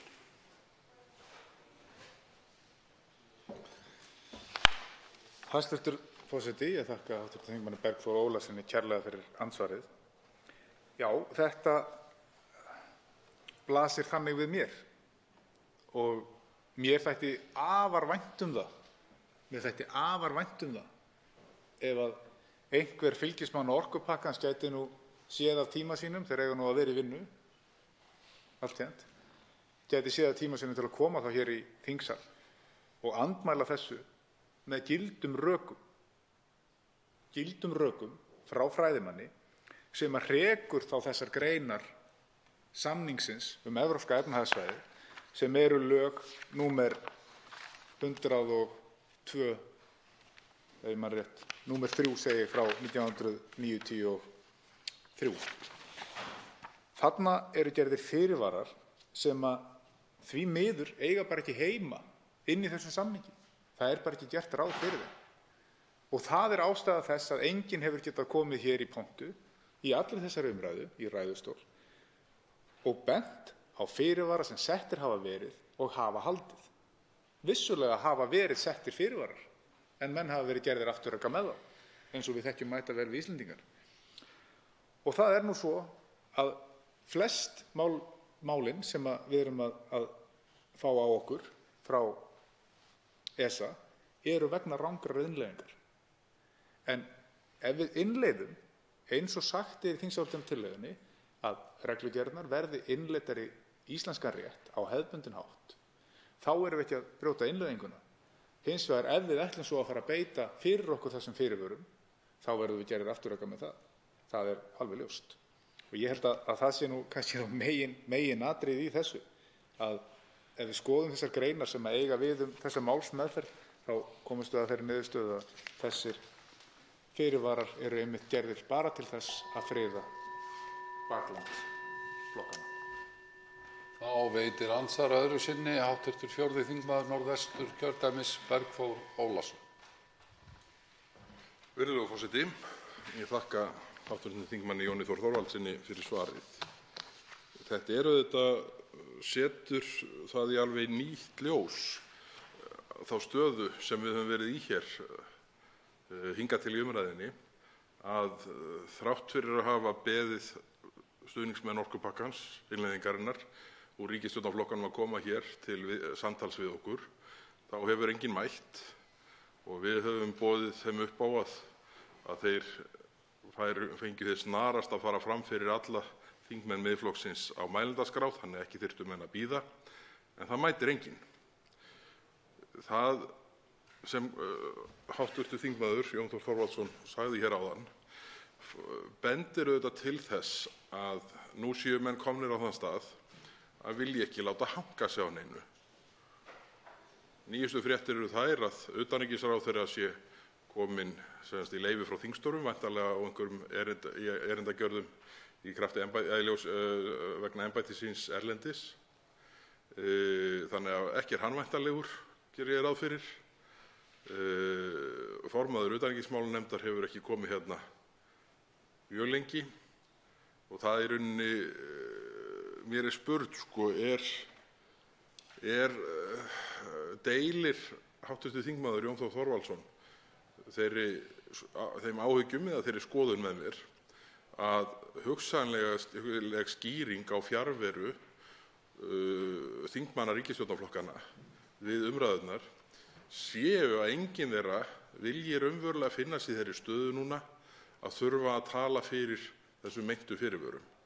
Því að ég get sagt fyrir sjálfan mig, ég vildi ekki lenda í þeirri stöðu að þurfa að verja þær lofsverðu blekkingar miðað við þær upplýsingar sem fram eru komnar. Þá Það er andsvar í síðara sinni, hv. 8. þingmaður Norðvesturkjördæmis, Jón Þór Þorvaldsson. Já, hæstv. Forseti.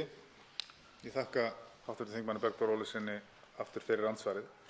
Já, það er nú svo að meira að segja þessi samningur Evrópska efnahagssvæðið, að þetta plagg, þessi lög, eru sett fram í mjög rökréttri röð. Það er að segja 7. greinin sem ég vitnaði hér áðan, hún fjallar markmið og meginreglur samningsins, hvernig við stöndum að þessum hlutum, og síðan eru hinar greinarnar tilhögun ákvarðanatöku, það er að segja hvernig við tökum ákvarðanir í kjölfarið ef upp kemur deila eða upp kemur ágreiningur. Þar undir falla greinarnar 97, 100, 203 og 104 og eftir atvikum fleiri. En hv. þingmaður spurði að því hvort að ég teldi að stjórnarliðar teldu sig vera komna í þrönga stöðu. Já, vissulega. Og hv. þingmaður sagði að hann myndi ekki vilja finna sjálfan sig í þeirri stöðu að þurfa að vera gerður afturreka. Ég get vel skilið það, en ég myndi segja fyrir mitt leyti að heldur myndi ég vilja vera í þeirri stöðu að vera leiðréttur og hafa þá burði og drengskap í það að ganga tilbaka, taka eitt skref aftur á bak og halda reisninni, heldur en að vaða áfram á þeirri forsendu að ég hafi ekki viljað láta beygja mig. Hér snýst þetta ekkert að brjóta, það má beygja menn en ekki brjóta. Þetta snýst ekkert það hver hefur rétt fyrir sér.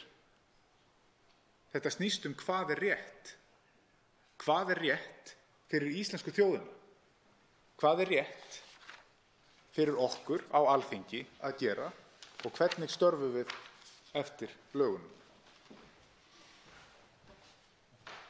Andsvörum lokið. Til máls tekur hv. 4. þingmaður Norðvesturkjördæmis, Bergþór Ólason. Virðulegur forseti. Ég sagði hér frá því í þarsíðustu ræðu minni að ég ætlaði að taka næstur ræður í það að reyna að ramma dálítið inn spurningar sem tengjast því að horfa fram á veginn og spyrja sig og hvað svo að þessu regluverki innleiddu. Það er hér atriði sem mig langar til þess að vekja athygli á í málinu sem var fjallað í úttekt Morgunblaðsins þann 18. maí síðastliðinn sem snýr að regluverki sem uppáleggur þjóðum að fara í útboð á nýtingarrétti. Og ég ætla að leyfa mér hérna að vitna stuttlega í þessa úttekt Morgunblaðsins, þar sem segir, með leyfi forseta: Nýtt nýtingarform vatnsafla í eigu ríkis og sveitarfélaga til raforkuframleiðslu getur haft í för með sér að þar til gerðir nýtingarsamningar fari í útboð þegar núverandi samningstíma lýkur. Hafa slíkir samningar þegar verið gerðir við einkarekin félög en samningarnir muni í framtíðinni einnig vera gerðir nýtingarrétt opinberra raforkufélaga. Og úttektin heldur áfram. Árið 2016 barst íslenskum stjórnvöldum tilkynning frá Eftirlitsstofnun EFTA, ESA, að þeim bæri að setja lög sem krefjast þess að greitt sé markaðsverð fyrir nýtingarrétt á náttúruauðlindum í almannaeigu, með það fyrir augum að framleiða rafmagn. Var jafnframt kveðið á að allir gildandi samningar yrðu endurskoðaðir þannig að það sem eftir væri af samningstíma yrðu raforkufyrirtæki að greiða fyrir nýtingarrétt sinn. Við þetta geri ég hið minnsta engar athugasemdir. Auðvitað er eðlilegt að fyrirtæki, hvort sem er að ræða einkafyrirtæki eða opinber fyrirtæki, greiði fyrir þann afnotarétt sem þeir nýtingarrétt af auðlindum sem þeir nota síðan til að skapa verðmæti fyrir sjálfan sig. En þá kemur kannski að því atriði sem ég vildi sérstaklega vekja athygli á hérna og þá vitnað aftur í úttekt Morgunblaðsins, með leyfi forseta. Þetta snýr að skyldu til útboðs og hefst á lesturinn. Þegar nýtingarsamningar runnu sitt skeið varð þó deila milli fleiri aðildarríkja og framkvæmdastjórnar Evrópusambandsins hvernig bæri að endurnýja umrædda samninga og tilkynnti framkvæmdastjórnin þann 7. mars síðastliðinn að hún hefði höfðað samningsbrotamál gegn Austurríki, Frakklandi, Þýskalandi, Póllandi, Portúgal, Sviss, Bretlandi og Ítalíu fyrir að hafa ekki farið í opin útboð á nýtingarrétti vatnsfalla og tilheyrandi vatnsaflsvirkjunum. Ég vil að endurtaka hérna, fyrir að hafa ekki farið í opin útboð á nýtingarrétti vatnsfalla. Svo haldið sé áfram úr úttekt Morgunblaðsins, með leyfi forseta: samningsbrotamál sem framkvæmdastjórn Evrópusambandsins hefur höfðað byggist á þjónustutilskipuninni frá 2006 annars vegar og reglugerð um opinber innkaup frá 2014 hins vegar.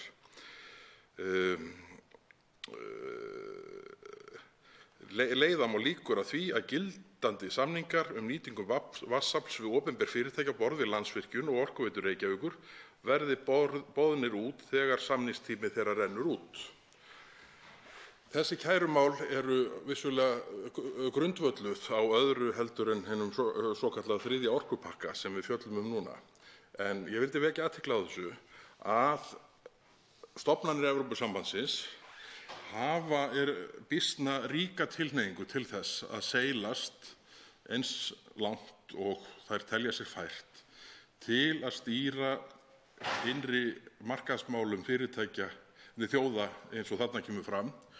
Og ég spyr bara, dettur einhverjum til hugar að sambærileg nálgun yrði ekki uppi hér á Íslandi ef að við opnum greiðari leið stofnana Evrópusambandsins að orkumarkaðsmálum hér innanlands heldur en þegar orðið?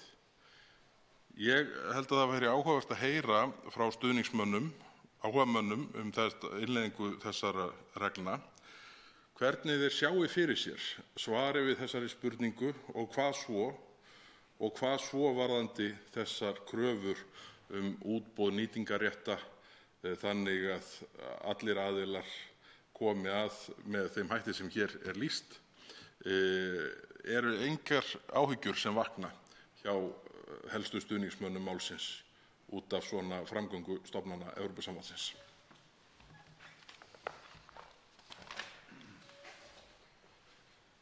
Þá veitir andsvar hv. 8. þingmaður Norðvesturkjördæmis, Jón Þór Þorvaldsson. Hæstv. forseti. Ég þakka hv. þingmanni kærlega fyrir ræðuna. Og það er akkúrat þetta. Þetta er svolítið áhugavert af því að upp á enska tungu stundum sagt the devil is in the details eða að djöfullinn liggi í smáatriðunum. Og það er akkúrat þetta, opið útboð. Hvað þýðir þetta? Að þeir sem skyldu til að fara í opið útboð á virkjunarkostum sem eru í opinberri eigu, það er að segja í eigu þjóðarinnar. Þýðir það að það geti allir komið að útboðinu? Já, mjög líklega. En þýðir það að hið opinbera geti ákveðið að taka hvaða tilboði sem eða hafna öllum? Mér langar kannski til þess að biðja hv. þingmann að velta því aðeins fyrir sér. Felur það í sér að við höfum raunverulega forræði á þessu, að við höfum forræði á virkjunarkostunum? Hér hefur það komið fram að menn hafi áhyggjur af þessu, að við eigum jú auðlindina, en höfum við forræði á henni? Höfum við forræði eftir að þetta er allt garð gengið? Ég velti því fyrir mér hvort að orðalag í löggjöf Evrópusambandsins og þessum samningum sem við erum að starfa eftir, hvort að það sé tilviljun ein eða tilvað sem ráði kasti hvernig stafir detta á blað. Ég hef ekki trú á því. Þetta snýst allt markmiðsstefnu Evrópusambandsins. Og ég ætla að koma aðeins inn á þetta í ræðu minni hér á eftir, einmitt, og hvað svo. En að svo komnu máli langar mig til þess að kannski fá aðeins vangaveltur þingmannsins það, hvort að í þessu opna orðalagi geti falist eitthvað meira heldur en virðist við fyrstu sýn. Þá svarar andsvari hv. 4. þingmaður Norðvesturkjördæmis, Bergþór Ólason. Virðulegur forseti, nú hef ég svo sem ekki látið framkvæma neina greiningu á þessu og það nú kannski það sem við höfum verið að kalla eftir, við þingmenn Miðflokksins sem höfum staðið hér í þessari umræðu, að ríkisstjórnarflokkarnir eða þeir ráðherrar sem fyrir þessum málum fara láti einmitt vinna frekari úttektir á þeim vafamálum sem uppi eru. Ég allavega, bara út frá svona þeirri þekkingu sem ég hef og held ég því nú ekki fram að ég sé sterkastur á svellinu í þessum efnum, en þegar höfðað samningsbrotamál gegn þessum 7 stóru þjóðum fyrir að hafa ekki farið í opin útboð á nýtingarrétti vatnsfalla, þá myndi ég halda að það þýddi í íslensku samhengi að opið útboð ætti við alla aðila, opinbera og einkaaðila, af öllu EES-svæðinu, og ég sé ekki í fljótu bragði fyrir mig hvernig menn ætluðu að þrengja það mikið miðað við það regluverk sem fyrir liggur. Þannig að ég held að við séum svona búin að opna að einhverju marki í þessum efnum, en við eigum að gæta allra fara í þá vegferð, ef svo má segja, að tryggja að við opnum ekki frekar fyrir þetta en orðið er. En ég er hræddur að svona hlutir verði alltaf túlkaðir á víðasta mögulega máta þegar kemur að orkumarkaðsmálum Íslands að aflokinni innleiðingu 3. orkupakkans. Þá veitir andsvar öðru sinni hv. 8. þingmaður Norðvesturkjördæmis, Jón Þór Þorvaldsson. Já, hæstv. forseti. Þakka hv. þingmanni Bergþóri Ólasyni fyrir svarið. Já, þetta er nú það sem hefur verið rætt hér. Það er sem sagt verið að einkavæða og við höfum, eða ég hef allavega komið inn á það í mínum ræðum að ég skil þá forsendu í Evrópu að regluverkið sem verið að setja utan hluti í 3. orkupakkanum og varða neytendavernd eiga við á meginlandinu, þar sem að auðlindirnar og virkjanakostirnir eru í einkaeigu nú þegar. Það er að segja, til að koma kannski í veg fyrir óeðlilega samþjöppun á markaði risafyrirtækja sem eru svokölluð global fyrirtæki. Og við getum alveg velt því fyrir okkur hér hvort að smáþjóð eins og Ísland geti raunverulega keppt við risafyrirtæki, olíufyrirtæki, eins og til dæmis Exxon, sem meðal annars hefur starfstöðvar í Brussel, sem með efnahagsreikning sem stærri heldur en efnahagsreikningur mögulega íslensku þjóðarinnar. Og það eru fleiri fyrirtæki, orkufyrirtæki, sem eru gríðarlega stóra markaði. Hvort að telur þingmaður að það geti verið að við verðum kannski bara í þeirri stöðu að við getum illa keppt í slíkum útboðum og innan tíðar verðum við í þeirri stöðu að búið verði að einkavæða, þrátt fyrir að það sé talað það að það sé hvergi staðkrókur það í 3. orkupakkanum að við eigum að gera það, en þá er kannski ekkert sem segir heldur að það sé ekki hægt að gera það. Hvort að hv. þingmaður geti kannski komið að sinna að það sé möguleiki. Þá svarar andsvari síðara sinni hv. 4. þingmaður Norðvesturkjördæmis, Bergþór Ólason. Virðulegur forseti, ég þakka andsvarið. Það er einhvern veginn oft þannig að mál sem þessi og svona úrvinnsla þeirra virðist lenda á einhvers slags færibandi og síðan inn í einhverjum einstefnuloka þar sem að allt mallar í sömu átt. Ég hef stundum tekið dæmi það að árið 2010 hafði ég miklar áhyggjur af því að það væru uppi áframhaldi áform að þrengja verulega flugvellinum í Vatnsmýrinni og það væri verið að stíga skref til þess að í rauninni með það endamarkmið að losna við hann þaðan sem fyrst. Svör traustra manna voru þau að ég þyrfti ekki að hafa neinar áhyggjur af þessu. Hér var allt saman nýhrunið, allir bankar landsins, og það var enginn að hugsa um að flytja flugvöll eða byggja hús nokkurs staðar. En á þessum tíma var öll undirbúningsvinnan í gangi. Þetta mallaði, embættismennirnir unnu sín verk og jafnt og þétt nálguðust andstæðingar flugvallarins það markmið sitt að hann yrði sleginn af. Ég held að mál eins og þetta, hvað orkumarkaðsmál og skipulag orkumála,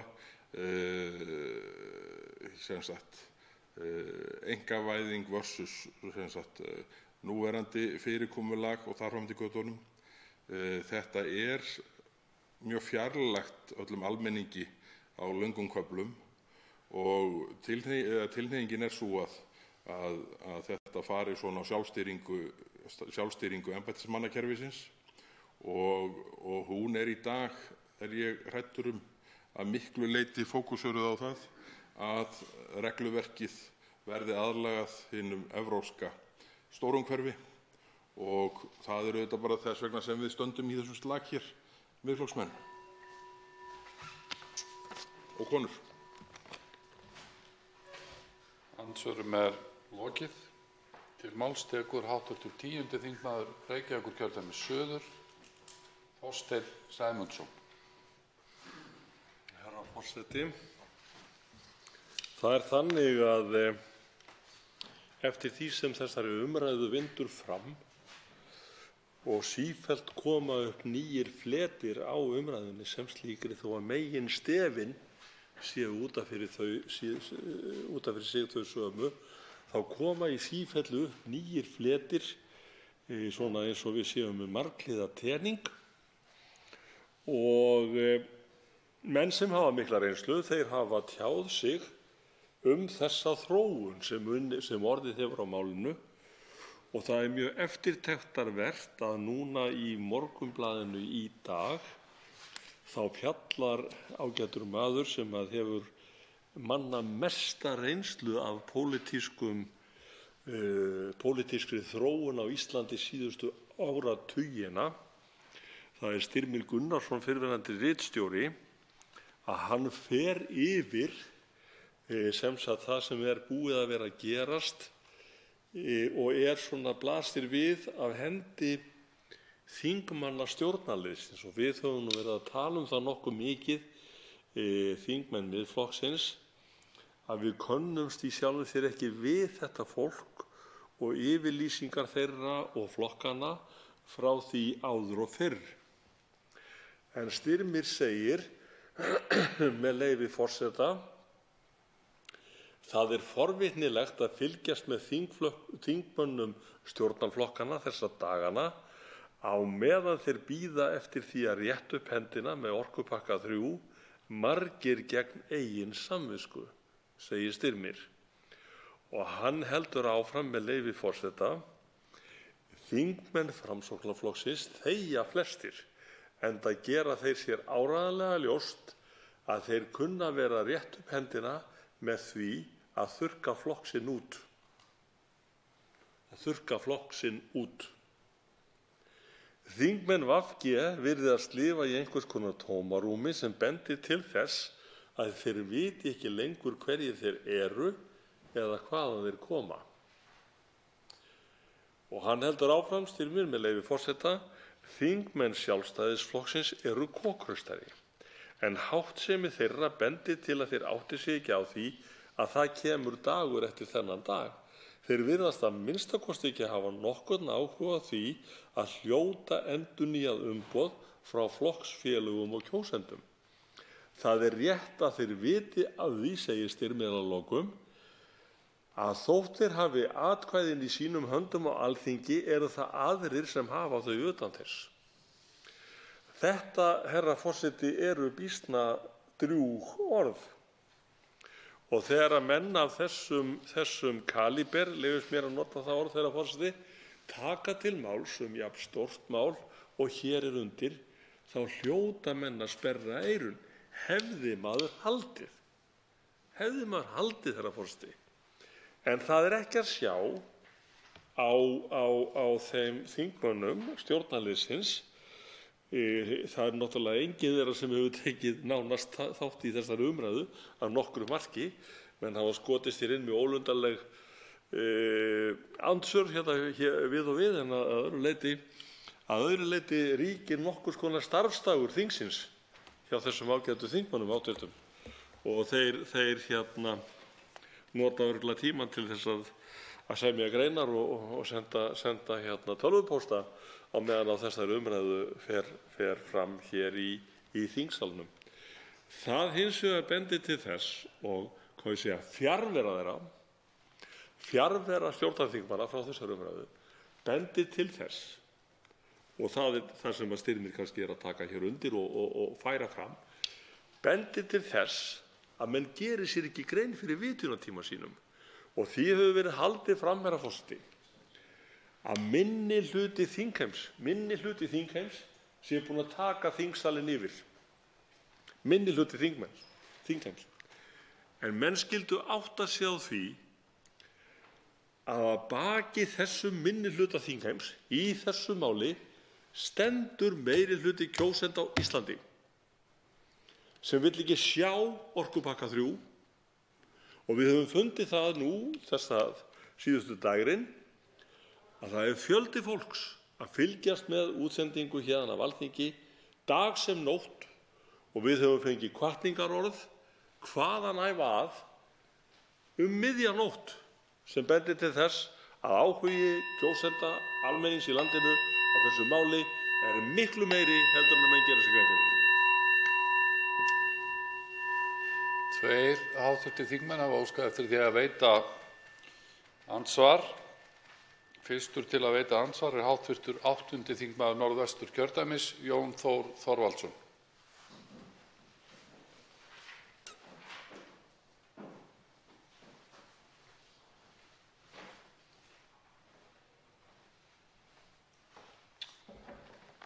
Hæstv. forseti. Þakka hv. þingmanni Þorsteini Sæmundssyni kærlega fyrir ræðuna sem var innihaldsrík.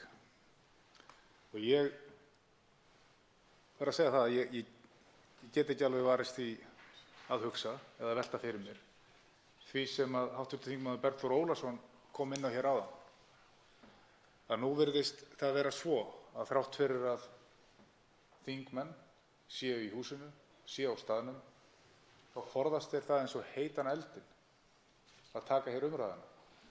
Að taka hér umræðuna mál jafnvel sem að hefur verið velt upp, nú hafi verið velt við steinum sem að voru ekki teknir og velt við hér í fyrri umræðu þessara þingsályktunartillögu og hafa ekki verið máli sem ekki hafa verið rætt hér í björtu, skulum við segja. Það er að segja meðan fólk hefur verið í húsi. En nú erum við að tala saman í björtu og fólk er í húsi. En fólk er komið á þann stað að sennilega vill það ekki láta spyrða sig við það sem er að gerast meira en orðið er.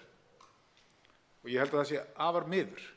Ég held að það væri kannski hægt að búa til einhvers konar japanska hurð í þessu máli, ef svo má orði komast. Það er að segja hurð baka til sem hægt er að bakka út.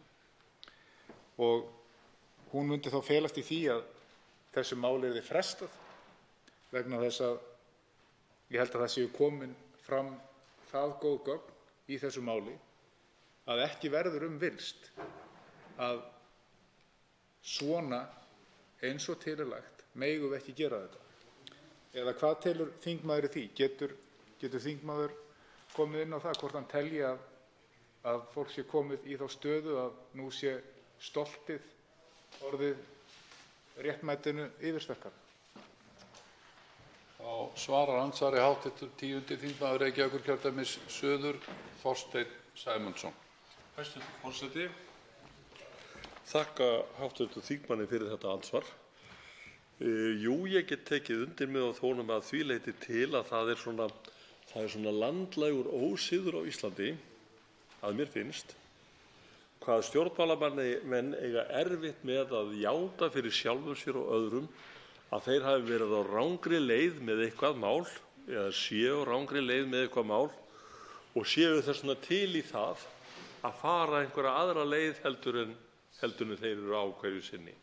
Og við sjáum þetta í mjög mörgum myndum. Við sjáum þetta til dæmis í þráa þeirra sem að vilja með öllu móti byggja til dæmis Landspítala á kolröngum stað. Það er enginn sem stendur upp og segir, bara afsakið gott fólk, þetta voru bara mistök hjá okkur, það er vitleysa að halda þessu áfram. Við byrjum bara upp á nýtt annar stað, þetta hefði verið hægt að gera fyrir, minnstakosti ári eða misseri síðan, það er orðið erfiðara núna, þannig við sitjum uppi og þetta þýðir það að við sitjum sífellt uppi, það er að segja almenningur, þjóðin, með dýrkeypt mistök sem ekki er hægt að taka tilbaka. Og mér finnst einhvern veginn, og ég get tekið undir það með hv. þingmanni, að það sé þannig að þingmenn sem að, eins og Styrmir orðar það svo vel, bíða eftir því að rétta upp hendina með orkupakka 3 gegn eigin samvisku, að þeir virðast ekki þora eða geta eða vilja koma fram og segja, heyrðu, þetta er örugglega bara vitleysa hjá okkur eins og þetta er núna. Við ættum kannski að hugleiða þetta aðeins, við ættum kannski að fresta málinu, við ættum að reyna að fá það dýpri samstöðu, við ættum að reyna að kynna það betur fyrir þjóðinni sem á eftir að setja upp með eftirkostin, eins og ég sagði hér áðan. En það gerir þetta enginn, heldur bíða menn, eins og Styrmir segir réttilega, bíða eftir því að rétta upp hendina með samningnum gegn betri vitund og gegn samvisku sinni. Þá veitir andsvar öðru sinni hv. 8. þingmaður Norðvesturkjördæmis Jón Þór Þorvaldsson. Já, hæstv. Forseti. Nú held ég að hv. þingmaður Þorsteinn Sæmundsson, sem ég þakka fyrir svarið, hafi ekki verið í þingsal hér áðan þegar ég hélt leiðilegu mína og las hér upp úr lögum nr. 2 frá 1993, samningnum um Evrópska efnahagssvæðið. En í 97. grein segir þar, með fyrirvara um meginreglum um jafnræði og eftir að öðrum samningsaðilum hafi verið veittar upplýsingar þar hefur samningur þessi ekki áhrif á rétt einstakra samningsaðila til að breyta innlendri löggjöf á þeim sviðum sem samningurinn tekur til. Stórt ef sameiginlega EES-nefndin kemst að þeirri niðurstöðu að löggjöf eins og henni hefur verið breytt hafi ekki áhrif til hins verra á framkvæmd samningsins eða ef skilyrðum 98. greinar verði fullnægt. Það er að segja að þessi gjörningur má ekki hafa áhrif til hins verra á samningin. Og samningurinn snýst að sjálfsögðu orkumál, flæði vöru og svo framvegis. Ef við setjum fyrirvara, þá hlýtur það að túlkast sem hindrun. Og það er alveg í fullkomnum stíl við það sem kemur annars staðar fram að það megi ekki setja viðskiptalegar hindranir. Þessi lagatexti sem Evrópusambandið skrifar, hann er ekkert humbúk. Þetta er ekki tilviljunarkennt hvernig þetta raðast niður. Þetta er alveg í fullkomnu samræmi og marglesið yfir af mjög færum lögspekingum. Og ég held að það sé mikilvægt að gera sér grein fyrir því að svo í 98. greininni segir breyta má viðaukun samningsins svo og bókunum. Og tilgreindar eru ákveðnir töluliðir eftir því sem við á með ákvörðun sameiginlegu EES-nefndarinnar í samræmi við 93. grein 2. málsgrein, 99. greinar, 100., 102. og 103. sem eru greinarnar sem falla sáttameðferð. Þá svarar andsvarið síðara sinni hv. 10. þingmaður Reykjavíkurkjördæmis suður Þorsteinn Sæmundsson. Herra forseti, ég vil þakka hv. þingmanni fyrir að færa þetta hér fram vegna þess að í mikilli hógværð og auðmýkt þá finnst mér stundum að þeir sem að telja sig mestu stuðningsaðila EES-samningsins beri ekki sömu virðingu fyrir honum eins og við mörg sem hér höfum talað í þessari umræðu, vegna þess að við höfum einmitt talað EES-samninginn ekki eins og hann sé svona ósnertanleg skrín upp í hillu sem ekki má anda á og það má ekki pússa heldur. Hann er ekki eins og sko Ævarfort skinnhandrit sem ekki má koma við nema með hvítum hönskum. Við lítum ekki á þennan samning þannig. Við lítum á þennan samning þannig að hann sé gjörningur, þar að segja samkomulag milli tveggja aðila sem séu jafn réttháir. Þannig að leið og við auðvitað heiðrum þennan samning og hans innihald, þá viljum við líka hafa kjark og þor til þess að nýta þá möguleika sem við höfum Íslendingar til þess að hafa áhrif á það hvernig þessi samningur virkar fyrir okkur og mótaðilann. En það er eins og menn skiptist þarna í nokkuð tvö horn, þar að segja þeir sem eru meðmæltir þessu samningi sem hann liggur fyrir. Það er að EES-samningurinn sé eitthvað ósnertanlegt. Og þetta er svona eins og þegar maður var í heimsókn hjá gömlum frænkum í gamla daga, þá mátti maður ekki reka sig í postulínið því að þá hrundi þá úr hillunum og gat brotnað. Og það er eins og menn líti á samningin einhvern veginn svona. Leið og talað við skulum beita þessu samningi, þá hrökkva menn tilbaka og halda að þeir hafi rekið sig í mæðraplatta einhvers staðar upp á vegg og hann sé á leiðinni í gólfið og allt var í kassu. En þetta er einmitt mergurinn málsins. Samningurinn er ekkert merkilegri eða ómerkilegri heldur en það, hann er mannanna verk, hann virkar þannig og við eigum sjálf að vita hvað við viljum fá fram með þessu samningi. En það er svo merkir hræddir við það. Þá veitir andsvar hv. 3. þingmaður Suðurkjördæmis Birgir Þórarinsson.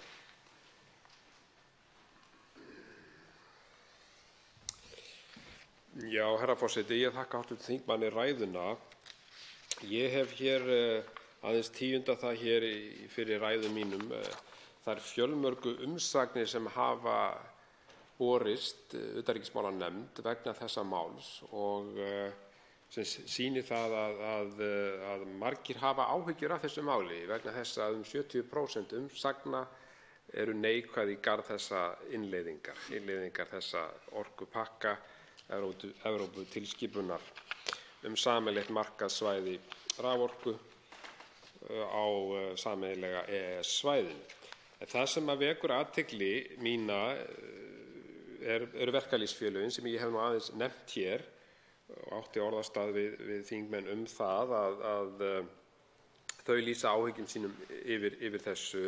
Vilhjálmur Birgisson, formaður Verkalýðsfélags Akraness og varaforseti Alþýðusambands Íslands, sagði, með leyfi forseta: ég er sannfærður að þessi orkupakkar eru vegvísir að því að við sem þjóð missum hægt og bítandi yfirráðarétt yfir okkar mikilvægustu auðlind sem eru orkuauðlindirnar. Og það mikil sannleikskorn í þessu, það frá verkalýðsleiðtogunum, vegna þess að það verið að taka þessi skref, eitt skref í einu að þessu sameiginlega markmiði og næsta skref verður þá væntanlega sæstrengurinn og þá er nú komið á þann stað að við höfum ekkert þessi mál að segja.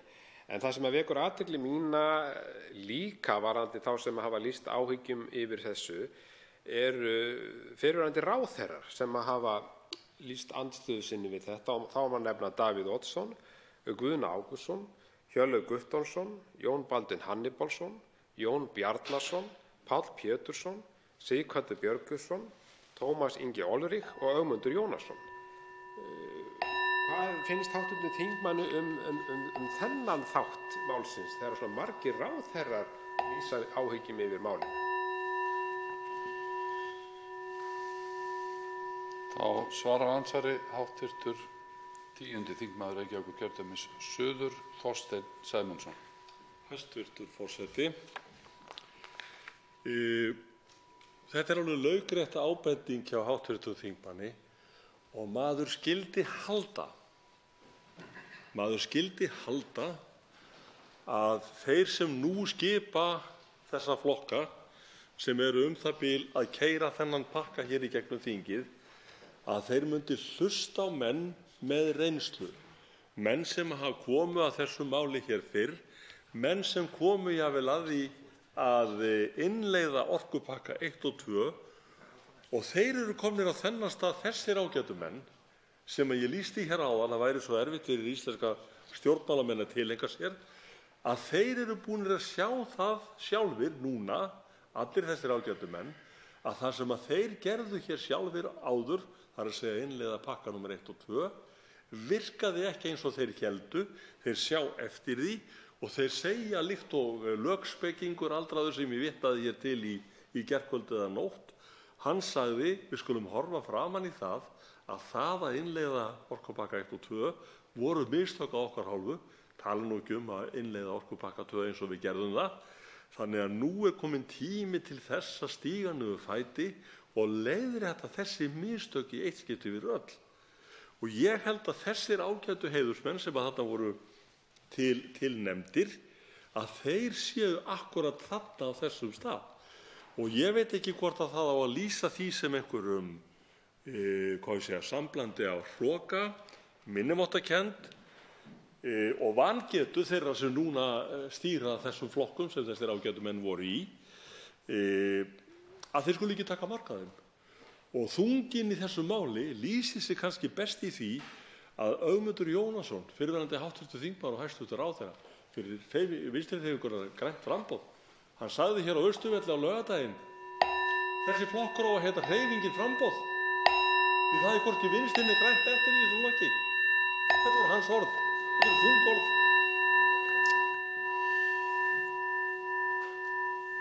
Forseti beinir því til hv. þingmanna að virða tímamörk.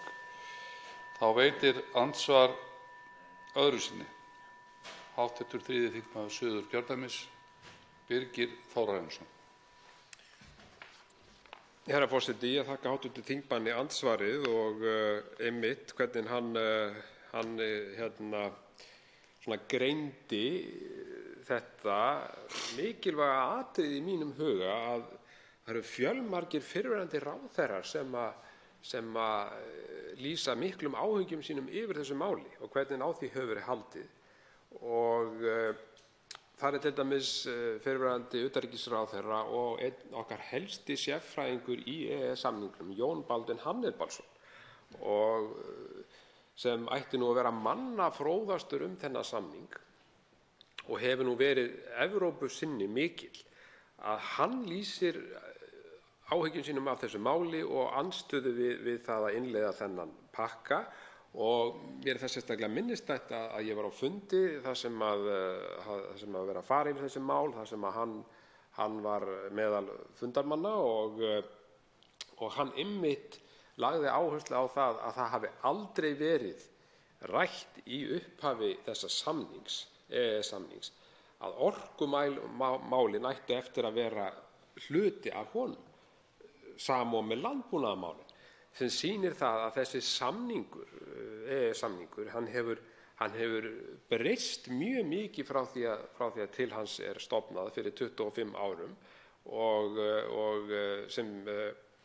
í raun og veru ekkert sama samningin að ræða.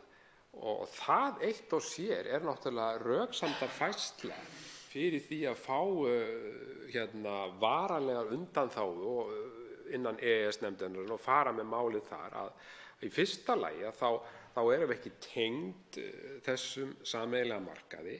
Það eitt og sér er náttúrulega mjög góð áhersla í því að fá undanþágu. Og síðan þessi sem ég nefndi hér, þessi leið nr. 2, eða röksemdafærsla nr. 2, að þetta hafi aldrei verið hugsað til þess að vera í samning. Þá svarar andsvari síðara sinni hv. 10. þingmaður Reykjavíkurkjördæmis suður, Þorsteinn Sæmundsson. Hæstv. forseti. Líkt og ég sagði áðan, þá er óskiljanlegt með öllu að þeir sem að skipa þessa stjórnarflokka skuli ekki hlusta á, og fleiri flokka, skuli ekki hlusta á gamla forystumenn sína með alla þessa reynslu. Og sama hátt þykir manni ótrúlegt að til dæmis þingmenn Sjálfstæðisflokksins skuli ekki hlusta á núverandi og fyrrverandi ritstjóra Morgunblaðsins sem að vara hér eindregið við þessu, vegna þess að það er í sjálfu sér að koma á daginn að þessi samningur, eins og EES-samningurinn kannski í heild, hann er kannski svona líkastur seigfljótandi sírópi. Hann leggst yfir og hann breiðir úr sér yfir bæði svið og lönd með einhvern þeim hætti að það virðist ekki vera hægt að sporna við. Og þetta segi ég nú af því að ég hérna með kort af Evrópu með þessari ágætu frétt sem ég var að lesa upp úr, þar sem að maður segir að ef þú hellir þessu sírópi í miðja Evrópu þá náttúrulega flæðir hún út og yfir og hérna á þess að nokkur fái að því virðist rönd við reist. En málið er hins vegar það, og það er það sem að við höfum haft frammi hér í þessari umræðu allan tíman. Ef að menn vilja fá niðurstöðu sem er hagfelld þeim sjálfum, þá verða menn að hafa kjark til að standa upp fyrir sjálfum sér. Af því að ef að menn hafi ekki kjark til að standa upp fyrir sjálfum sér, þá gerir það engin annar fyrir þá. Og þessi kjarkur, hann er lítt fundinn núna, ekki vandfundinn, heldur lítt fundinn núna eins og hann var síðast þegar að við Íslendingar stóðum frammi fyrir stórri erlendi ásælni þar sem við þurftum að standa upp fyrir sjálfum okkur og illu heilli þá voru stjórnvöld þess tíma gjörsamlega kjarklaus í því máli. Andsvörum er lokið. Til máls tekur hv. 3. þingmaður Norðausturkjördæmis, Sigmundur Davíð Gunnlaugsson.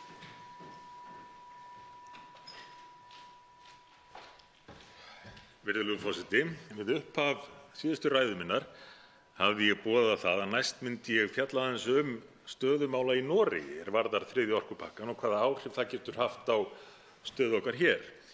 Hins vegar vannst mér ekki tími til þess að klára að fara yfir umræðuefni þeirra ræðu, það er að segja þróun orkumarkaðarins í Evrópu, og verð því að nýta þessa ræðu í það en koma inn á stöðuna í Noregi í þeirri næstu. En eins og ég hafði þó nefnt, þá er orkumarkaðurinn í Evrópu og þróun hans eitt af megin forgangsatriðum Evrópusambandsins. Ég myndi segja annað af tveimur, ásamt því að reyna að vinna úr eftirmárum fjármálakrísunnar og lappa upp á evruna. Hitt eru orkumálin, þar sem að Evrópusambandið annars vegar er í miklum innviðavandræðum. Það skortir á að markaðurinn sé tengdur, sé ein heild sem að mati sambandsins er mjög mikilvægt á nákvæmlega sama hátt og varðar fjármálakerfið. Þeir líta á þetta sem mikið grundvallaratriði í þeim framtíðaráformum sínum að láta þetta allt saman verða eins mikla heild og þeir mögulega geta. En hins vegar þarf Evrópusambandið að standa við yfirlýsingar sínar að draga úr losun gróðurhúsalofttegunda. Og þar hafa menn meðal annars fallist á Parísar viðmiðin sem að reyndar verður að segjast, virðulegur forseti, að jafnvel þó að gögn Sameinuðu þjóðanna sjálfra séu skoðuð og allir stæðu við það sem þeir hafa lofað í Parísarsamkomulaginu, þá hefði það sáralítil áhrif á þróun loftslagsmála. En hvað það? Þeir vilja leitast við að standa við sín fyrirheit í þessum efnum. En það er áhugavert í því sambandi að líta til þess að Bandaríkin hafa á undanförnum árum staðið sig ekki síður og raunar mun betur en mörg Evrópulönd í að draga úr losun gróðurhúsalofttegunda. Og því skyldi það nú vera? Jú, fyrst og fremst vegna þess að Bandaríkin hafa í auknum mæli fært sig yfir í að brenna gas til að framleiða orku, fremur en kol. Og þetta er auðvitað eitthvað sem varðar Ísland. Annars vegar vegna þess að við höfum einmitt þegar fengið undanþágu á sviði orkumála. Og hvað snerist það? Það snerist jarðgas, vegna þess að við vorum ekki að framleiða og flytja út slíkt. Hins vegar eru umtalsverðar líkur á því að jarðgas sé að finna í mjög verulegum mæli í íslenskri lögsögu á Drekasvæðinu. Þær rannsóknir sem verið unnar þar benda til þess að svo geti verið, það sé raunar bæði olíu og gas en þeim mun meira af gasi. Þess að það er ekkert óhugsandi að Íslendingar kynnu að verða gasútflytjendur í svona, skulum segja, fyrirsjáanlegri framtíð. Engu að síður var veitt undanþága hvað varðaði gasið. Því þá ekki að veita sams konar undanþágu varðandi rafmagn sem að framleitt er með þeim endurnýjanlegu orkugjöfum sem að þegar eru fyrir hendi. Auðvitað óttast maður að Evrópusambandið auðvitað gerir sér ekki grein fyrir mikilvægi þess að færa sig úr kolum yfir í gas, við höfum séð ýmis dæmi um það, en að það sé slík ofuráhersla á að komast í orku sem hægt er að skilgreina sem endurnýjanlega, hvar sem hana er að finna, að menn hafi ekki viljað veita undanþágu hvað það varðaði, að minnsta kosti ekki ef að íslensk stjórnvöld væri ekki að sækja á það af festu og þar af leiðandi láti menn sér í léttu rúmi liggja eða jafnvel hafi dálítið gaman af þeirri aðferð sem að íslensk stjórnvöld er að fara núna með því sem hafa verið kallaðir hinar lofsamlegu fyrirvarar, hinar lofsamlegu blekkingar af stuðningsmönnum Evrópusambandsins og sjái fyrir sér að þetta sé einmitt yfirlýsingar til heimabrúks og stóra planið samtengingu raforkumarkaðanna og tengingu við umhverfisvæna endurnýjanlega orkugjafa geti þar af leiðandi náð fram að ganga. Því að við höfum líka séð að þegar að stór pólitísk markmið Evrópusambandsins er að gera þá vill það ná sínu fram og jafnvel þó að það séu tiltölulega léttvæg atriði að mati Evrópusambandsins eins og í dæmunum frosna kjötið, að þá geti menn í slíkum tilvikum jafnvel farið gegn lagalegum fyrirvörum, raunverulegum lagalegum fyrirvörum til þess að vinna að markmiðum sambandsins. Tveir hv. þingmenn hafa óskað eftir því að veita andsvar. Fyrstur til að veita andsvar er hv. 8. þingmaður Norðvesturkjördæmis, Jón Þór Þorvaldsson.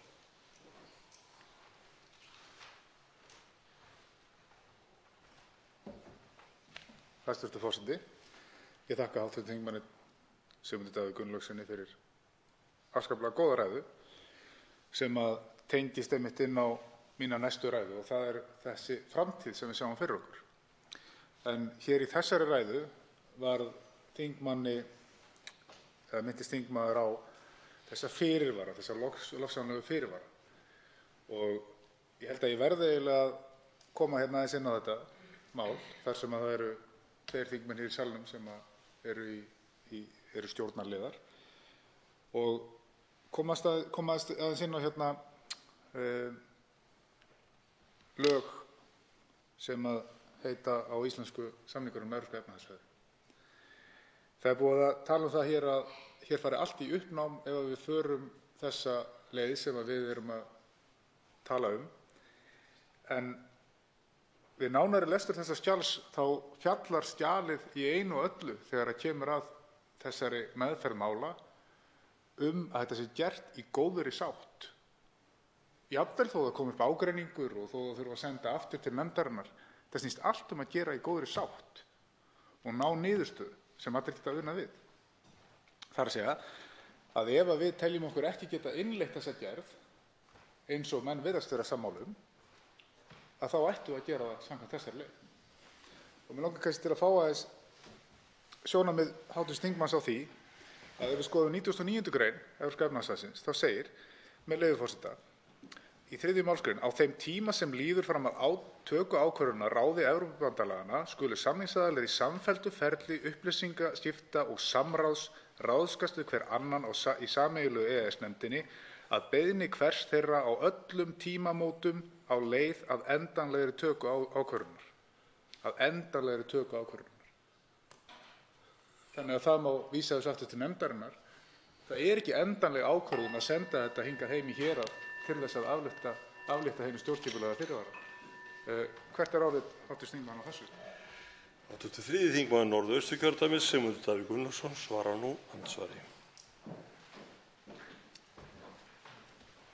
Virðulegur forseti, ég lít á sem svo að setningin á öllum tímamótum hafi verið ákveðið grundvallaratriði í þessari fyrirspurn sem að kemur reyndar inn á atriði sem ég hugðist ræða nánar í ræðu hér síðar í dag, sem er hvernig við styrkjum sem best EES-samstarfið. En fyrst að hv. þingmaður inni mig eftir þessu, eins og eðlilegt er í ljósi orða minna hér áðan, þá held ég að það sé alveg óhætt að setja hlutina í samhengi með því að benda á að það sama hlýtur að eiga við í samstarfi sem að gengur út á samstarf heilu þjóðanna, jafnvel þjóðarbandalaga, og svo í sinni smæstu mynd í sambandi tveggja einstaklinga.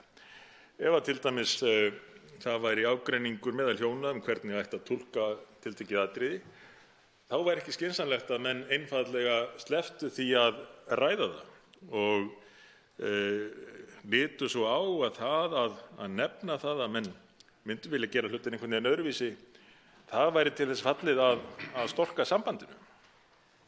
Það sama á við EES-samninginn.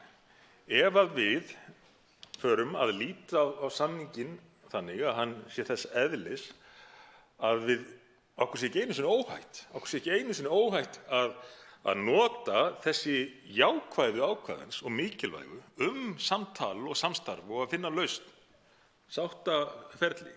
Ef að við förum að líta svo á að það að nýta þessi skýru ákvæði sé á einhvern hátt hættulegt og geti orðið til þess að menn refsi